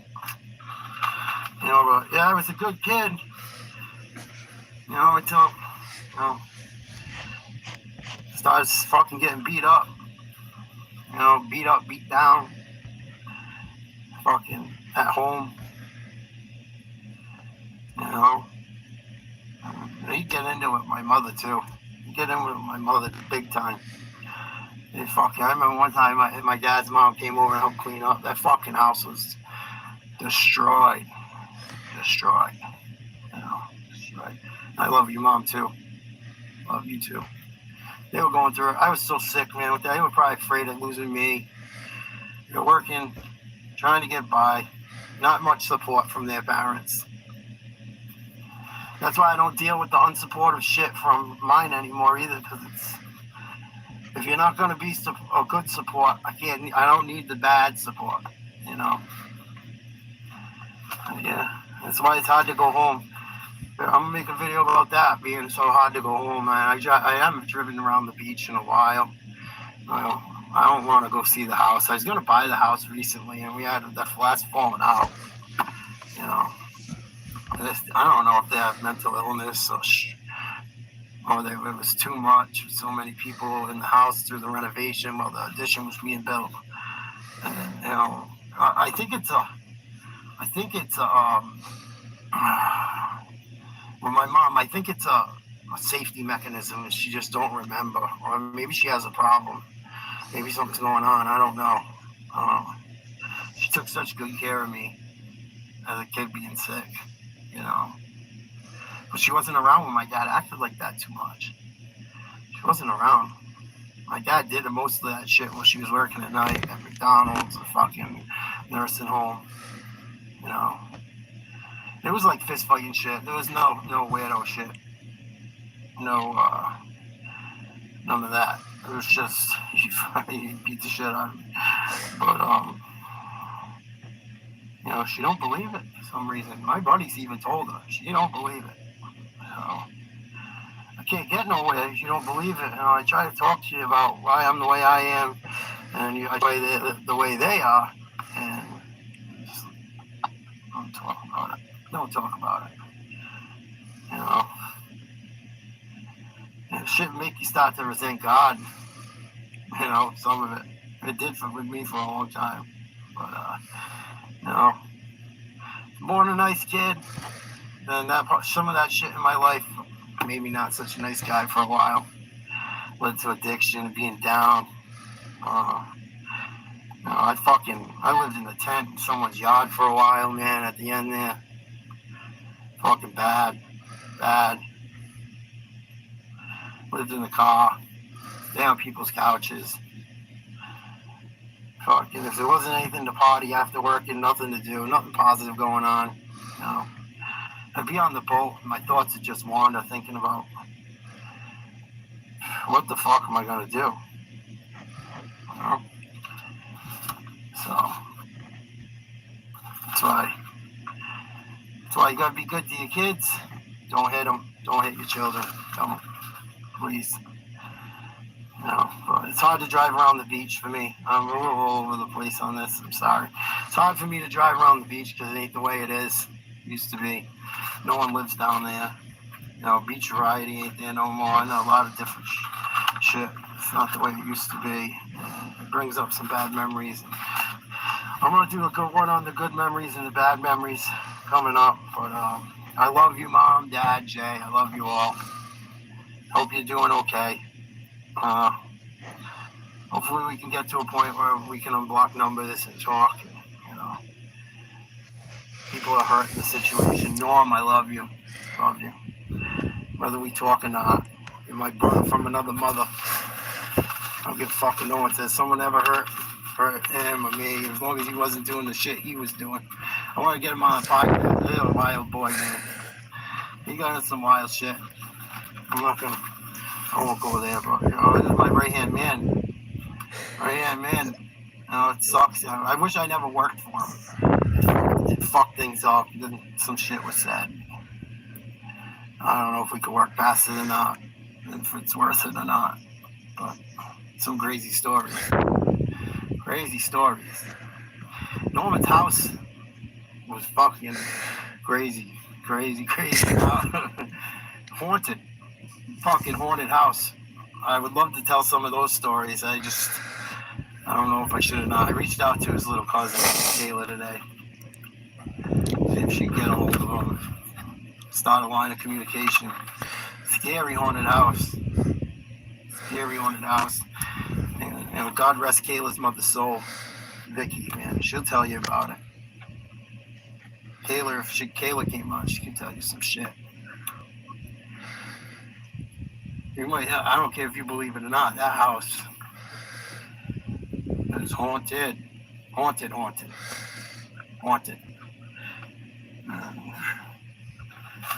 I would love for Kayla to come on and tell some stories, but I don't know, it might bring up some things she don't want to talk about. You know, her mother was sensitive to that stuff. But anyway, I was born a good kid. So yeah, there's a few stories. I got some more. I'm gonna let them play. I want to look at some of the old videos I made. Maybe some of you guys haven't seen. No one checks out any of the old videos. I don't expect people to. But some of these videos did well, and I think I should stop making them again. I think people just think I'm a crazy Trump supporter. And I support Trump. I'm not a total fucking lunatic, though.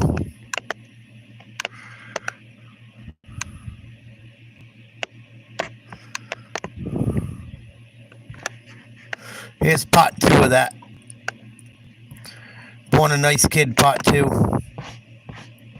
Good morning. Happy Thursday. NatesLiveTalk. Hope everyone's doing well. Hopefully you can hear it. Got another story today. Jet, can you hear it? I used to be a nice kid, part 2. Before we get to that, a few things I want to say. I want to congratulate a friend of mine that lives on the West Coast now that I haven't heard from today. And he reached out and we've talked a little bit. Jet, I sent you a message on Facebook.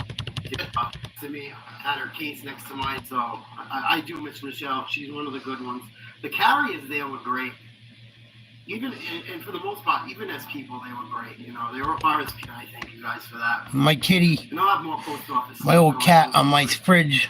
But I guess well, Michelle, guys. Let's see. Give me a moment. You know.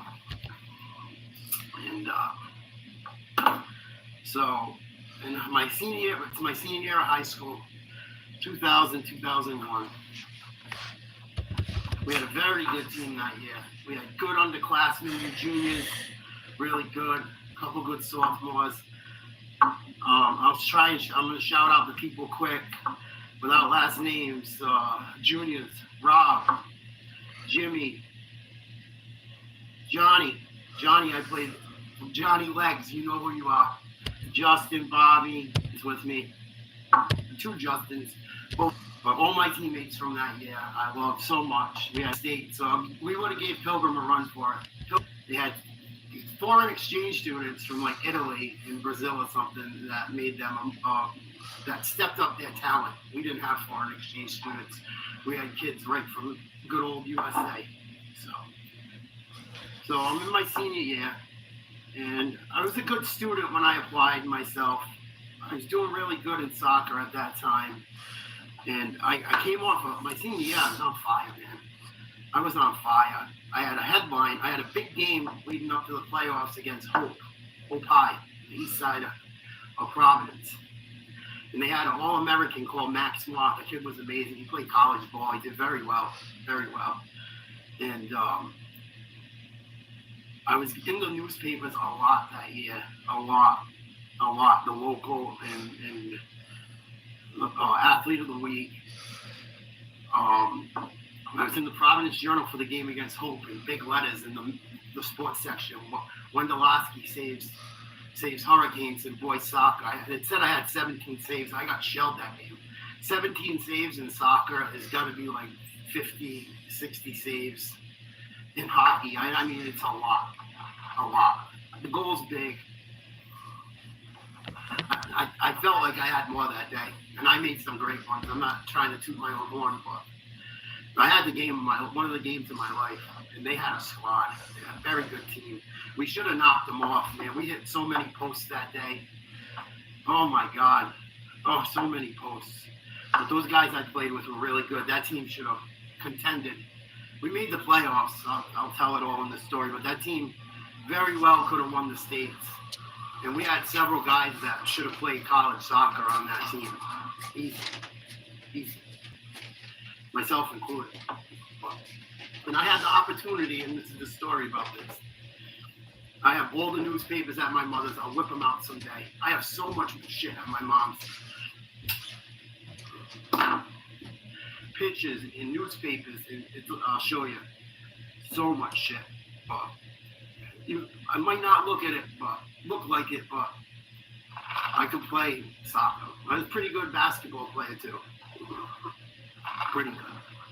When I was younger, I was better than I was as I aged, but and I had some problems. But so senior year, get your thoughts about you, Mr. W. Senior year, I was a good student, and I did this project, and this is so stupid. This is stupid. How stupid this gets. There's a senior project and home economics foods class. The teacher, I don't know if she was crazy or had issues or what. She did not like me. She did not like me. And it's part of the story. This is kind of a long one, but it has to be told so for teachers and students and for myself, I guess, too. I do this project. They do a social experiment, and it was in the newspaper, and they quoted me in it. And you can look it up on Google. It's hard to find, but I'll try and look for it and send the link. And each person, they had one person that had money, one person that didn't have money. Each person was a different person in society, and you had to pick out of a hat. The person I got was an immigrant that couldn't speak English, that didn't make a lot of money. Like it's funny, looking at it right now. It was like I was a migrant, man, or illegal immigrant, pretty much in the country, and it was eye-opening. And it's opening my eyes right now thinking back at it. So, and in this social experiment, you have to find your way to make enough money for the week, get enough food. Like you have to make your way through life was the experiment. And I made my way through life, but the teacher got so mad at me. And because I stole in the experiment, I stole and I robbed money from people and they weren't it was fake, but I made my way and we made it through. And they interviewed me and I told them about it. And the teacher was very mad about it, but it was highlighted in the journal how I made my way. I'm probably showing how it's tough for people not from this country to make it. The teacher got mad at me. She's like, I can't believe you did this and that. And I'm like, I had no other option. That's what I'm trying to say. And she got mad. And she was like, she seemed like an upper class woman, and I'm not from an upper class place. So and she kind of the way she carried herself was she could kind of let it be known. And that don't fly with a guy like me, coming from a neighborhood with all kids that had less, and living in Boston part of my life. And that shit does not fly with me. That better than shit.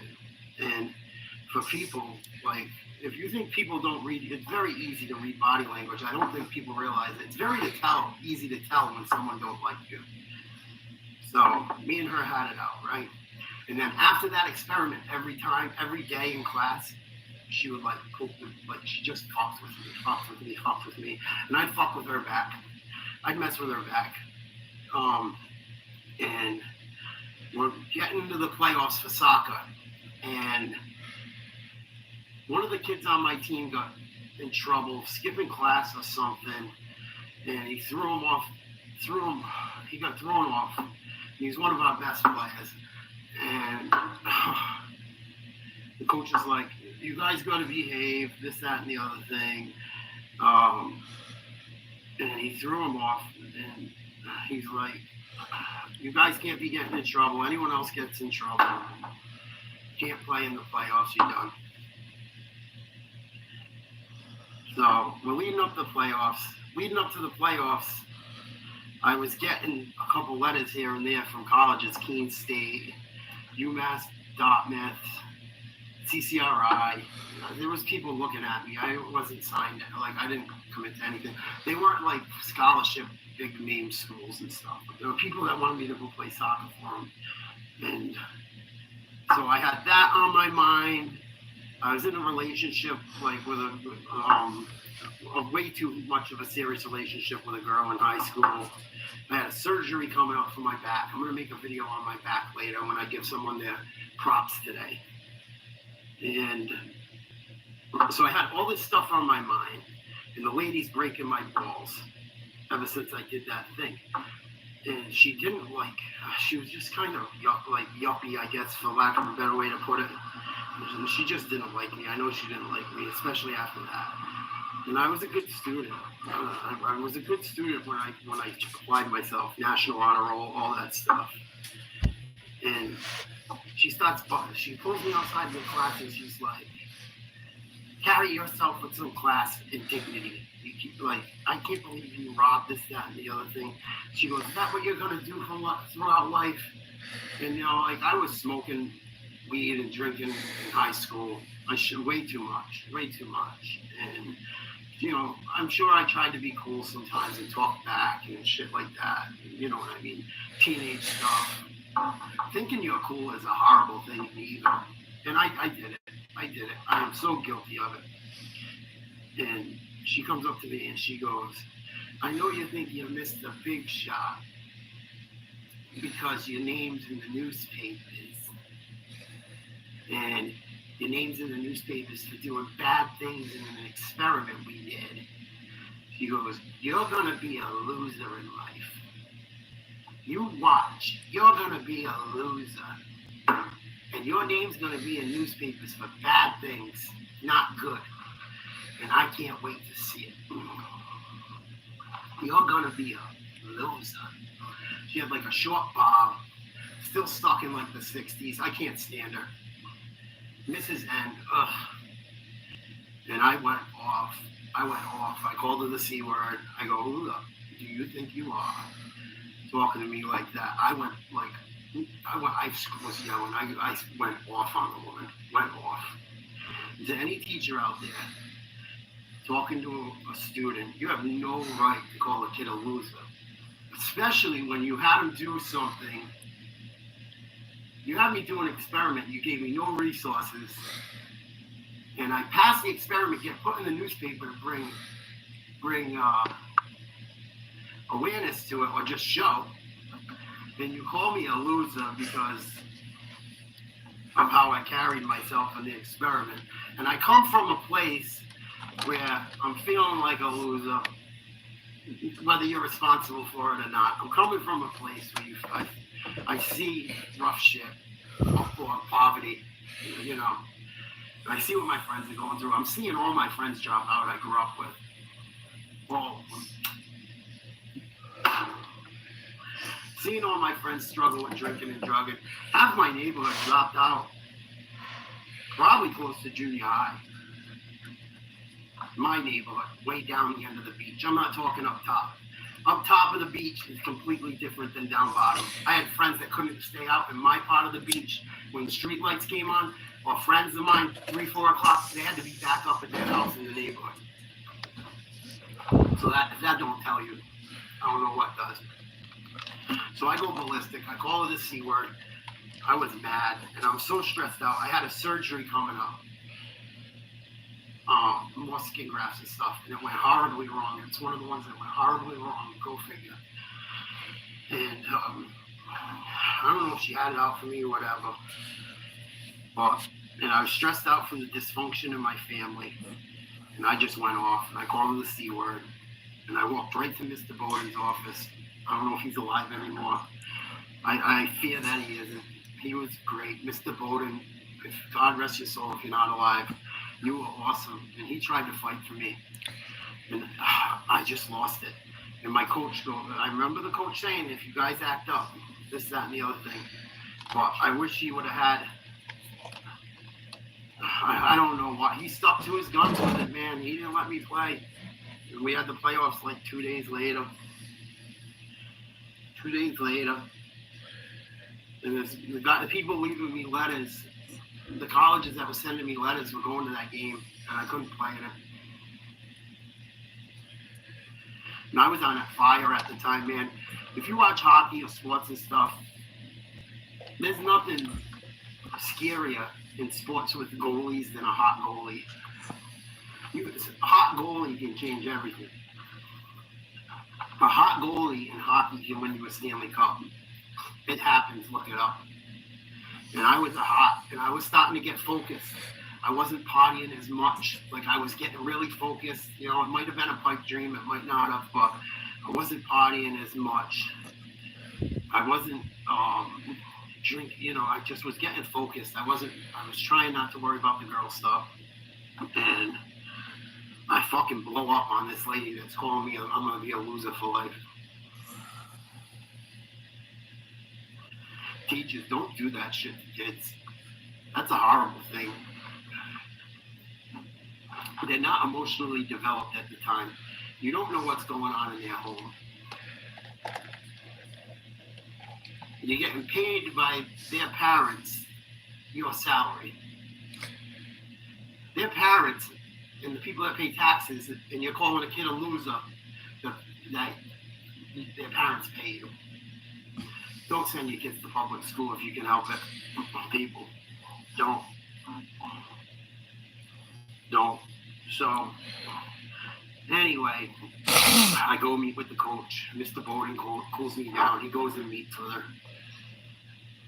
And she was just like, she was like so adamant, this, that, and the other thing. Mr. Bowden goes, he didn't play. I'm not suspending him. Stuck up for me big time. I go down to meet with the coach later that day. He was coaching health at the time. I can't let you play.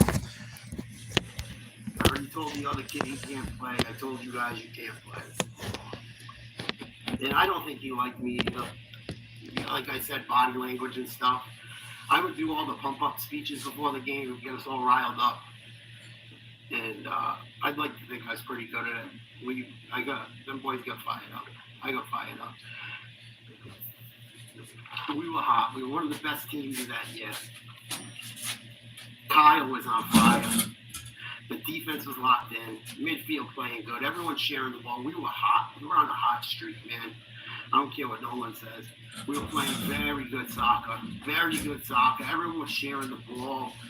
It's just the same thing in basketball, any sports. You can, like, this is what scares me about the Celtics right now. Like, you don't see it, and you see it kind of in the Bucks, and you see it in teams. There's like aha moments in sports. And it might not be like, it'll be like a game leading up to the playoffs. You'd be like, well, even if the team doesn't win, like, you see they figured something out. But we were figuring it out. We were gelling. That's the perfect word for it. We were gelling. We were starting to gel. And Kyle was on fire. Justin was playing good defense. The other Justin was sharing the ball. He could really handle the ball. Russ playing solid D. Rob playing solid D. Russ had a boot. Bobby had a boot. We had killers on that team. Killers. Killers in the sense of soccer players. Killers. We were in good shape. We ran. I don't look like it. We ran. And just because I was a goalie, don't think I didn't have to run all the practices. We used to have to run 2 miles in 12 minutes to even make the team through City Park. And that year, I didn't know if I was going to play or not because of my health and my issues in my life. And Bobby comes up to me and he's like, dude, you need to play. We got a squad. Come on. I played my sophomore year. In my junior year, I couldn't play because I was in the hospital and I was having issues. And not playing sophomore basketball messed me up. And Bobby's like, come on, you can do it. We need you. It's only a couple months. Figure it out. I started running with Bobby in the park, I remember. And I hate running. I hated it. Unless it was playing a sport, I hate running. I hate it, as you can see. Hate it. And I started working back up. I go, Bobby, I ain't going to make the 12 minutes, man. You know, I was smoking a lot of pot. My girlfriend smoked cigarettes. I was smoking cigarettes here and there to deal with stress, as I still do today. Horrible decision. Didn't smoke a cigarette until I was a senior in high school. And I remember working out to get in shape that year. We did it. Man, we worked very hard that year as a team, and I'm sorry to those guys I let down. But that teacher said those things to me, and I lost it. Lost it. And to the coach, whatever. Coach Kenny, you were great. I love you. The other guy, he has his reasons for doing it. I don't know if I think pressure was put on him from that woman, I'm sure. And he already told someone else they got thrown off the team that they couldn't play, but we were really gelling. And the person that got thrown off the team was playing really good soccer at the time. I'm sure he was going through stuff at home that you guys didn't give a fuck about. You know? That's why we gotta care for each other. This is why we have to care for each other and know what these kids are going through.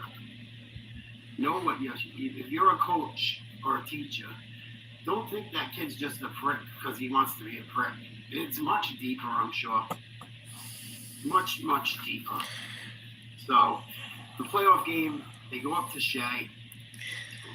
I went still. He let me ride on the... I was a captain of the team. I tried to be a good teammate. Go to the game. I see the guys sitting up in the stands and just like shaking their heads. From the schools, shaking their heads. And I talked to them on the phone, and I told them what happened. I was trying to play, and they wouldn't let me. And they went there to still check, because there was other people they were checking out. Shea had a good team, too.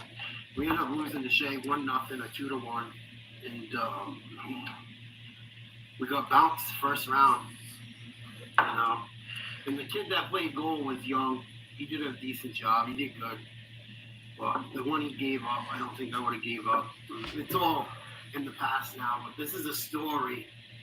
I wanted to apologize to my teammates, and I wanted to bring awareness to teachers and parents and coaches that you don't know what the kids are going through, and you don't know what that teacher said to them. Sometimes you need to believe a child when they tell you. I know I could be an asshole and this and that, but that woman said that to me. I should say her name. Say her name. Mean woman, man. Mean. And, one thing I know about myself, I generally am not mean unless I'm given, like, I give what I get. I've always been that way. I give what I get. And if I get bad, I give way worse. So, it's a horrible, I don't know if it's a bad character trait or not, but what I got, I gave. And we lost the game. All done. I ended up going to the banquet. They had a big soccer banquet. I think they had the girls' team on it. And that day they tell me, and after it happened, I fell apart. I learned drinking and smoking and shit. After that happened, I was fucking whatever.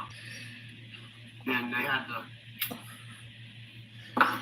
the All-Star game for the state. And I don't know if Connecticut played in it, but they had an All-Star game for the best players in the East Rhode Island. I think a couple of the teams. It was a showcase. And he didn't tell me until the day of it. Like, didn't tell me that I was in the game until that day. And the game was the day that he told me at the banquet. That's why you guys stay focused. Even if someone's in a position like I was in and you're getting some bullshit, don't fucking fall apart like I did. Don't do it. Stay focused. Stay focused. Because, look, I had a second chance and I wasn't prepared for it. And he told me the day of the banquet that there's an All-Star game that night if you want to go play in it. And it was too late.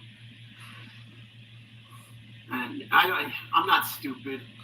You knew there was an All-Star game long before then. You could have told me. No one told me a fucking thing until the day of it.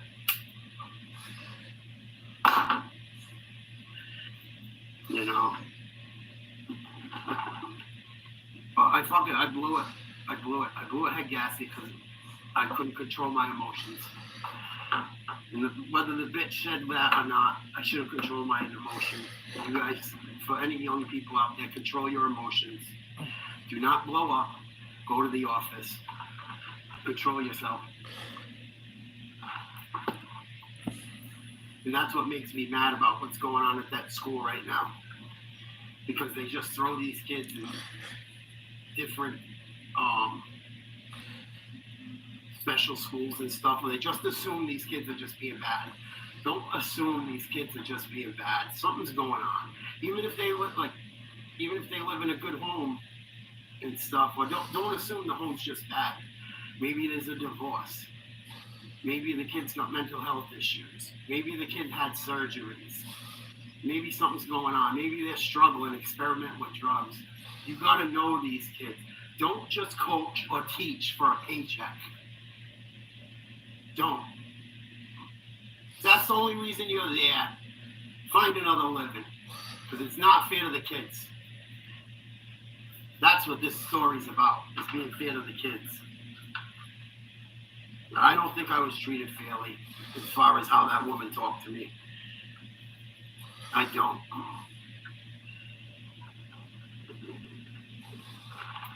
I have no love for her. I don't. And I'm sorry to my teammates for that. And I carried that for a long time. And, I'm not saying, I don't know if probably wouldn't have been a pro and stuff. I get it, but I love soccer, and they took it away from me, took the wind out of my sails. And even still, Kent State was still interested after that bullshit. I told them what happened. And after the All-Star game thing, because there was a lot of things, there was more schools looking. And there was a lot of schools that would be showcasing, looking at that showcase, that All-Star game that I didn't go to. Because I just fucking had it. And Kent State still gave me a chance. And I blew it. I was just so in a bad spot in my head. And my parents got really mad at me for that, all that stuff and the stuff I told you about. So it affected my home even more. And, it sucks. It sucks. And that's a story. Take a lesson from it. I love you guys.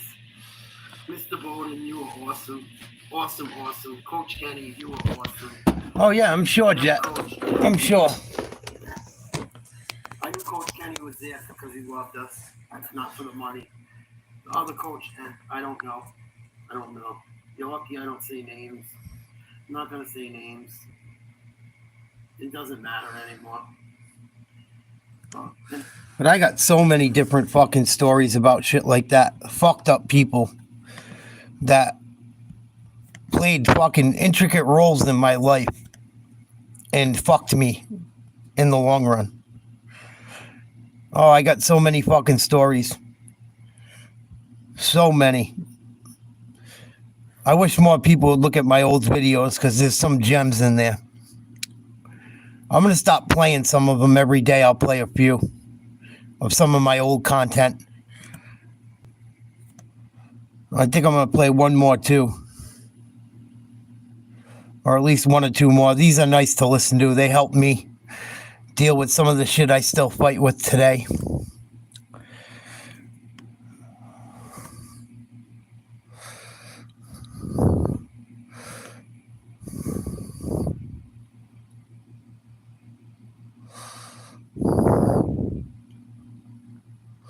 Here's a crazy story of me at sea with one of my buddies. This is a good one.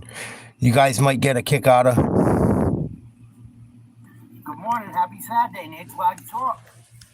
Thank you guys for all the support. Oh, my teeth, as always.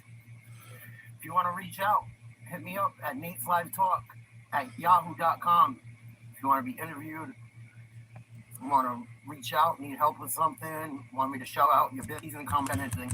First aid kit, you should have flares, you should have not always right either, so you need to have life preservers, you should have first aid kit, you should have flares, you should have a whistle,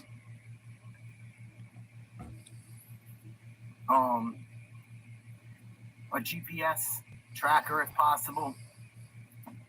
A lot of those, they have like a thing you can buy, it unscrews, and it has one right in it.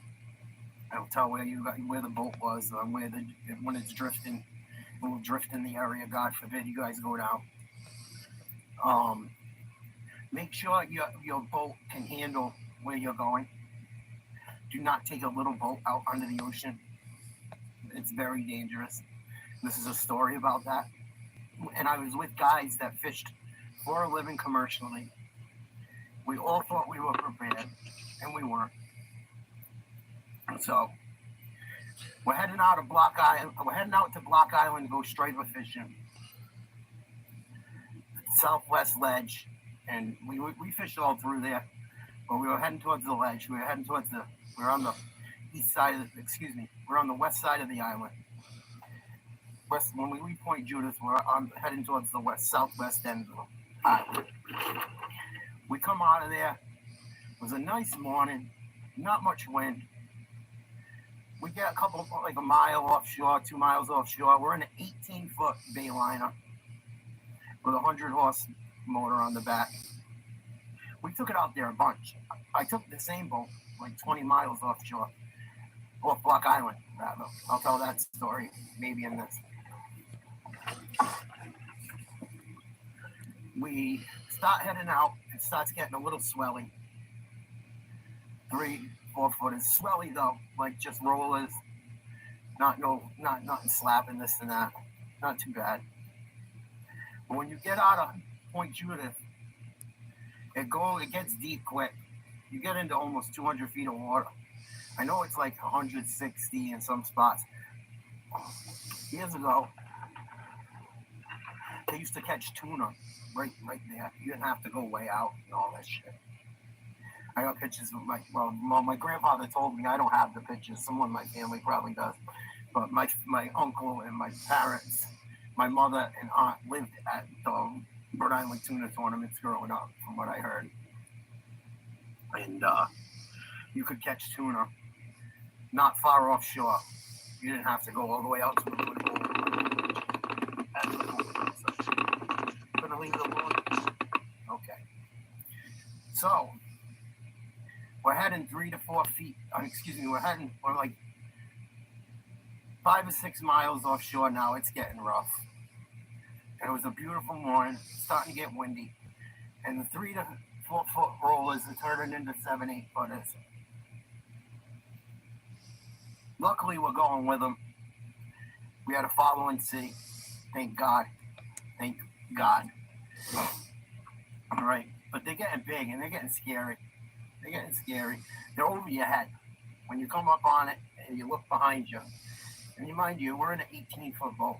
It's a tiny boat. 3 or 4 of us. We got all kinds of gear. We got fuel. Dangerous.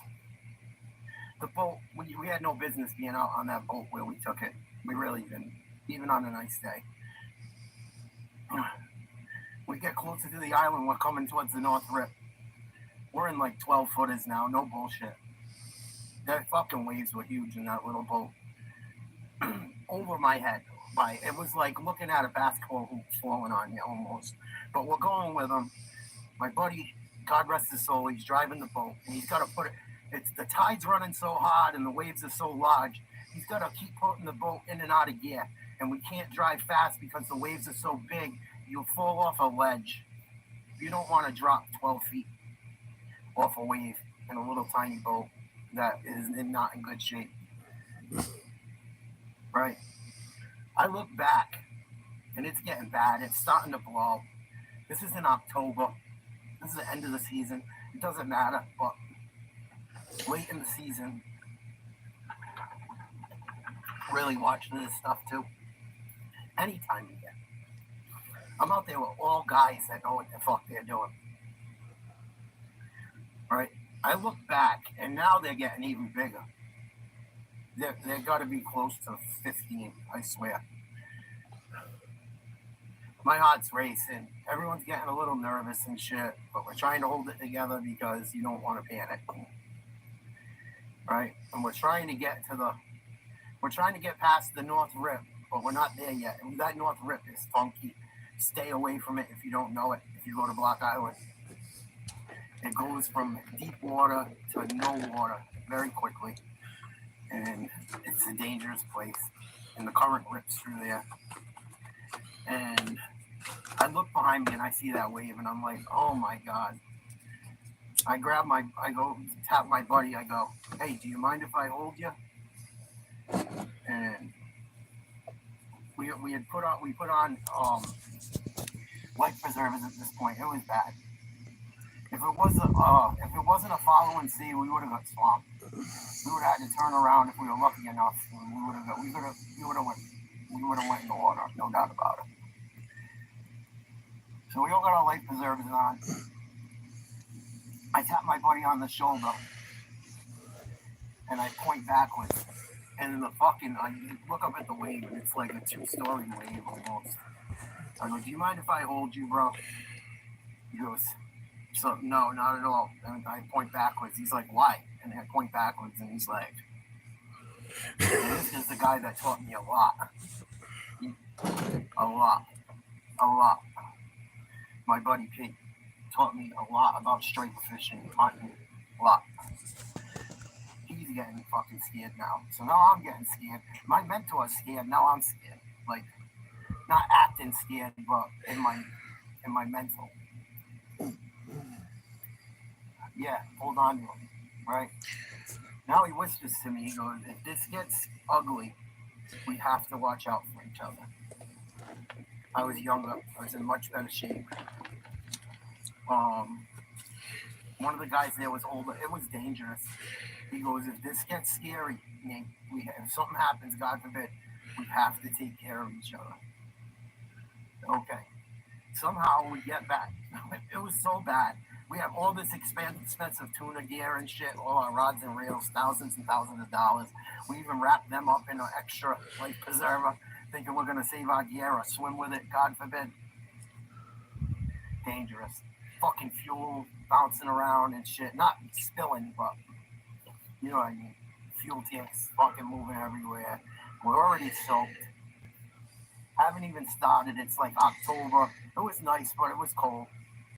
Fucking soaked. Even in reindeer, you get soaked. We make it past the North Rip. We go into the harbor there, like Champlain's and shit. We had to sit there all day doing nothing. And wait for the conditions to change to turn around and head back to Point Judith. Scared the fuck out of me. Before we went that day, I go, dude, it's getting late in the season. We gotta stop being more careful. You know what I mean? And the boat and the motor, we took it out there all year long. The boat was like kind of, I had a feeling the boat was getting tired, put it that way. We wait for conditions to turn around, the wind to switch. Wind usually comes out of the south in the afternoon up in my part of New England. The wind turns out of the south to the southwest. It was like northeast when it started to pick up on our way there. The wind switches out of the south. All right, fucking, we go out of the mouth of the cove. Let's go. Fucking follow and see all the way home. Thank God. It was still like 5 or 6 footers, but it wasn't bad. But we had to follow and see. We go right back into Point Judith. Fucking we made the best of it. I learned a very valuable lesson that day. Thinking you're fucking invincible. Never test yourself against Mother Nature. You will lose. Daily. Don't do it. Don't do it. If you have the slightest feeling that you shouldn't be out there, you shouldn't be out there. And don't think you're a tough guy doing it. I'm telling you. Don't do it. Don't do it. What them guys do for a living, what I did for a living, and going offshore and shit.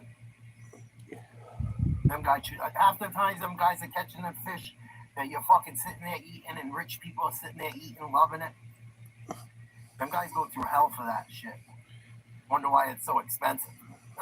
Should cost more, because the fisherman never gets what it's worth. We get all the way back to Point Judith, we'll boat up, fucking home, right? I go, dude, I'm done for the season. I go, it's getting late in the year, that fucking wind kicked up out of nowhere, just like it does. I should have known better. I know this shit. I should have known better, but, you want to go catch big fish and have fun. And the stripers are big at the end of the year. That's when they're big and fat, man. They're getting ready to head back down south. And we were catching big ones. I lost a monster. I don't know what, I'll tell that story another time. I lost a monster. Double hookups, and my buddy pulled in like a 40-pounder, and I lost a fish. I don't know what the fuck it was. It was huge. I know that. I fought it for fucking almost an hour. Get it to the boat, and it fucking spit the hook. And in the same spot, someone caught a world fucking record a week later. Who knows? I don't know what it was. We got to the leader. The leader was too long, and I fucked up. And the leader was too long, and my buddy went to fucking grab the leader, and gaffed the fish, and the hook popped.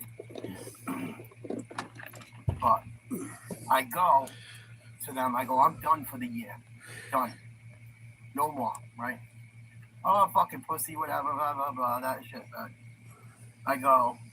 Next weekend comes. Come on, we're going. I'm going to get some monsters, dude. Let's go. I go, bro. And I check the forecast, right? It's got wind and rain and shit. Like 10 to 20. Fucking wind and rain. And I go, dude, I'm not going. I'm not going. You guys, please don't go. Please don't go. I'm begging you not to go. It's a bad idea. Oh, we're going. Rah, rah, rah, rah. Right? They fucking go. I stayed home. I knew it. I woke up that morning. I seen like the fog. It was a little foggy and it was cold. It was kind of like today, actually.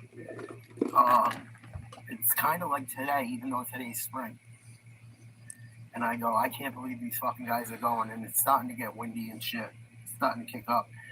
The wind ended up blowing like fucking 20 to 40 instead of 10 to 20. Don't believe your weatherman all the time. Don't put a boat that doesn't belong out on the ocean on the ocean. They're heading towards fucking Block Island again. I wasn't there. This is what they told me. They hit the North Rip. They're getting swamped. It's fucking worse than the worst, if not. It's the same as the week before, if not worse. But it's raining. And it's fucking blowing. Wind is blowing hard. Part of my language, but I put emphasis on it. I go, they tell me the story. Pardon me. I had a phone call. They're going towards the North Rip. The fucking ECM goes in the motor. They have no power in the boat now. 20 to 40 mile an hour winds, and they're going backwards into the North Rip, that big shoal. There's like boat wrecks all through that. I think there's even a wreck over there on the... No, that's on the other side of the island. But there's been a lot of wrecks over there and shit. It's a horrible place. If you ever go in the water there, the tide screams. And you're out in the ocean. God knows what's fucking hungry. Oh, yeah. God knows what's hungry. And there's no one out there on a day like that. So they got no power. There's no one out there. They're screwed. A big fishing boat from a charter captain sees them off in the distance. They're fishing. I think the guy's name was Al Anderson. He holds a ton of world records. He's got a fucking beautiful, I think it's like a Hatteras. It's like a 50-footer. Gorgeous boat. Fucking, he sees them going backwards, and they're lucky to be alive. He sees them going backwards into the North Rip. Fucking runs over there, grabs them, fucking tows them all the way back to Block Island. I mean, all the way back to Point Judith. I think it's 12 miles. That must have been a fucking horrible ride getting towed. Going into him. Thank God he had that monster boat, but still.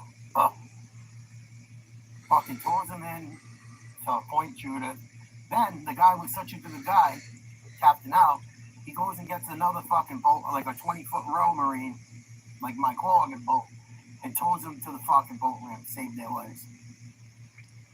Saved their lives. I call my buddy that fucking day, and I'm getting scared because I'm calling them, because I know they shouldn't be out there. And I'm calling them, trying to check on them. You guys okay? Please tell me you didn't go. I'm leaving messages and shit. They call me when my buddy calls me or I call him, I can't remember. And I go, oh my God, thank God you guys are okay. Please tell me you didn't go. He goes, oh, we went. He told me the whole fucking story I just told you. He got mad because I didn't go. I go, dude, I told you I'm not going. He's like, you were right. And one time I didn't do something stupid. But if you're going out on the water this summer, be careful. Be prepared. Don't drink too much. Don't party too much. Drinking too much on a boat is a bad idea. You get tired swimming. You get tired swimming quick. If you ever get put in the water like that, float. If you can float, float. Float as much as you can. Save your energy. I'm lucky. I can float. Even when I'm not fat, I can float. I don't know why I'm buoyant. I'm very lucky. I can float in a friggin' freshwater pool. I don't know why. I'm sure being fat has something to do with it, but even when I wasn't as heavy as I am now, I could. Even when I was in better shape when I was younger. If you can float, if you ever go in the water in a situation, do not battle the tide swimming. Float. Float. Lay on your back, breathe, be calm, and float until you can figure out what's going on. If it's bad weather, do not go. If your boat's not running right, do not go. Be careful out there. Mother Nature does not play. She's a bad bitch. She do not fuck around. I don't want to read about anyone. If you go up to that Connecticut Point, do not go out on that sandbar if you don't know what you're doing. Very dangerous. Stay off sandbars. The tide comes in quick. The tide runs hard. People think they can swim, and they can't. It can happen in a blink of an eye. I don't want to be reading about people. Not trying to scare people, but it's true. It's true stories. Don't go up on sandbars. Stay away from sandbars in a boat if you don't know what you're doing. You'll take your whole lower unit off, if not more. If not, go flying out of the boat head first. And now you got a boat driving around with no one operating it. You should hook yourself into the kill switch, really. But be careful, boy. If you have any questions for me, hit me up. NatesLiveTalk at yahoo.com. Please subscribe to NatesLiveTalk at YouTube. I love you guys. Have a great Saturday. Birthday shout out. My cousin Tommy, happy birthday. I love you. I missed someone else the other day, Tana. Happy birthday, girl. I hope you're well. And I think that's it. I'm going to make another one later for anyone I missed. I love you guys. Well, yeah, I got so many fucking stories. Making more stuff. Take care. So many stories. I got to really just go do a podcast with people in my fucking neighborhood.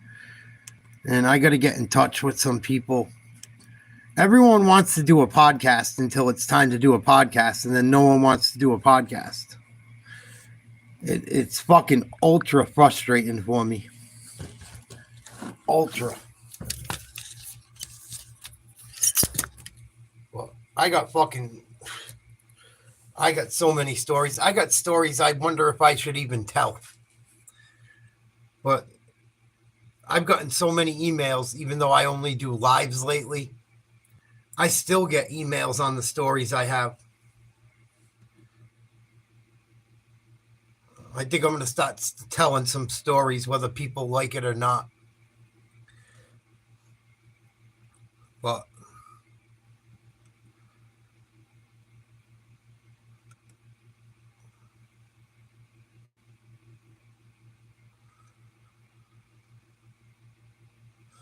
yeah, that's part of it too.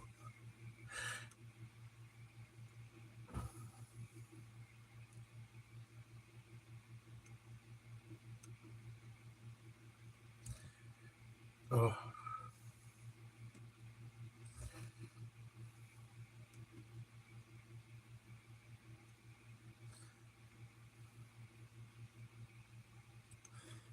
But yeah, if you guys go boating and shit, be careful. Very dangerous. Especially saltwater. Wild.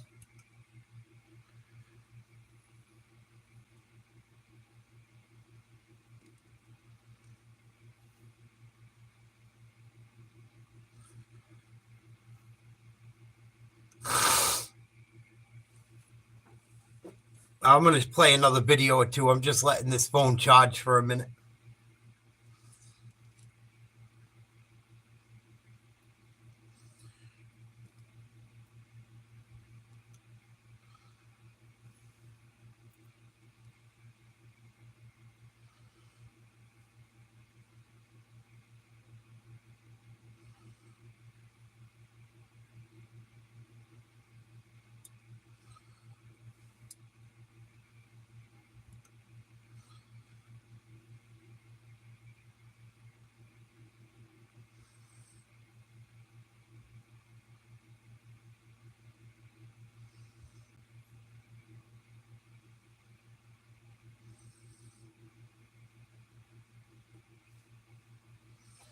I'm going to play a flashback Good morning, Nate's Live Talk. of what it was like growing up in the 90s.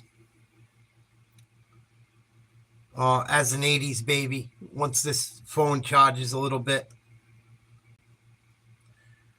I haven't listened to any of these videos in a while. I don't really watch my own videos. When I first started, I watched them a little bit. And then my ex hated my videos, so she would bust my balls when I watched them to try and see what I could work on. So I got out of watching my own content to try and figure it out.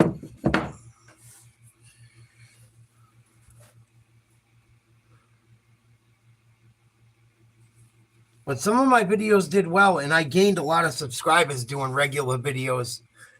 I think it's time to start telling some of my life stories again. A lot of the reason I don't tell a lot of stories either is because people get mad. People get mad when you tell the truth.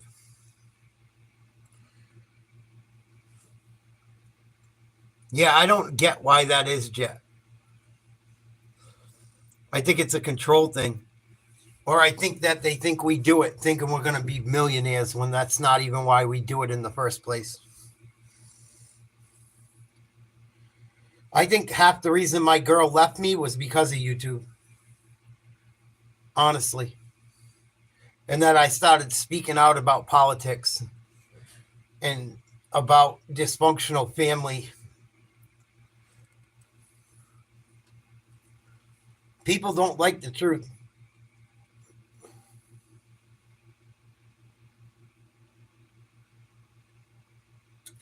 I even tried to get her involved with it.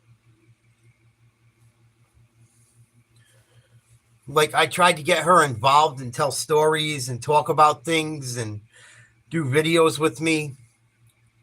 Because even though it ended really badly, things weren't always bad.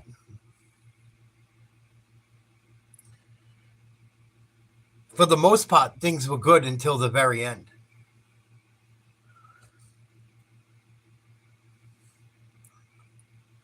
I don't understand it.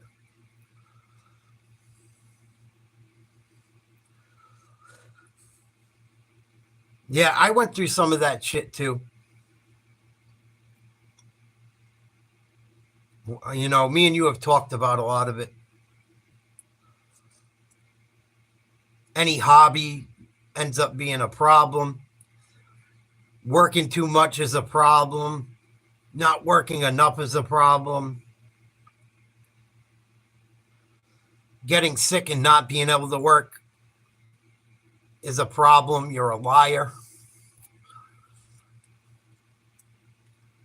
That was like the final straw for me. When my ex didn't believe my doctor didn't want me working, I knew it was the beginning of the end. My doctor's telling you I can't work right now. I'm on workman's comp. Well, you know what I mean. Yeah, I was on workman's comp, and you still don't believe me?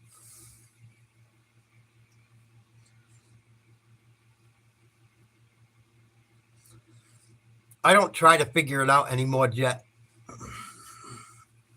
In all honesty. I don't try to figure it out anymore. I just accept what happened.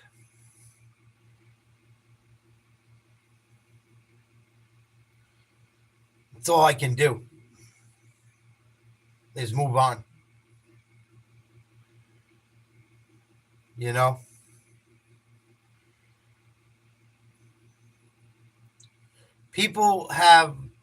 Some people don't love you the way you love them. And it sucks, but it is what it is. You know, people don't have... The thing I have a problem with is the loyalty I have to other people, they never have to me.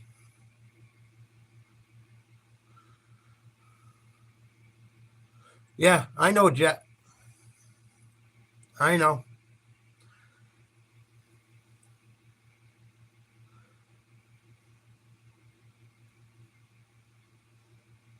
They don't believe anything. They don't believe anything. And they forget everything you did for them when you can't do anything anymore. That's why I say we live in a world that's what, like Janet Jackson said, "What have you done for me lately?" That's the way the world is today. It's all about what you can do for, when it comes to people like that, and it's most people, it's all about what you can do for them. When they can't benefit from your hard work and your sacrifice and your affection and your love for them, their love for you stops. That's not normal. And that's the way the world works nowadays. It's disgusting. You know, me and you have talked about our exes. When I was handing her fucking $2,000 every 2 weeks, or $1,500 out of 2,000, there was no problems. The minute I couldn't do that, I'm no good. And the doctor's lying, and I'm lying, and everyone's lying. It's crazy. Yeah. The only thing that gets unconditional love is women and children. It's only things that get unconditional love in life.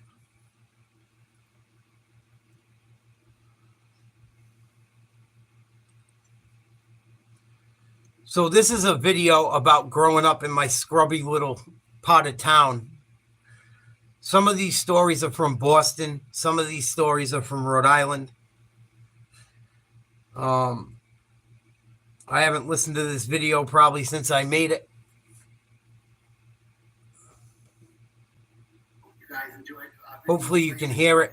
Subscribe, NatesLiveTalk at YouTube, or hit us up if you want to advertise your business for free.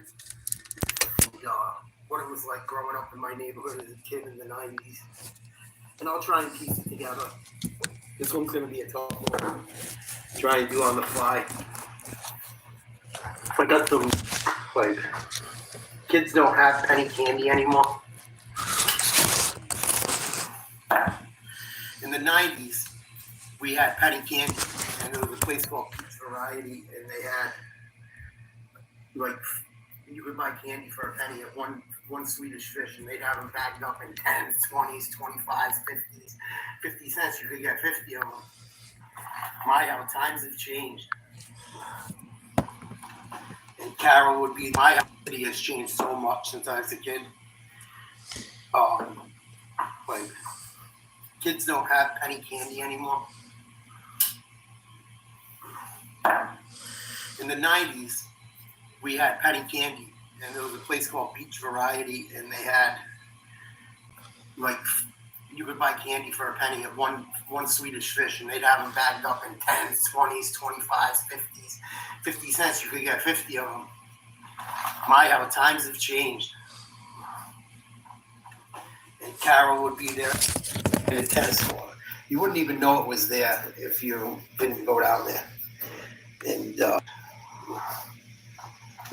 And Carol would be there at the counter. She was sweet, very sweet lady. She's always nice to me. My mom used to send me up there with a note. With $5, I'd get a pack of cigarettes, a gallon of milk, and have change to get some candy. I miss that place. I miss Scotty's ice cream. And the driver was cool, the truck in my neighborhood anyway. He looked like Dennis Eckersley. He wore a hat, had the beard, long mullet and shit. He was cool. I miss Meadowbrook Cinemas and Cost Plus terribly. All these places aren't there anymore. There were places you could go with $10 in your pocket. Sorry. between my teeth being screwed up and having a deviated septum from doing things I shouldn't have and getting beat up and shit, and being a mouth breather, I'm having major issues sometimes. I apologize.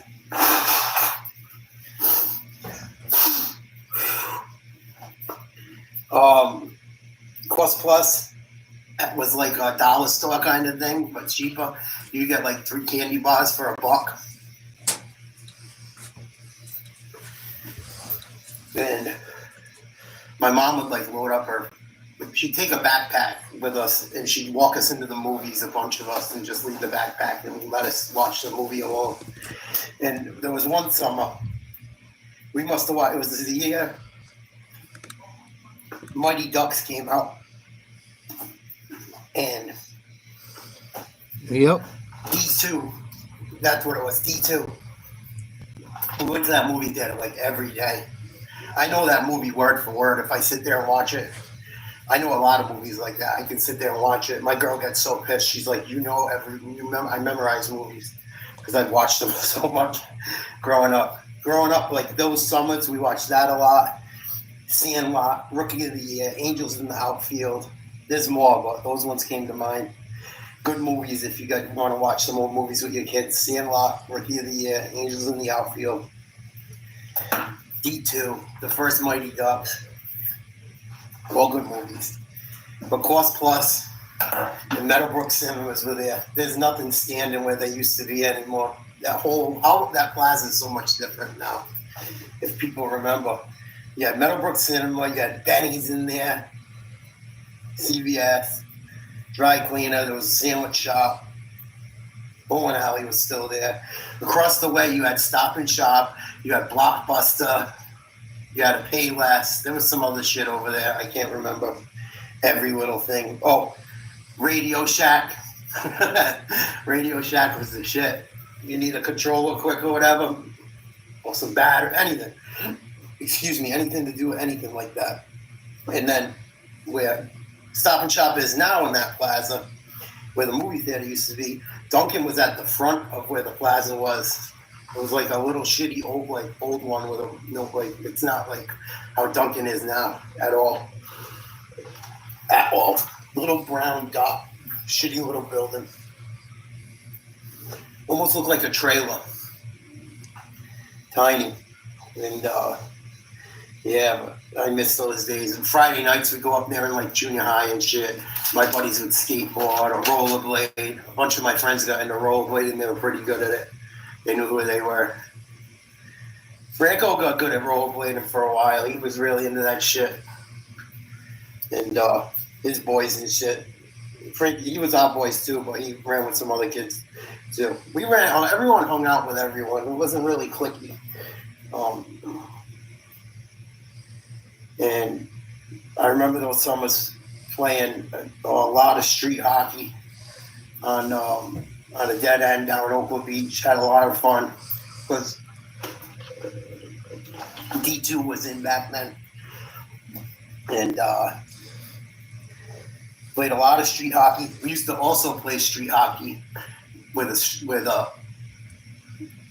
park is now.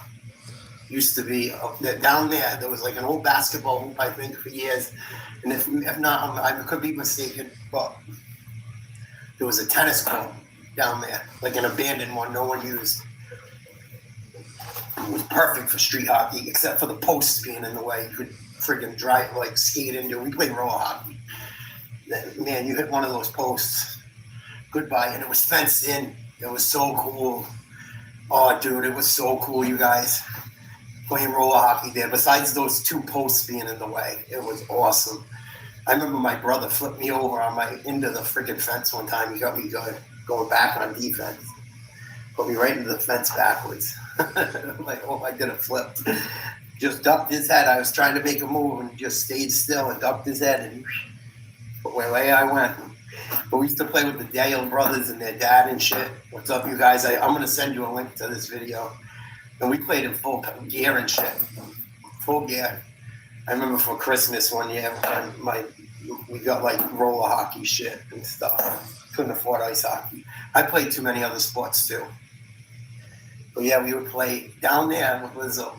where the skate park was, it was all like brush in front of the abandoned tennis court. You wouldn't even know it was there if you didn't go down there. And the Boys and Girls Club, way different than it looks now too. It was tiny, it was small, it was only the front building. In back used to be another soccer field for the little kids, and there was goalposts for that field, just like us still on the older kids' field there. Eventually, they ended up building a basketball court back there. That was pretty cool. We played summer league basketball and shit back there. But it was so much different looking back down there. And how things changed. But yeah, I played a lot of street hockey that summer. I learned a valuable lesson once that summer. This kid, Pat, in our neighborhood, I think he had an older brother, Shane, and he was giving me some shit. And I thought I could get the better of him. I thought I was going to beat him up and shit if I started some shit. And I was like, come on, motherfucker, hit me. We had little mouths on us. We were swearing like sailors at 10, 8. When I talk about these, when I say the words that I'm saying in them, it's probably the exact words I said at the time. Horrible. Yeah, come on, hit me. Right here. Dude, he tags me. Bop. We go at it back and forth. He ended up hitting me with a hockey stick. That's how he got me. I'm stupid. I think people fight fair. They don't. Hit me with a hockey stick and got me eventually. But I smashed his head into the side of the, my buddy's grandfather had an old blue van. And fucking the way the grass went, it was like a hump. And I had him down, and I just smashing him. And he grabbed that fucking hockey stick somehow. Wow. Got me. Well, we stayed friends and shit. We got, I didn't see him. He ended up moving away. I think he moved to like Cranston or Washington Park or something. If he ever saw this, I hope he's well. Hope your family's well. His dad didn't play either. And just some old things, thinking about how much things have changed, telling these stories. And when I tell a story, it brings up more stuff. It gives me more content. It's weird. It brings up more things I forgot. But that's some of the stuff I missed. There's more. We used to play water polo in my buddy's pool. It had like a fence around it. And not a fence, like it was like wood around it. So like beach balls and stuff wouldn't fly out. We'd fucking throw that ball so hard, use like a volleyball. Fun times. Very fun. When we played ninjas, we used to play ninjas and I'd go out in the middle of the night. He'd have a big sleepover. This is like, we used to watch 3 Ninjas too. This might have been when I was a little younger, this story, but we'd go out creeping. We'd dress in all black and shit, or dark clothes, thinking we were like the 3 Ninjas. And we'd go spy on people. Dude. We caught people doing drugs, people's parents and shit. Crazy.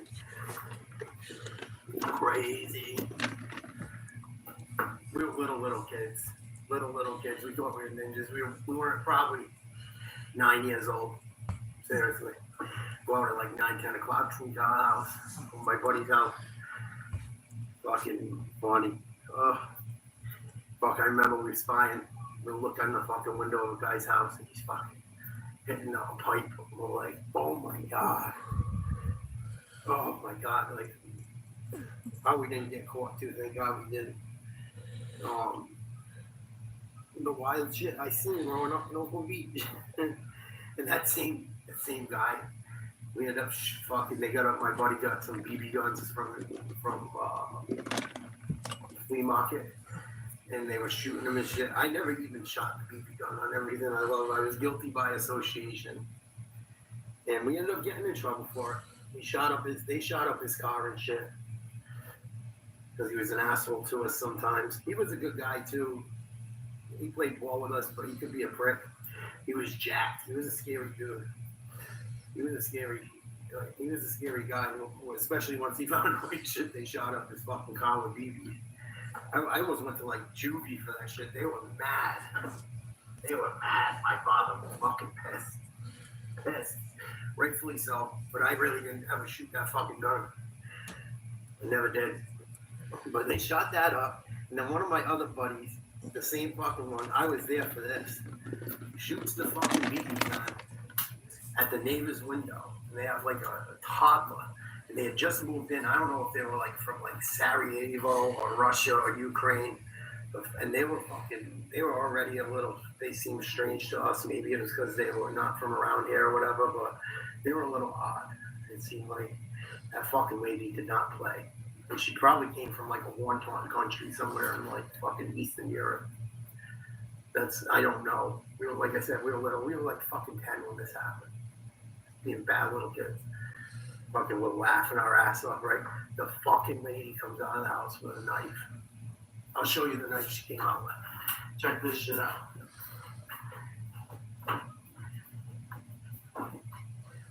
Comes outside with a knife like this. Who's shooting my fucking house? Who's shooting up my fucking house? My buddy's aunt comes outside, grabs a fucking goalie stick, a hockey stick, and let me put this thing back before I get in trouble.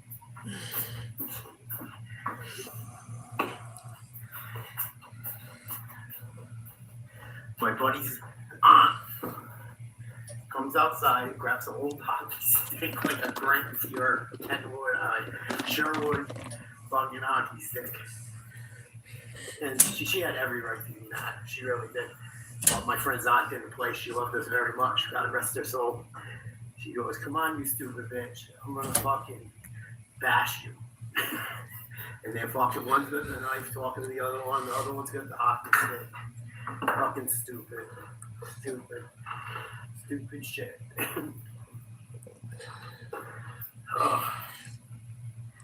And we used to make our own. We made our own wiffle ball field at that friend's house. It was like a Charlie Brown baseball field, dude. Fucking, it was a pitcher's mound with a tire and with dirt. We made our own mound. Dude, the whole squad's like working on it. We made a strike zone out of a hockey net. We would take the balls up so you could throw them harder and faster, but keep the circles open so you would still get the same movement. You would throw some junk that way because you get more on it. And I remember we were nuts. The shit we did, we probably wouldn't fly nowadays, I'm sure. But we had a lot of fun and they taught us lessons and shit. And we were like, I remember banging fucking rebar in the neighbor's yards for foul balls. I'm straight beating them. The fucking ladies just looking at me. I'm like, "Hi, how you doing?" They're like, "What are you doing?" "Oh, we're just gonna put this foul ball here. I'll take it out when we're done." "Oh, no problem." Lady was cool. They were never home anyway. The people that lived there, they came from like New Hampshire or something. They only came down on the weekends. So we put a fucking cheap fence up in the outfield. Little like green garden fence and shit. It was fucking, what a ball. And there was woods back there, butted up against the ball field over there, way down by cherry stones and shit. Cherry stones, I got some wild stories about cherry stones too. See, this is why I tell these, because it gives me more shit. Cherry stones were my first like job on the books. I got a fucking few good stories about that. But yeah, we played a lot of wiffle ball. I miss that. And I miss Bayview Seafood, I think it was called. It was like where One Bay Avenue is. There used to be like a clam cake and chowder spot. I think the guy's named Bob that ran it or something. Dude, it fucking blew Iggy's out of the water. Fuck Iggy's. That place was still open. I go there any day. It was so cool. And that like they had a patio that was like, it had like picnic tables and shit on it with your basic red and white, lobster boil, like New England looking tablecloth and shit. And we had so much fun back then, man. So much fun. We'd fuck around. The guy was good to us. He'd bring us more chowder and clam cakes. He knew we were little scrubs. He'd be like, "What do you got for money?" My mom worked there for a while. And my neighbor, one of my older kid that grew up behind me in my first house, his mom, Dawn, worked there for a while and shit. It was cool. But the guy there was cool to us, man. He could like hook us up. He knew we didn't have fucking money like that and shit. He'd hook us up, but it was way better than Iggy. We sit back on that porch and fuck around. He'd give us soda. Or had a soda machine in there. Give us more quarters to get soda. People were good to each other back then, much better than they are now. I miss that place. If it was open, still, I would take my family there once a week. It was such a cool place. Nothing special, not fancy. That's what made it. There was a bar up above it, too, for years. This is why I tell these stories. The OSC. I used to be a bat boy for their fucking softball team. I'll tell some stories about that. My dad used to go to that bar after calling and shit. I'd go up there and have a soda with him and shit, play shuffleboard and fuck around on a pinball machine for a while until he'd go, oh, time to go home. I'll be home shortly. Yeah, the fucking good old days. And another thing, we used to play ball over in Angels Marina, like field, the Lucchettes. And friends of ours, I can't say people's names, I gotta watch it. But friends of ours, grandmother and grandfather owned it. For years and years and years. I think the uncle owns it now. The grandfather passed. He was so nice to me, the old man. Always very nice to me. I remember going in there with their granddaughter when I was a little kid, learning how to ride bikes and shit. And there'd be two big tuna fish in there. They'd be working on big, like, Bertrams and shit. It was cool. It was like the type of place, like, the fucking guy, the captain from Jaws would hang out. It was so cool. And Nikki would be in there and shit. Oh, we'd have so much fun. And at the end of where Angel Marina is, at the end, where the boat ramp is now, used to be all woods. All woods. There was underground forts there. There was this huge fucking ditch, like, hole. There was, like, a little opening where you could, like, drive a bike through and shit. And all the way from there to the bike path was, like, all woods and briars and crazy shit. I have a crazy story about there one night, too. Some fucking people doing a ritual we caught. Fucking weird. Weird in that spot. I also heard people screaming over there. We couldn't find them. The cops couldn't find them, nothing. Where the boat ramp is now. But yeah, I miss those fucking days. I miss the smell of, like, I notice it a little, but not like I do anymore. This time of year, coming into summer, the air's got a different smell. And we coming up like May, more like towards the end of April, May. The air's got a certain smell. The weather's getting nice. It's staying light out, darker. You could like smell it. I don't know what it is. If it's a night air smell, New England air smell, there's a smell to it. And being on the water, it's got like a salty fragrance to it too. I love it. And I miss it. I miss it. I miss it. And another thing, person I miss very dearly, that was always cool to me, and I always used to check on very close to the day he passed, is old man Walter. I miss old man Walter, even just going and checking on him and saying hi. Just check on him here and there, make sure he wasn't alone, make sure he had food and shit. He'd come over to my house and have food and eat with us sometimes. I miss him. I miss old man Walt. What was something else? So I'll say about that. And when I talk about people and stuff, I only can talk about the relationship I had with them. I don't know what relationship other people had with them. Yeah, the good old days when people still gave a fuck about each other. I wish those days would come back. There's got to be a way to get them back. I don't know how we get them back, but if we ever could, boy, it'd be great.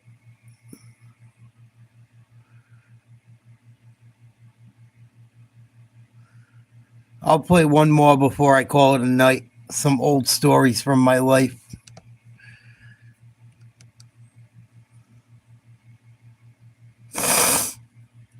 There's so fucking many.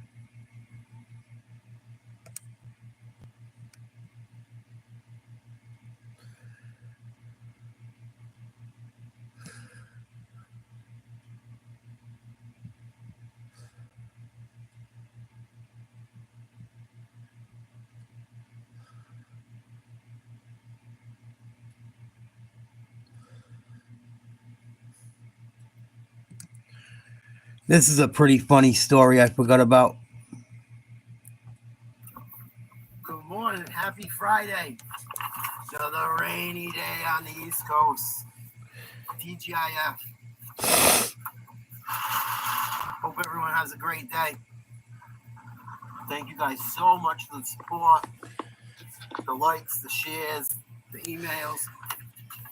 I still haven't found that goddamn computer cord. I gotta clean this shit box out today. My car's got so much shit in it from driving back and forth to Newport all the time. My teeth are bothering me, pardon me. I think COVID ruined it, Jet. So I gotta find that cord because there's so much stuff it's telling me that I can't even see yet. So I apologize if you sent something.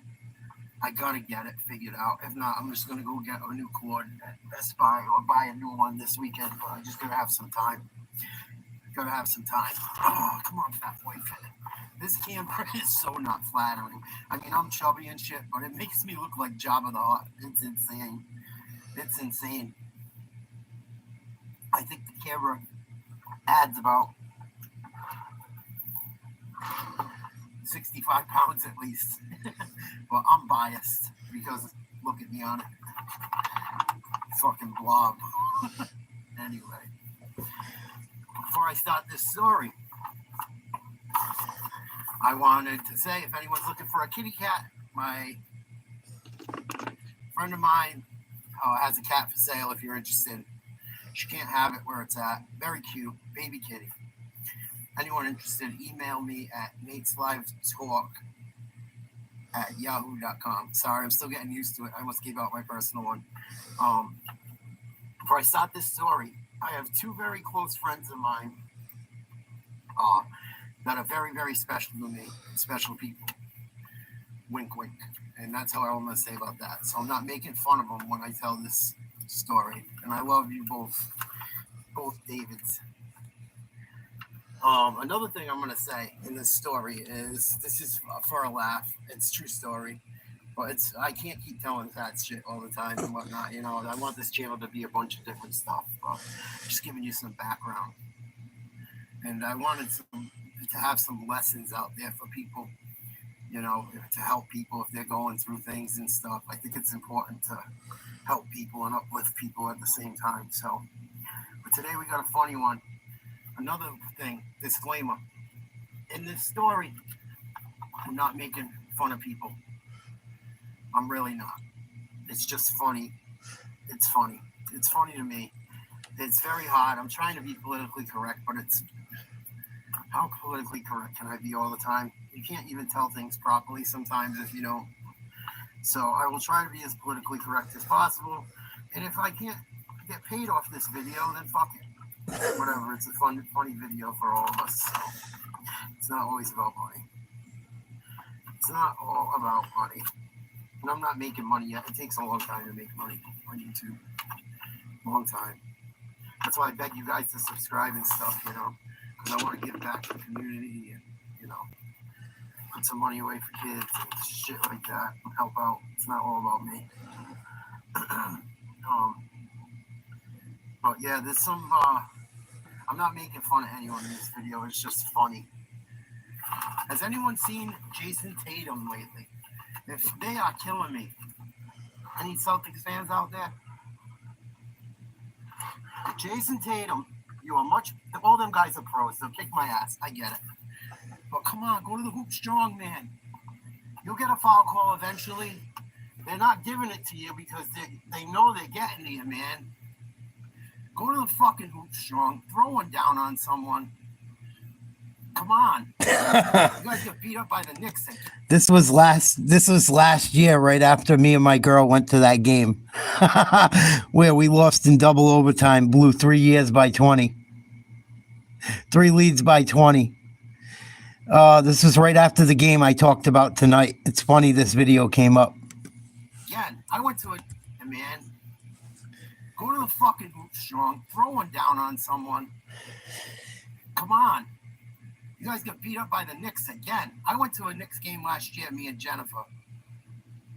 double overtime. We were up by 20, 2 or 3 times. I told you. Fucking blow it. Come on, you guys. Go to the hoop strong. Play some fucking defense. Please. I know it's getting late in the year and stuff. Come on. They're killing me. Oh, they're killing me. I didn't watch much of the second half. I had to spend some. I didn't have to. Whatever. I didn't say that right, but I wanted to spend some time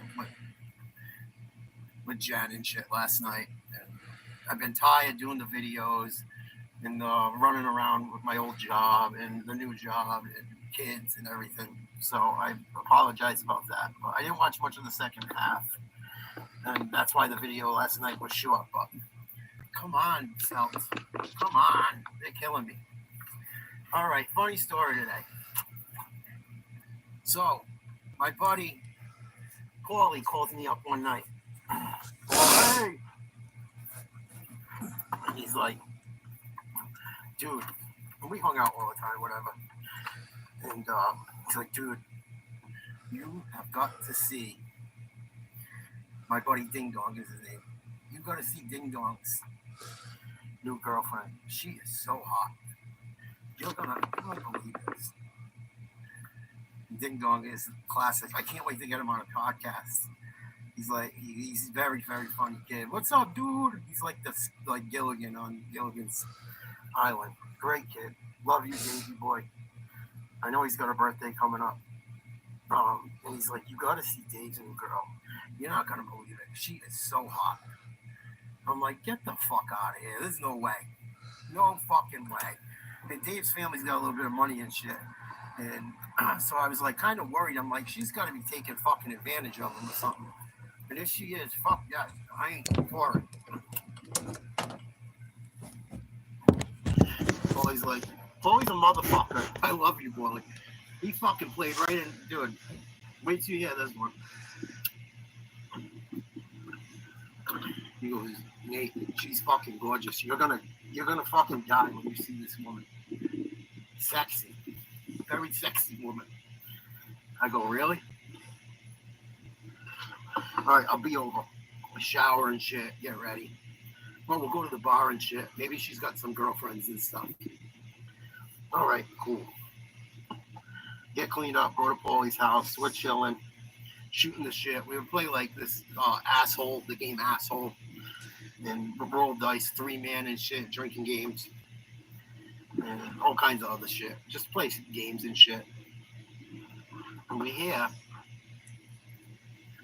a knock at the door. Yeah, what? Hear the door open. What's up, dude? I'm like, oh shit, it's Dave.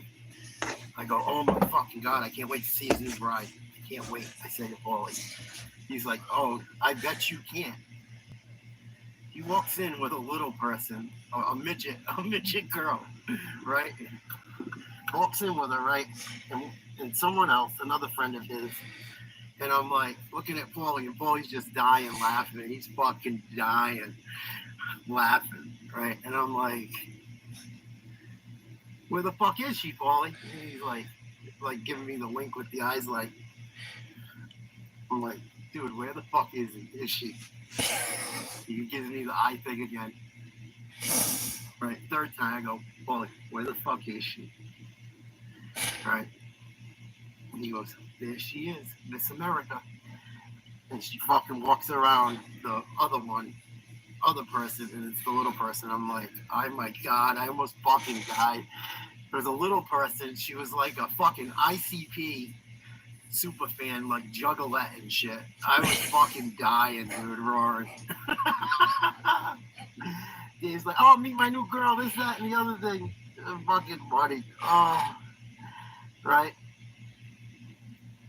So we're sitting there playing games. She sits next to me, Dave, whatever. She's tiny. We're playing and shit. And she keeps like touching me by accident and shit. And I notice it. She keeps touching me by accident. And I'm like, trying not to, like, it's awful, but it's the truth. I'm trying not to laugh. I'm trying to be nice to her. And at the same time, I'm like, why does she keep touching me? Why does she keep touching me? Like, it was like on the leg and weird shit, right? And fucking unreal, right? So we're hanging out all night, have a good time. We end up to go up to the bar, right? We go up to the fucking bar, have a good time. And we had to pick her up to put her on the fucking bar stools, hang out and shit, and have fun. And she's looking at me all night. She wants to fucking dance. I go out on the dance floor with a fucking boogie, and you know what I mean? I know I have a disability with my shit. So I'm like, you know what, fuck it. I still had a good time with the girl and shit. I'm dancing, fucking boogieing, right? We had a good time, whatever. Go back to the house. Fucking, it's like probably around 11 o'clock.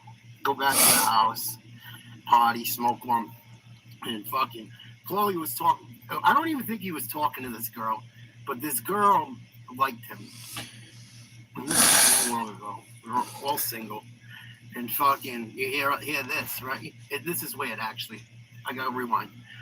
We were singing a fucking song, knock 3 times on the window if you want me. Singing to Dave, busting his balls about his little love of his life. Right? And we were singing that song to him. It's an old song. Knock 3 times on the window if you want me. All right? And fucking... So then this girl pulls up that Paulie was like talking to or not into, and she's fucking knocking on the door, right? Right after we're singing that song. How fucking ironic, right? So we all hide. The fucking midget's hiding. She jumps, and at Paulie's house there's like an L couch, kind of, but there's a little walkway in between, and fucking she hides like there's a little alcove where you can hide in back of the couch. The fucking midget hides behind the fucking couch. Oh my fucking God. We're all trying not to laugh. The fucking Paulie kills the lights. Fucking unbelievable. So, the girl ended up not coming in, and we're laughing, and Paulie's phone's blowing up and shit. And fucking, what a funny fucking night. There's so many nights like this too. And, man, very, very funny. If it's not funny, I'm sorry. It's funny to me. I hope someone finds the humor in it. And I go home that night, right? And fucking laying in bed. My phone's blowing up. I'm like fucking half in the bag. I don't answer it. I put it on. I pick it up the next morning, get ready to go to work and shit. And there's like a voice on it. Give me a call. I think you're very sexy. You know, some fucking voice I never heard in my life. I'm like, did I give my number to some girl last night at the bar? I don't remember. I'm trying to think. And I'm like, the only thing I did was dance with the fucking midget. Trying to think if I talked to anyone else that week or something. I'm working on the boat. Fucking, I don't answer my phones really much when I was working on the boat because I used it to play music. And I fucking get in the zone with my music. I don't answer the phone for no one. Especially then on the water. It would help motivate me. And I'm getting phone calls all day, like 85 phone calls, right? I get back home and it's the same message like 80 times, literally. Fucking unbelievable, right? And I'm like, Paulie, I keep getting weird fucking calls from some girl that I talked to a girl last night or something. I don't remember like talking to a girl like that. And I didn't get like I got buzzed and shit, but I didn't get to the point where I was out of it. And fucking he goes, oh, you didn't know? I go, I didn't know what? He goes, when you went home last night, the little person gave you the little person fucking dumped Dave and made me give her your number. I go, you motherfucker. No, you didn't. He goes, yeah, she dumped Dave and she wants your number. So I gave it to her. I go, you motherfucker. I go, no, you didn't. He goes, no, Dave gave it to her. I go, that motherfucker. Oh, I was fucking pissed, dude. Now I got this sex-starved fucking midget wanting to fucking get with me. I'm already fucked up. I've told you guys. I was doing drugs and shit. I'm like, dude, there's no way I was fucking high and drunk that I fucking wanted that broad. I just wanted to dance with her and make her feel like part of the fucking group. Oh my God. I'm like, what the fuck? I go, he's blowing my fucking phone up. What the fuck? And I call Dave. I go, you motherfucker. And he's just laughing. He has the most hilarious laugh. He's like, oh, I got you. Got you. Fucking Davey. Ding Dong Dave got me good. Got me good. He ditched me with the fucking, he got the midget. I was stuck with the girl calling my phone. And she would not stop. And I did what any good man and friend would do and hooked up with her. Oh, no, I'm kidding. I swear to God, I'm kidding. Oh, no, I didn't do nothing with the midget, but funny story. I told the little shit to stop calling me. And she still came around. She still came around for a while and hung with Dave. I don't know if David was doing weird, strange things with her, but yeah, funny fucking story. Funny story. It's hard telling these. I hope you like that story. I might have another one later in the day. I don't want to make too many super long videos. A lot of my videos go long. But yeah, that's the story of the midget. My boy Davey and Paulie, and there was other people there. I just know those two won't care about telling their names. And we had to pick her up to put her on the fucking seat at the bar. Fucking unbelievable. Oh, my crazy life. I love you guys. For more stories. Yeah, it's a true story, Jet. And I didn't fuck the midget. I just said that to be funny.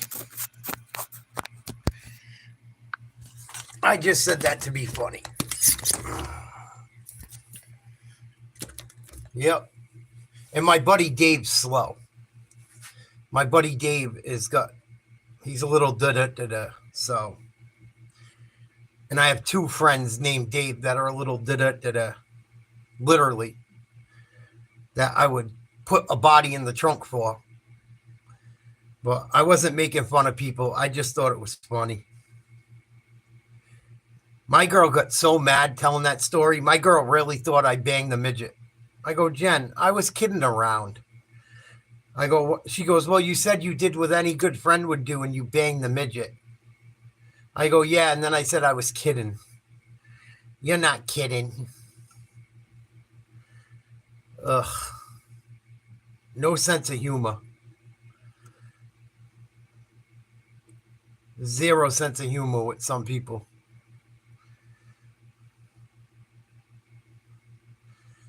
Fucking nuts. I got so many stories like that, dude. So many stories. I'm going to go take a piss and get a drink. I'll play a couple more stories that you guys might not have heard me tell that I might have forgot of in a minute. Give me like 2 or 3 minutes. I'll be right back. Yeah, it was a good prank. But that was his girl. And that's a true story. Every last bit of it. I didn't sleep with the girl, obviously. I swear to God on everything I love. But I kid around and said that in the story to make it more funny. But my ex got mad that I told that story. Oh,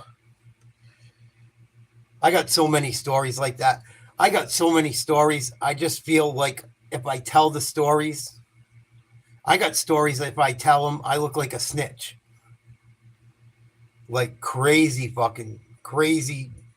I got stories about people passing away, being unalived that I can't tell because I'll look like a fucking snitch. And some people are still alive and their family members have passed because of them. I have a good 40 or 50 stories. I don't think I could tell because people will get upset.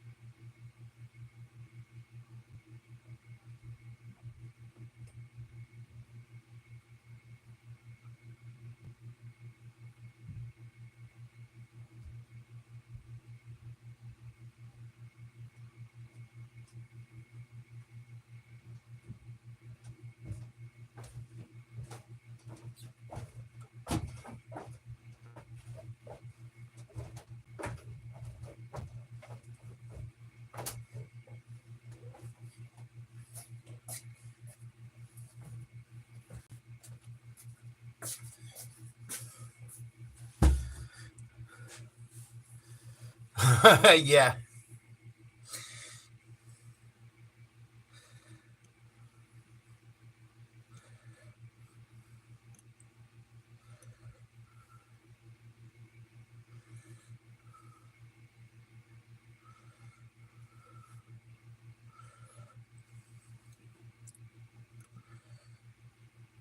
Here's some freaky.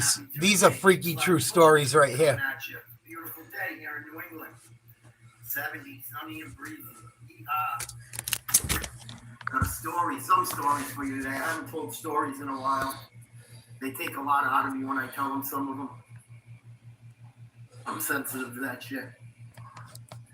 Gonna tell some stories today. If you haven't subscribed, please subscribe. The podcast coming out of it. We have over 15,000 watches, which is amazing to anyone new.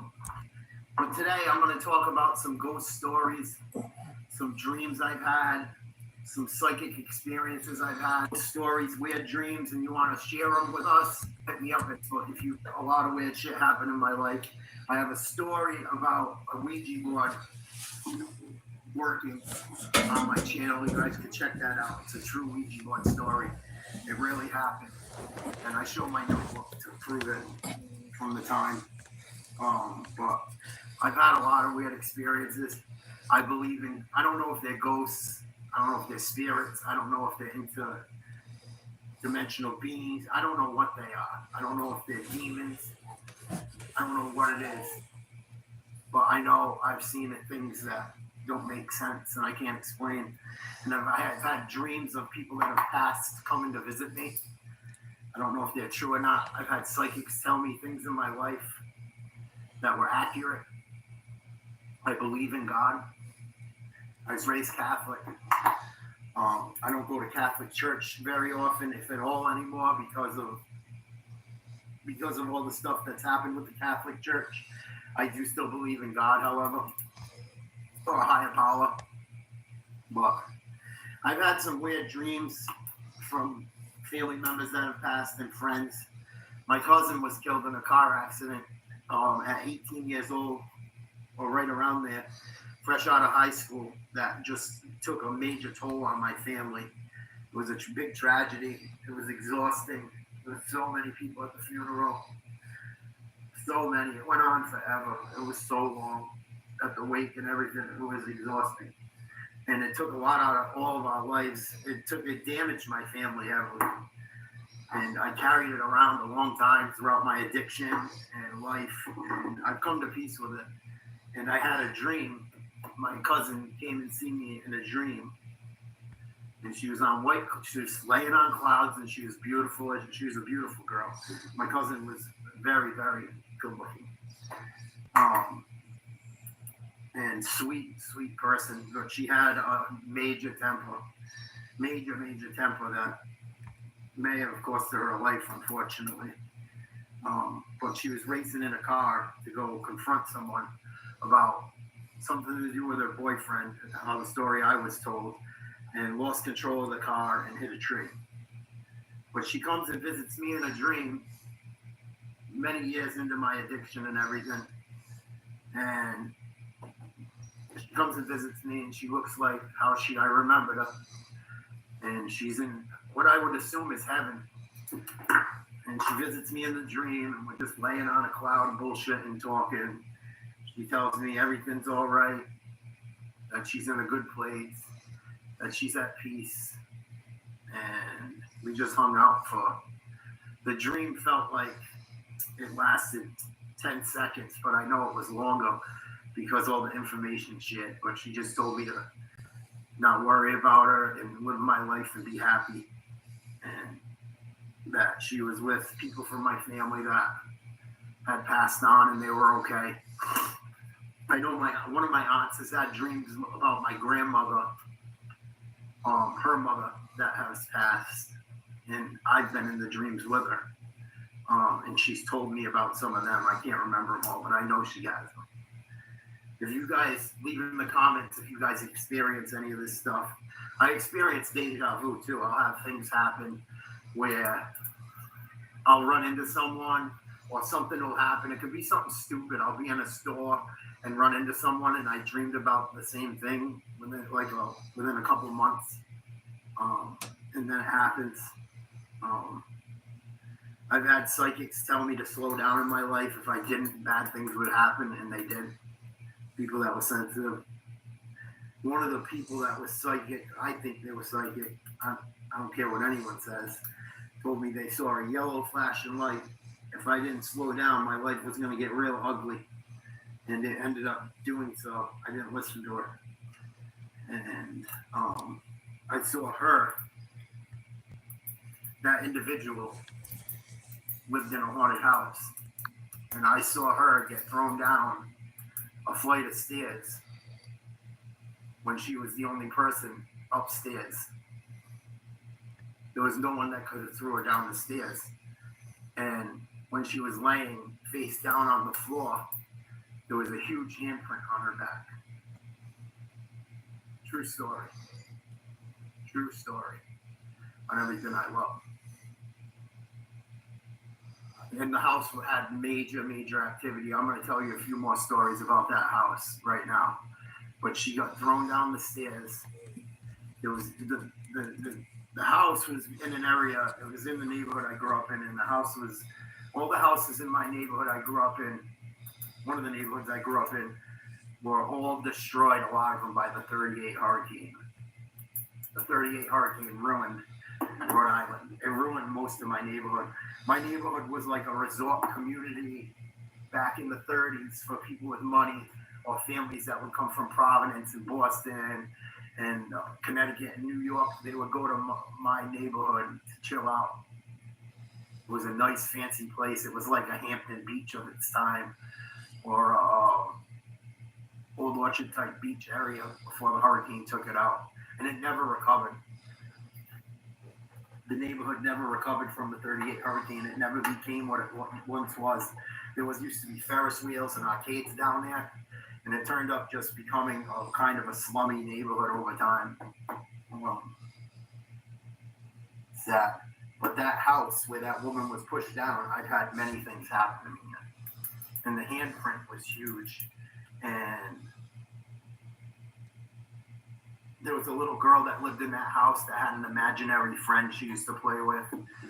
And the imaginary friend fit the description of a little boy that died in the house. Which is scary, freaky.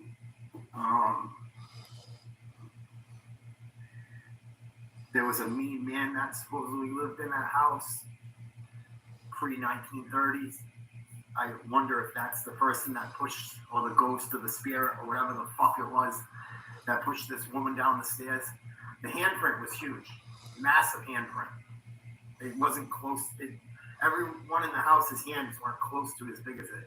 There was no one upstairs when this happened to her.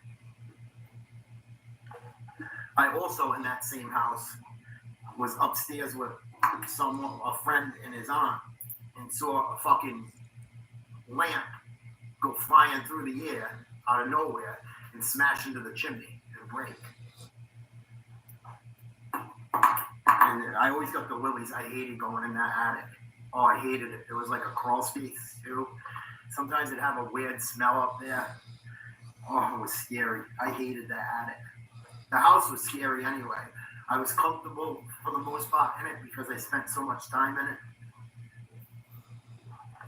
But it was scary. There was some scary shit that happened in that house. And when that fucking vase happened, the lamp happened, we all ran the fuck out of there. That was very scary. Very scary. And doors would open and shit, and knocks and tapping. I remember one time I went upstairs and the water was running and no one was up there. I don't think anyone left it running. That happened to me at another place, a place I worked at too, called Aldridge Mansion. They filmed the movie Meet Joe Black there with Brad Pitt and Anthony Hopkins. That was a scary place to work. Very. I'm getting the willies thinking about it. Aldridge Mansion was very scary to work. I used to have to wear headphones because in the summer It was a huge mansion, huge. Old. And I would have to wear headphones because I'd have to bleach the basement working there because mildew and shit and dew would build up on the old stone foundation. So I'd have to bleach every fucking thing down cellar. Like once a week, the cooks would have me go down there and do it for extra money. And I had to stop wearing headphones because I would fucking hear shit and voices. I was the only one in there. There wasn't no one around, really. Scary fucking place. And I fucking have found sinks running in that place by myself. I had a friend of mine that worked there longer than me that has seen shit. I walked into a bathroom no one had a key to, but me and him, the night we were working, and I know he didn't go in there. And I talked to him about it, to a fucking windows open, water running, and a cigar fucking burning. An old looking funky cigar that didn't even look like it was from this fucking era. And it's so weird when I fucking put it out. I put water on it to put it under the water, put it out, and threw it in the garbage because I didn't want to stuff up the fucking toilet. And when I went up there to empty the garbage later, there was nothing. Not a fucking sign of it. And my friend said he didn't go fucking empty the trash, so I don't know what the fuck happened with that. But I've seen some weird shit. The one where the woman got pushed down the stairs, it fucking scares me to death. I don't know what the fuck that was. Scary. And she was sensitive to this shit. She used to tell me the whole history of the house. I'm going to tell that at another point. But she would tell me what these fucking things would say. She was sensitive to it. And I believe it. If you guys want to tell a story, please leave it in the comments or email about it. In that same house, not the mansion, but the house I'm talking about, I used to pay rent to live there in like high school. Not a lot, but I wanted to help, and even if it was in a small way. I come home from work one night. I was delivering tents at the time, and I would hustle money at night too, delivering fucking food or whatever. But I had a late night delivering tents. It was like around the time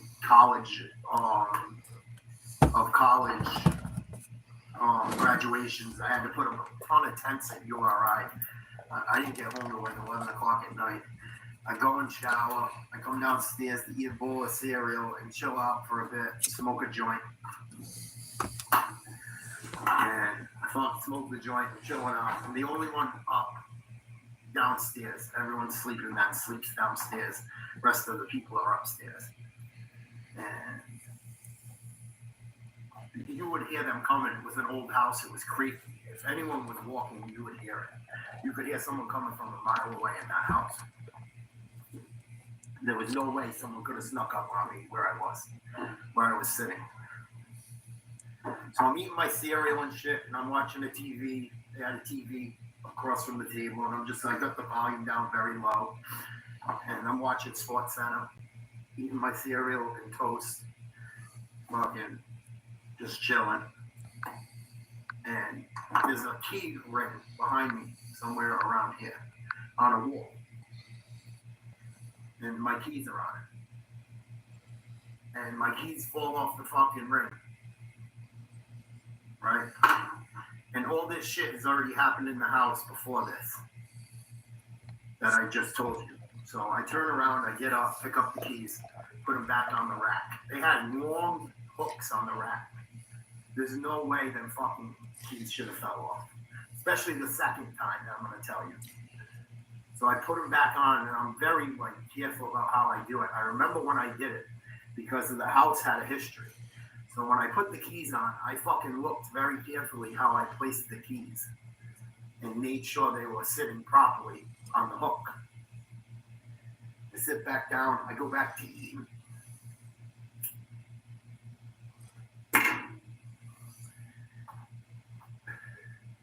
I go to fucking drink the milk out of the bowl. Lean down like this and pick it up and drink the last sip so the cereal's gone. I go to fucking grab the bowl. the keys come fucking smashing down on the table right here. Hard. I don't want to do it. It was so fucking hard. Where? Sitting right next to me, like here on the table. Right there. Right next to me. I did not fucking touch those keys. They were sitting on the fucking thing. There was no one on. My friend's house that I was living at was out with his girl at the time. The girl he was going with. There was no one fucking. There was no one that could have done it. And there was no way those fucking keys could have fell off. That fucking scared the fuck out of me. I jumped through it. I knocked fucking milk everywhere. It was fucking scary. I cleaned it all up. I fucking turned the lights off and I fucking ran up them stairs to bed. And I fucking put my head under the blankets and did not fucking look out the rest of the fucking night. I fell asleep very quickly, thank God. But those are a couple ghost stories. I got a couple more. Another ghost story from that house. We're sitting at the fucking table. The old adults were. Me and my friend were young and running around and playing and shit. And there was a radio on the counter. It wasn't plugged in. The fucking thing didn't even work, supposedly. I have two stories about radios like this. They're fucking bitching about bills and life and just, you know, grown up talk. And someone's complaining about fucking stuff. On the radio, the radio comes on with the Rolling Stones. You can't always get you what you want. But if you try, sometimes you get what you need. That part of the song came on as they were complaining. You can't always get what you want. But if you try sometimes, you might find you get what you need. And the fucking radio shut off. Right after. That one fucking bar of the song was played and that was it. Another house, I would help my friend that was a single father watch his kids if his mother couldn't after school for an hour or two, if need be. When they were little, I would help them out. This is on the whole other side of Oakland Beach Avenue. His fucking radio used to come on its own all the time. Fucking nuts. No reason for it to. No one touch it. No one fucking, there was no remote to it. Just come on fucking all the time on its own. Sometimes it'd have music. Sometimes it'd be white noise. I used to talk shit to whatever would turn it on. Say, come on, motherfucker, turn on the radio. And it would fucking turn on.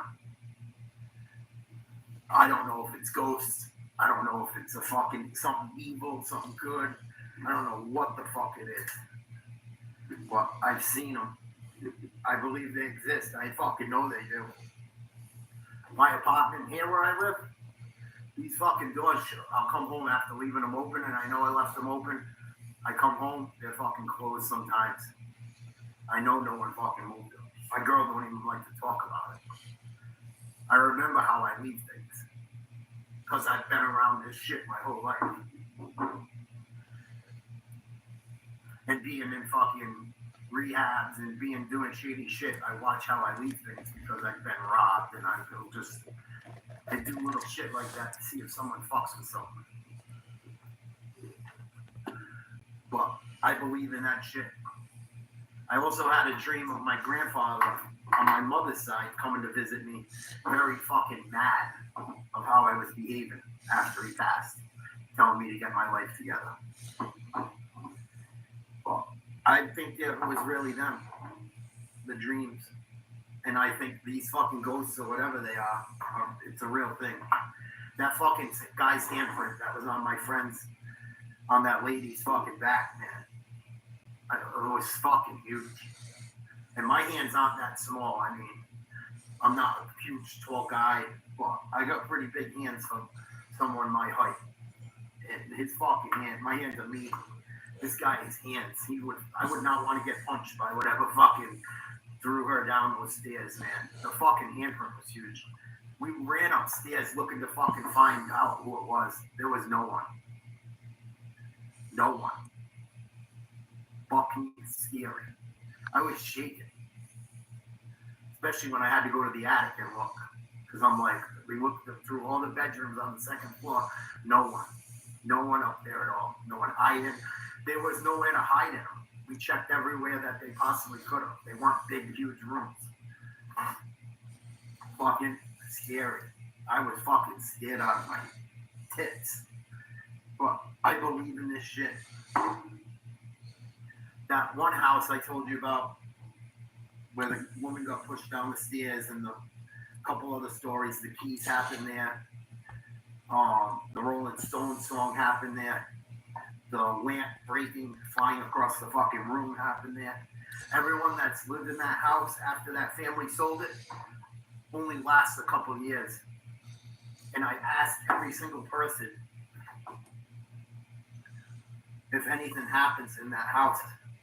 Because it used to fucking, I don't tell them everything, but I tell them, that house had some weird shit happen in it when I was a kid that I saw.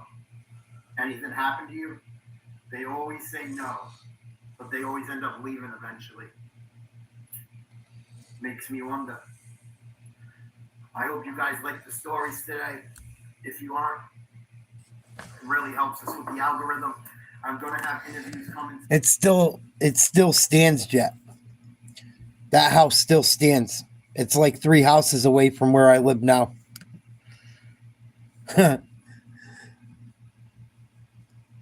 I'll take you guys on a walk and show you the house one day. Maybe I'll take a walk tomorrow, or one of these days coming up. I'll take a walk and show you it. One of these days. But true stories. I wouldn't lie to you. I got nothing to lie about. Nothing to lie about. I've told these things over time. If you notice, a lot of the things I might talk about, some of these videos show you some of the stuff because I say some of the same things in them. But yeah, some videos, some stories, something different. Maybe I'll try and get one more in before I go to bed, have a smoke.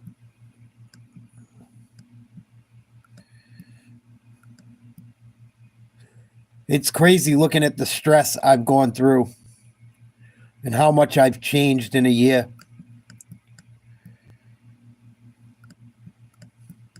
It's really wild.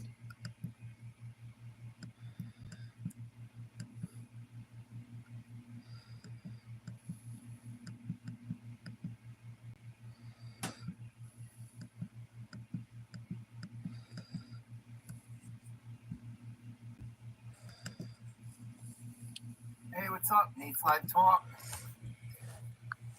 Hope everyone's well. Yeah. Having a great day. Shooting something for another day. I don't have a date for this one. Just figured I'd put something together, having some free time. But whatever you're doing today, I hope you're having a good day. YouTube, hit me up at Nate's Live Talk at yahoo.com if you want to reach out to me, get a hold of me for anything. We also have Nate's Live Talk on Instagram. I just set up a new Nate's Live Talk on Facebook. So anywhere you look, besides like X, right? Something I wanted to talk about. I just ran some errands. And this is the shit that irks me with the baby boomer generation. And it's not everyone that age group. So when I say this, I don't want to hear the baby. I'll turn comments off for this one, just because I'm trying not to turn comments off because it gives people a chance to talk and say what they want and whatnot. I'm thinking of starting to do it because people are getting stupid already. And I gotta pull stuff out. I don't want to have to babysit. I refuse to babysit.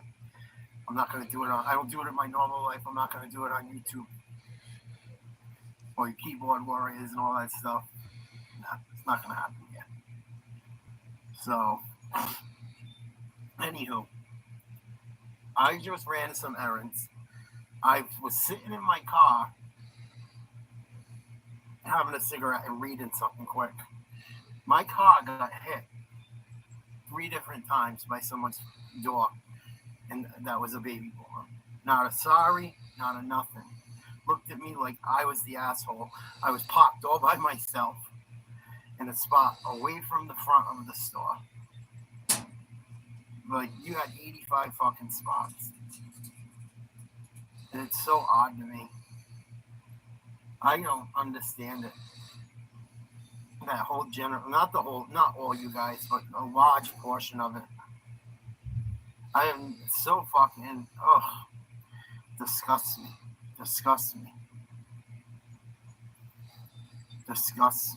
You guys bought all your houses for nothing, very close to nothing. You only needed one income to get by back then.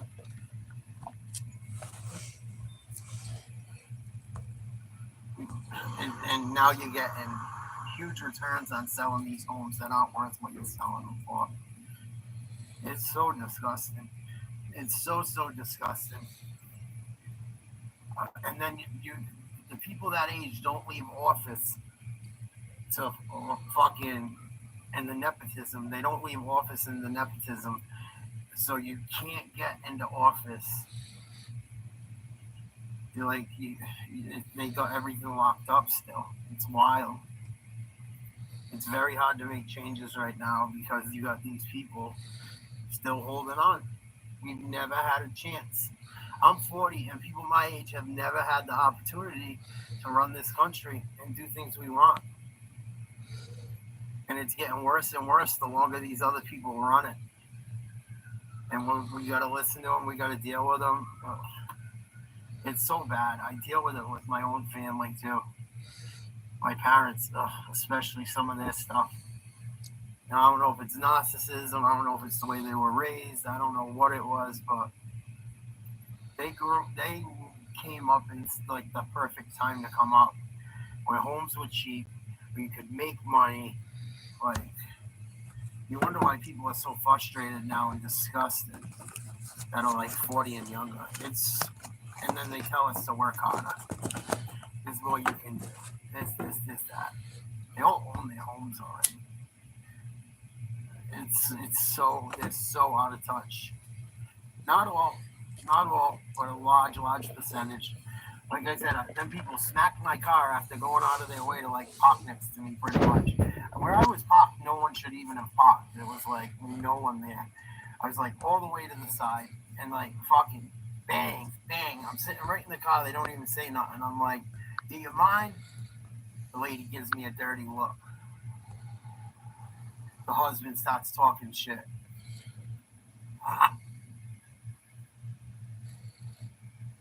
The other guy on the other side, same thing. Ugh. You guys have had everything under your control for so long. And then you bitch about how the way the world is. It's under your control. You guys been running it for the longest.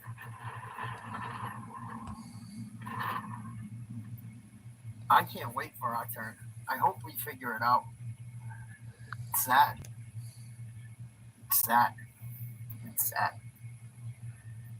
Just like my situation, I'm paying my family's mortgage pretty much.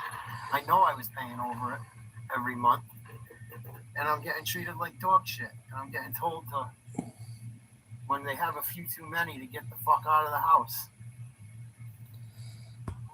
With kids upstairs in bed, dude. Disgusting people, man. Disgusting. And they got an excuse for every reason they treat you that way. Or they drink so much they don't fucking remember what they said.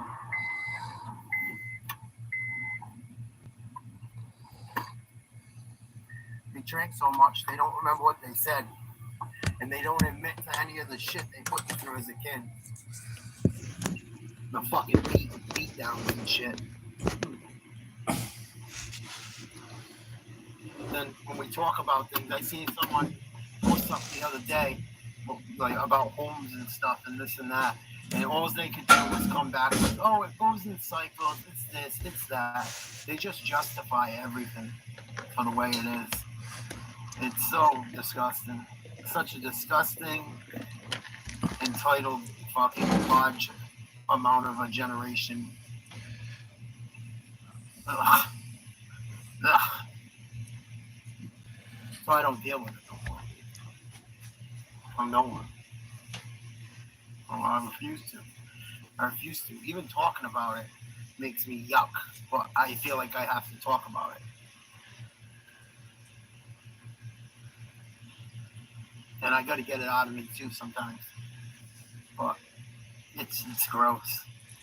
It's gross. And then these same people get left everything from their families dying and shit for the most part.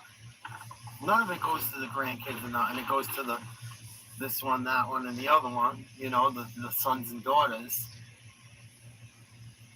I was supposed to be left out of my grandmother's house. I never saw any of it. And for whatever reason, you know what I mean? And she was a boomer too, or close to it, right? Another one tells us when we're 12 years old, she don't ever want to see us again from drinking too much. Nice. Nice. Right. And then that's my father's side. My father's sister ends up with everything on her third or fourth marriage. Another one. And I get stuck with my dad's dysfunction. And I got my mom's dysfunction from dealing with my dad, and my mom dealing with her family's dysfunction. And I don't know what's up with her dysfunction and shit. You know? I've never seen parents badmouth their kids to a partner like I've had happen to me after she knows everything on top of it. It's so fucking gross. Ugh. My poor partner didn't want nothing to do with it. She would just fucking try to like listen to my mom and try to listen to just be like out there relaxing. And my mom would just keep laying it on her.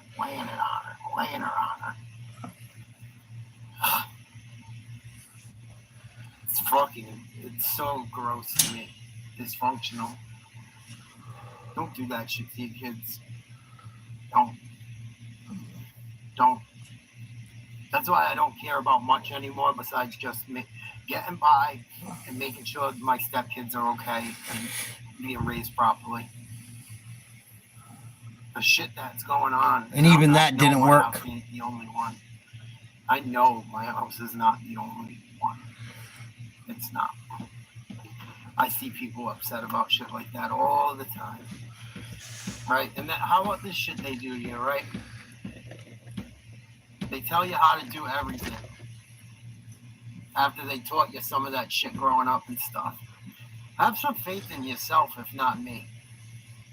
Like that shit drives me nuts too when they tell you how to fucking do everything in life and what you should be doing. After they paid 20-something grand for their first home. Oh, the percentage rate was 18% though. Oh, I know. It must have been so hard. Must have been so hard when you lived off one income.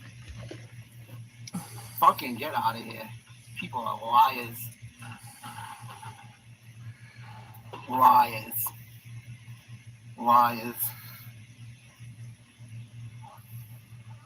Ugh, I'm so glad I don't deal with it anymore. Ugh, so glad. But I still gotta think about it. I still gotta deal with it. Because I live in the place I live in, and sometimes it gets tough. Because you're living around other people. After you spent fucking thousands and thousands and thousands, 2.5 years, almost 3 years of paying a mortgage for a house that isn't yours. You know, it gets to me sometimes. And then it's like, oh, do I go back so life's easier? My partner won't go back to it. I know she won't. She won't deal with it. I don't want to deal with it either. it's bad when you're in a position that's your options. And those aren't even bad. Like, I probably sound like a bitch right now, but there's people with way worse options than that. Way worse. Way worse.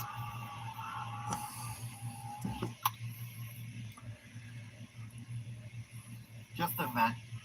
This is a vent. This is a videoed event. Maybe wake someone up.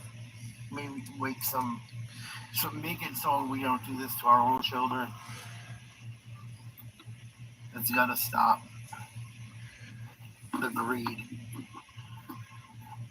The people worth hundreds of billions of dollars and millions of dollars, and they get tax break after tax break after tax break. How much do you need? If I was worth that kind of money, I would be so happy to pay that tax. And people say, no, you wouldn't, no, you wouldn't. Dude, when you never had it anyway, and just to know I was okay and didn't have to worry month to month, week to week, would be such a relief. You could take the rest. Just let me live. Greedy, controlling generation, man. Not everyone. Not everyone. This is not for everyone. Do not get offended if you're not that way. If you're that way, you shouldn't get offended. It's the truth, obviously. Obviously. It's the truth if you're offended. And I don't care if you're offended. I don't. And I'm sick of it. I'm sick of that generation. Just fucking the older generation, like 50 and over. Not everyone, and please, this is not everyone, but it's a large amount. A large amount. Work harder. Work harder. Fuck you. Fuck you.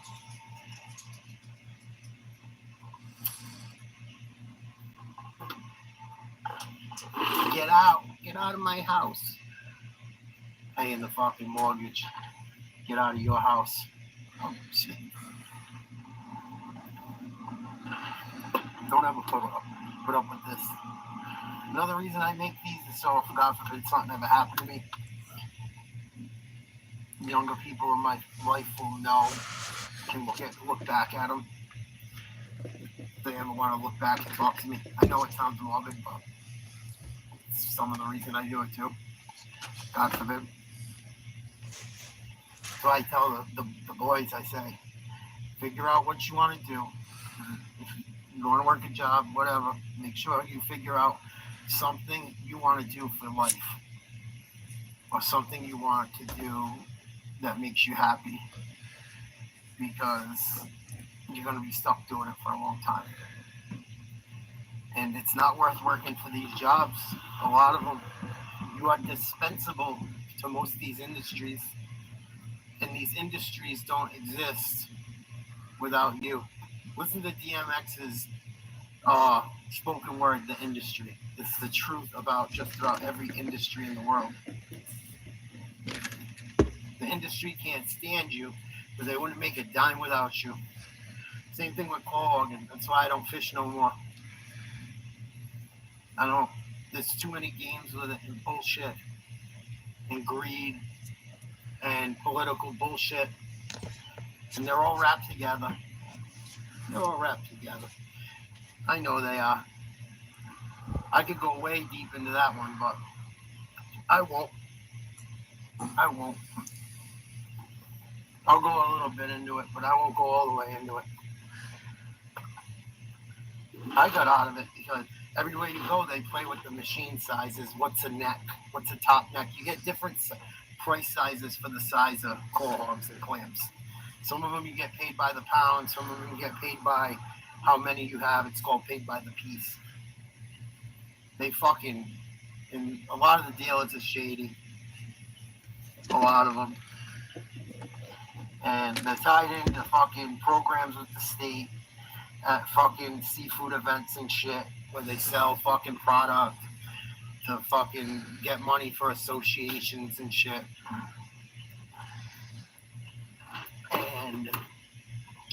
They change the size of the machines all the time. They can fucking, there's rollers, they go down, and they change the size, the gauge of it, according to what product they need. They all do it. They're all guilty of it. Come knock on my door if you got a problem. I don't give a fuck. I keep receipts. I don't think there's a call hog mafia anyway. I don't give a fuck anyway. How about that? Because I'm sick of seeing all this shit go down in that bay's a mess. Bay's a mess. URI blew that. Blew it. Water's too clean. I said it in a meeting years ago. I was telling people out on the water years ago, the same thing happened in the Chesapeake Bay. No one listened. Now all you got is decker shells everywhere. And you got one spot you can go to catch a clam if it don't rain too much. But you guys keep listening to these people. Keep listening to them. They change the gauge on the machines. They tighten it and fucking, they change it to what they need for product. They need more count, more little necks, the nice ones. They'll make it wider where they can buy a bigger one. If they need more top necks and they don't want so many little necks, they make it so they'll tighten it. So all them fucking clams that should be a little neck end up a top neck. That fucking machine should be stuck in. The state should have it where that machine's stuck in one spot. Or there's a little neck today, should be a little neck tomorrow. That's bullshit. That's why I stopped selling to those shops that do that shit. Because it's fucking nonsense. I found a shop, I had to go count them by hand every day and get what I was supposed to get for them. And not get fucking robbed. And fuck that, oh, we're family shit. And then some of them, they pay people more money than another guy. Oh, yeah. Oh, yeah. And they all do it. It's not one shop. It's not one shop. It's all of them.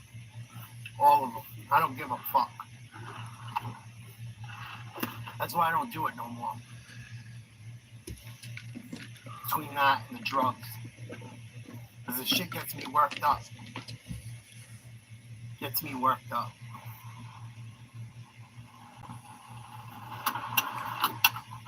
It's fucking pouring. Thank you, Lord.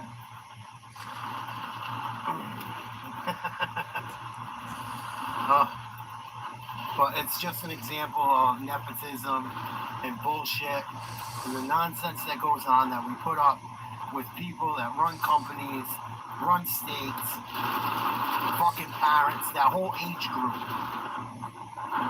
That whole age group does that type of shit. Sneaky, backstabbing, fucking manipulative shit.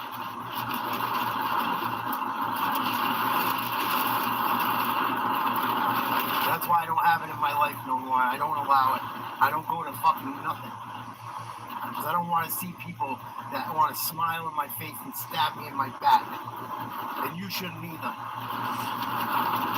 They're smiling in your face all the time. They want to take your place. They're backstabbers. Backstabbers. They'll come jump right on your fucking spot, though. I had one place tell me I worked my balls off on. I wasn't even going to work the 4th of July. I worked the 4th of July digging clams till 2:30 in the afternoon, but they needed them so bad. I call them on the way in. Oh, we don't need them. I can't take them. That shit happened all the time. But that's what family's for.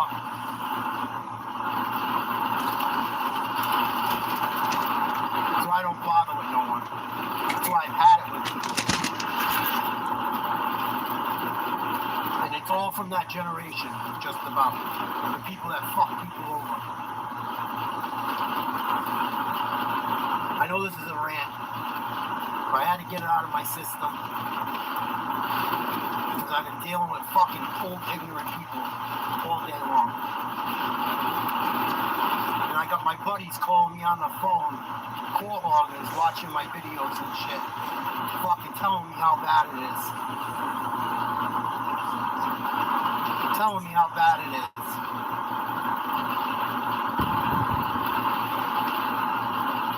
And I got someone else that plucked the motor off the back of my fucking boat, sitting in my yard, that only calls me when they need something.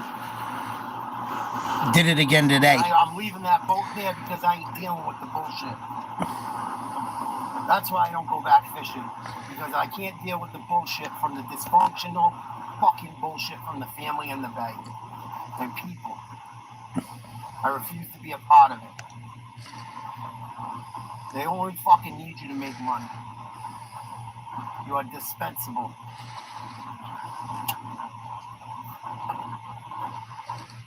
It's the truth. I'm not fucking crazy. I would never do nothing to hurt anyone or myself. But I've had it with the fucking all this type of shit. This is just an example of it. I've had it. I've had it with the nastiness, the bullshit. I got people calling me, get back out there, you know, you can work 20, 30 days. I didn't even renew the license this year. It makes me so sick. I don't even want to look at you people. I don't. You bring the worst out of me, man. For good reason. For good reason. Sick of getting fucked with every time I sell them. Sick of getting fucked with for everything. Everything. It's just fucking, why deal with it? Why? Why? Like I said, this is a little ranty and stuff, and I'm showing some emotion. I would never do nothing stupid to myself or anyone else, but these are just the truths, and I'm sick of holding them in. Sick of holding them in. I just let you take the motor because my car, I owe some money on it. And you can't afford to put the boat on a marina anywhere. And anything I try to do as far as anything, I get bashed for and ridiculed and fucked with for, as far as my family, especially my parents. So I have to cut it out. I can't keep reliving it. As much as I struggle, I will not relive it. And that's the 411 hunt. And I feel better getting it off my chest. You guys fucking ruined a beautiful thing as far as that base concerned. Everyone. URI, the state, the fucking association, just getting strung along by fucking URI, doing nothing. Because people in that association have political shit involved in it too. Don't fucking think they don't. And they're mostly left-leaning, getting favors for favors. Only certain guys get to take certain people out on the boat fishing, teaching them and shit, and you're alright. I'm sure they get... And that's when YouTube cut that video off. I'll play some more videos tomorrow. I'm calling it a night. You guys have a great one. Thanks for checking out some of my stories. Celtics got their ass beat. They'll be all right. Hasta mañana.